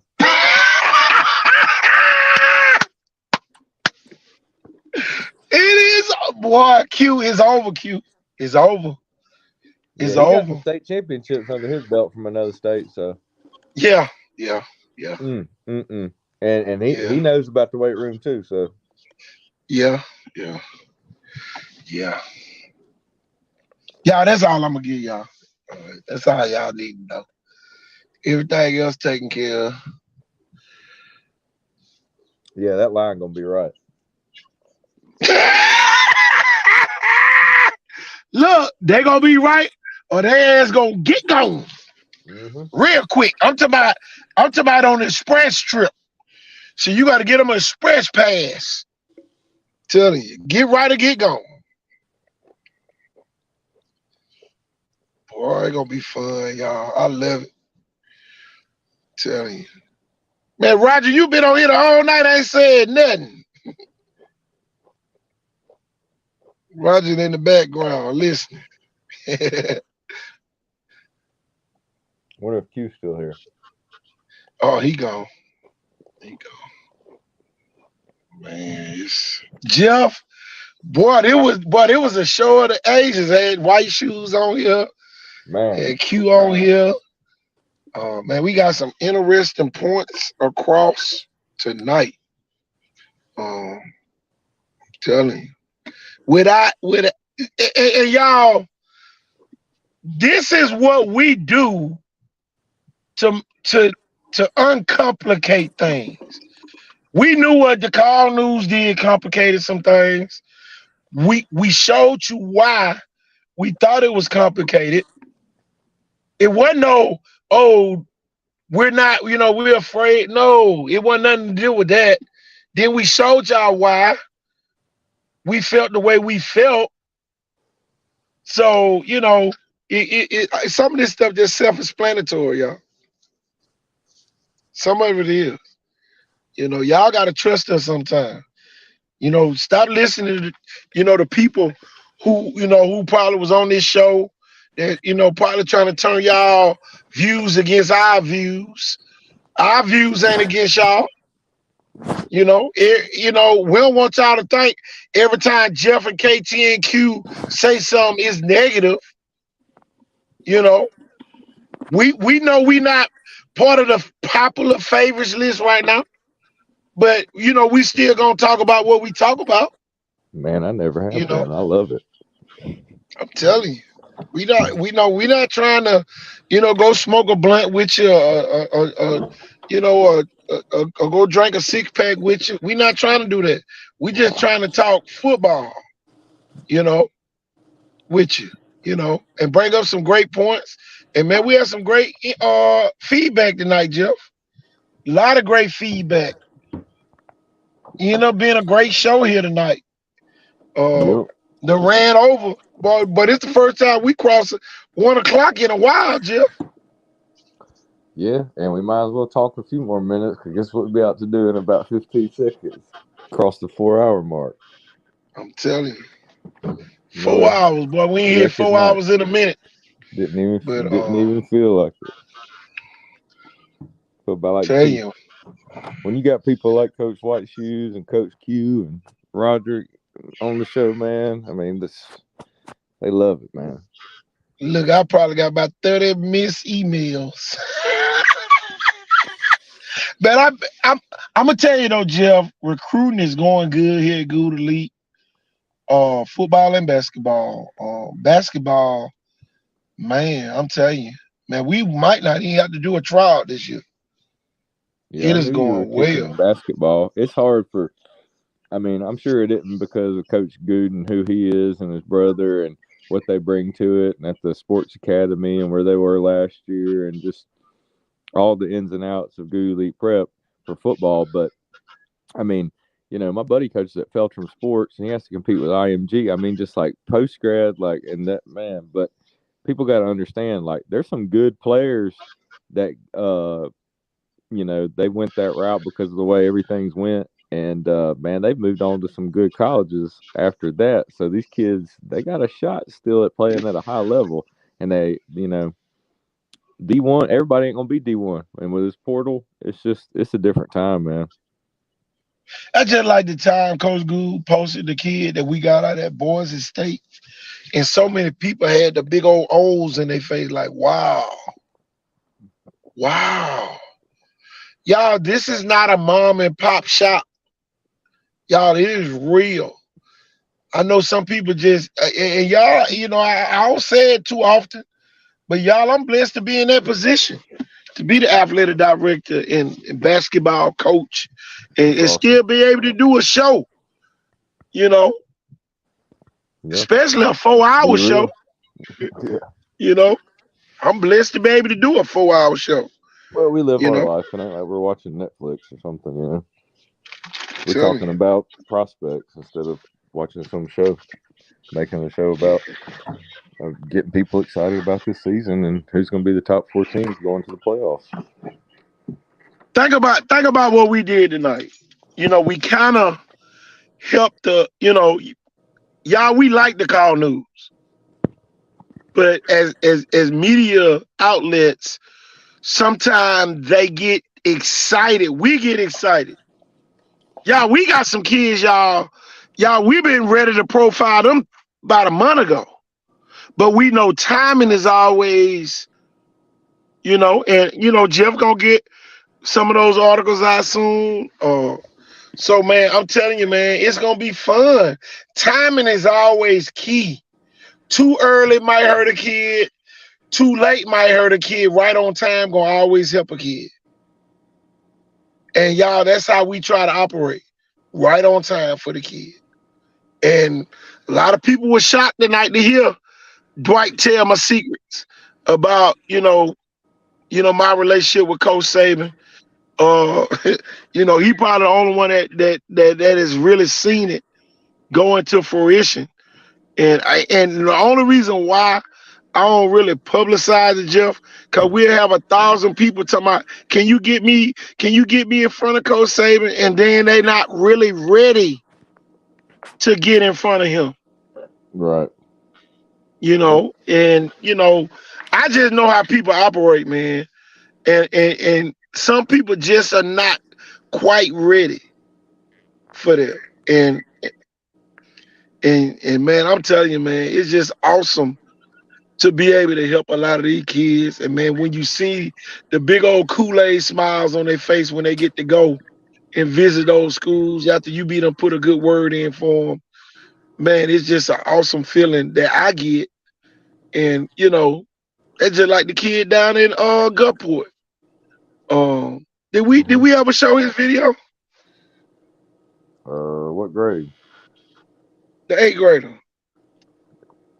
You talking about kid that can make the over the shoulder catch? Oh yeah. The big lineman? Yeah. I think we showed him yesterday, didn't we? Yeah, we showed him. We showed him a bunch of times. Oh yeah. I mean a bunch of It's times. And then tonight, we'll show him again. And then tonight, we put out the video from the showcase so the kids can go grab their own highlights. I sat there and thought about it. I said, why should I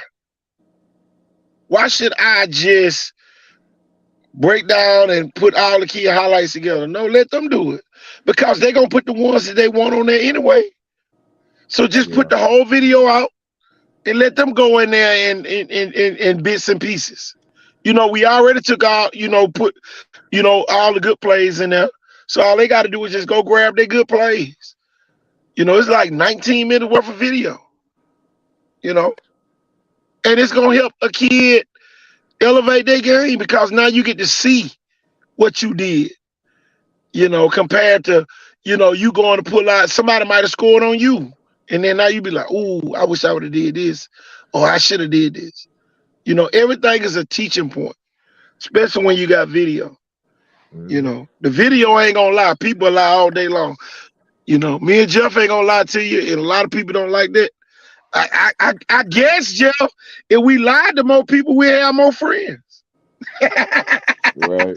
Or they want to get put on sooner. I'll say something funny to somebody. I gotta be honest. Hopefully you can still hear me. Can you hear me, Coach? Yeah, I hear you. All right, hold on. Let me I'm trying to pull up. I gotta tell you about this Twitter message. I might have said this about a week ago. Hold on.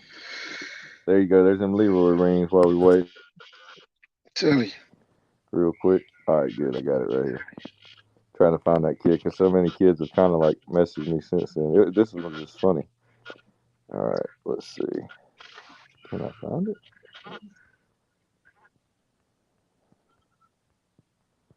All right, it's coming. Hold on. All right, so get past. Okay. This kid, he asked me from, we'll just say up near Montgomery, but in the maybe more in the county and not in the city. He said, is there a way that you can get me to the next level? I sent him the laughing face and said, do what? Because it's almost like, if I'm not already liking and sharing, or I sent you a DM that said I sent this college coach your film, or and told him you were a player.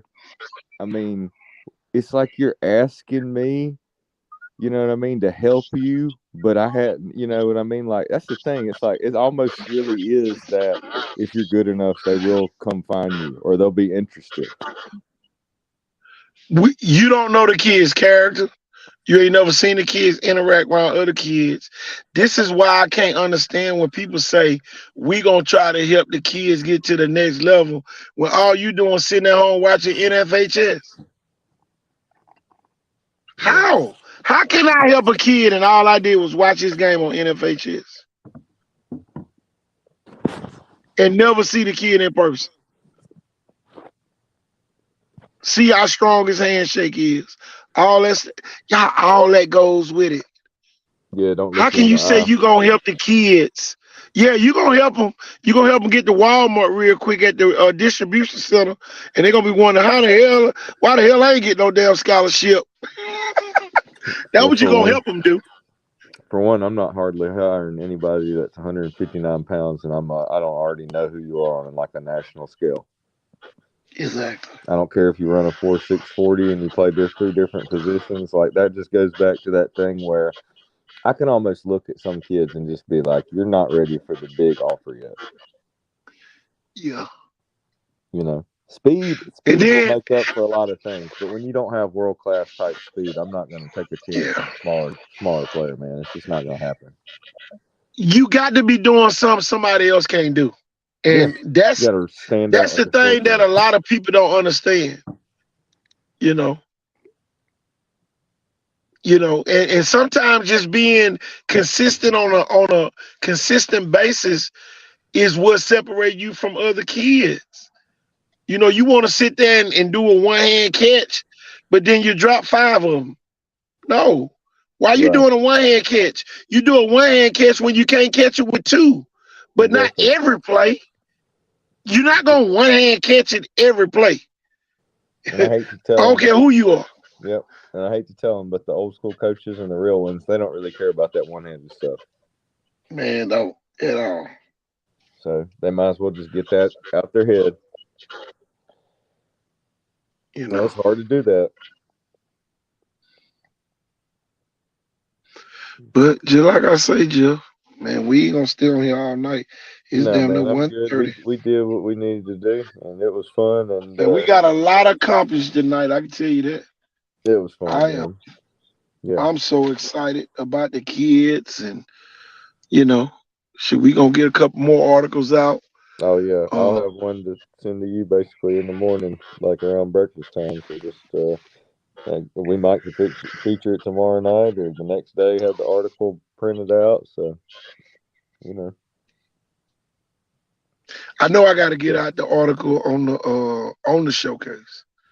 Get all them kids on there. That's gonna be major too. Mm-hmm. So everybody can see those kids. 30 kids. 30 kids we gonna profile. That's a lot of kids.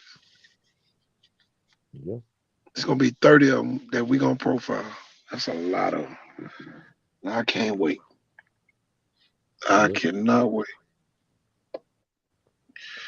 But Jeff, another great show. We thank everybody that's still on here. Well, we still strong. Yeah. Telling you. Oh, them Leopards giving them Rattlers they first ass whooping. That pretty stadium. Telling you, man. Boy. Another great night here on the Icon Sport. Taps Tuesday. And I still didn't play taps for the Call News. I still felt sorry for him. You know, a lot of people thought that, KT, he bashing. No, I ain't bashing nothing. Let it all play out there. Now you can see when I start rolling those videos, now it's like, oh, that's why he said that. Oh, I thought he was trying to.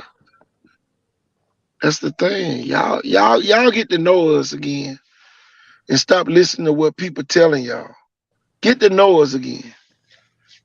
You know, we still straightforward, but get to know us again before y'all, oh man, it ain't no always. We gonna always give it to you raw. So you can put it in your skillet and cook it the way you want it. Some people gonna boil it. Some people gonna put it in the frying pan. Some people gonna put it in the oven. But it's going somewhere. So, it is what it is. But Jeff, I'm telling you, we really broke down some stuff tonight. And we gonna break down tomorrow the Hago in the barn. So we got some more stuff to break down. Yep.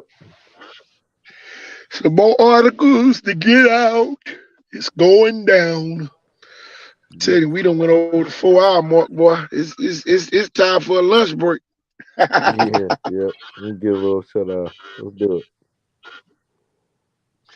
A little shut eye. That's right.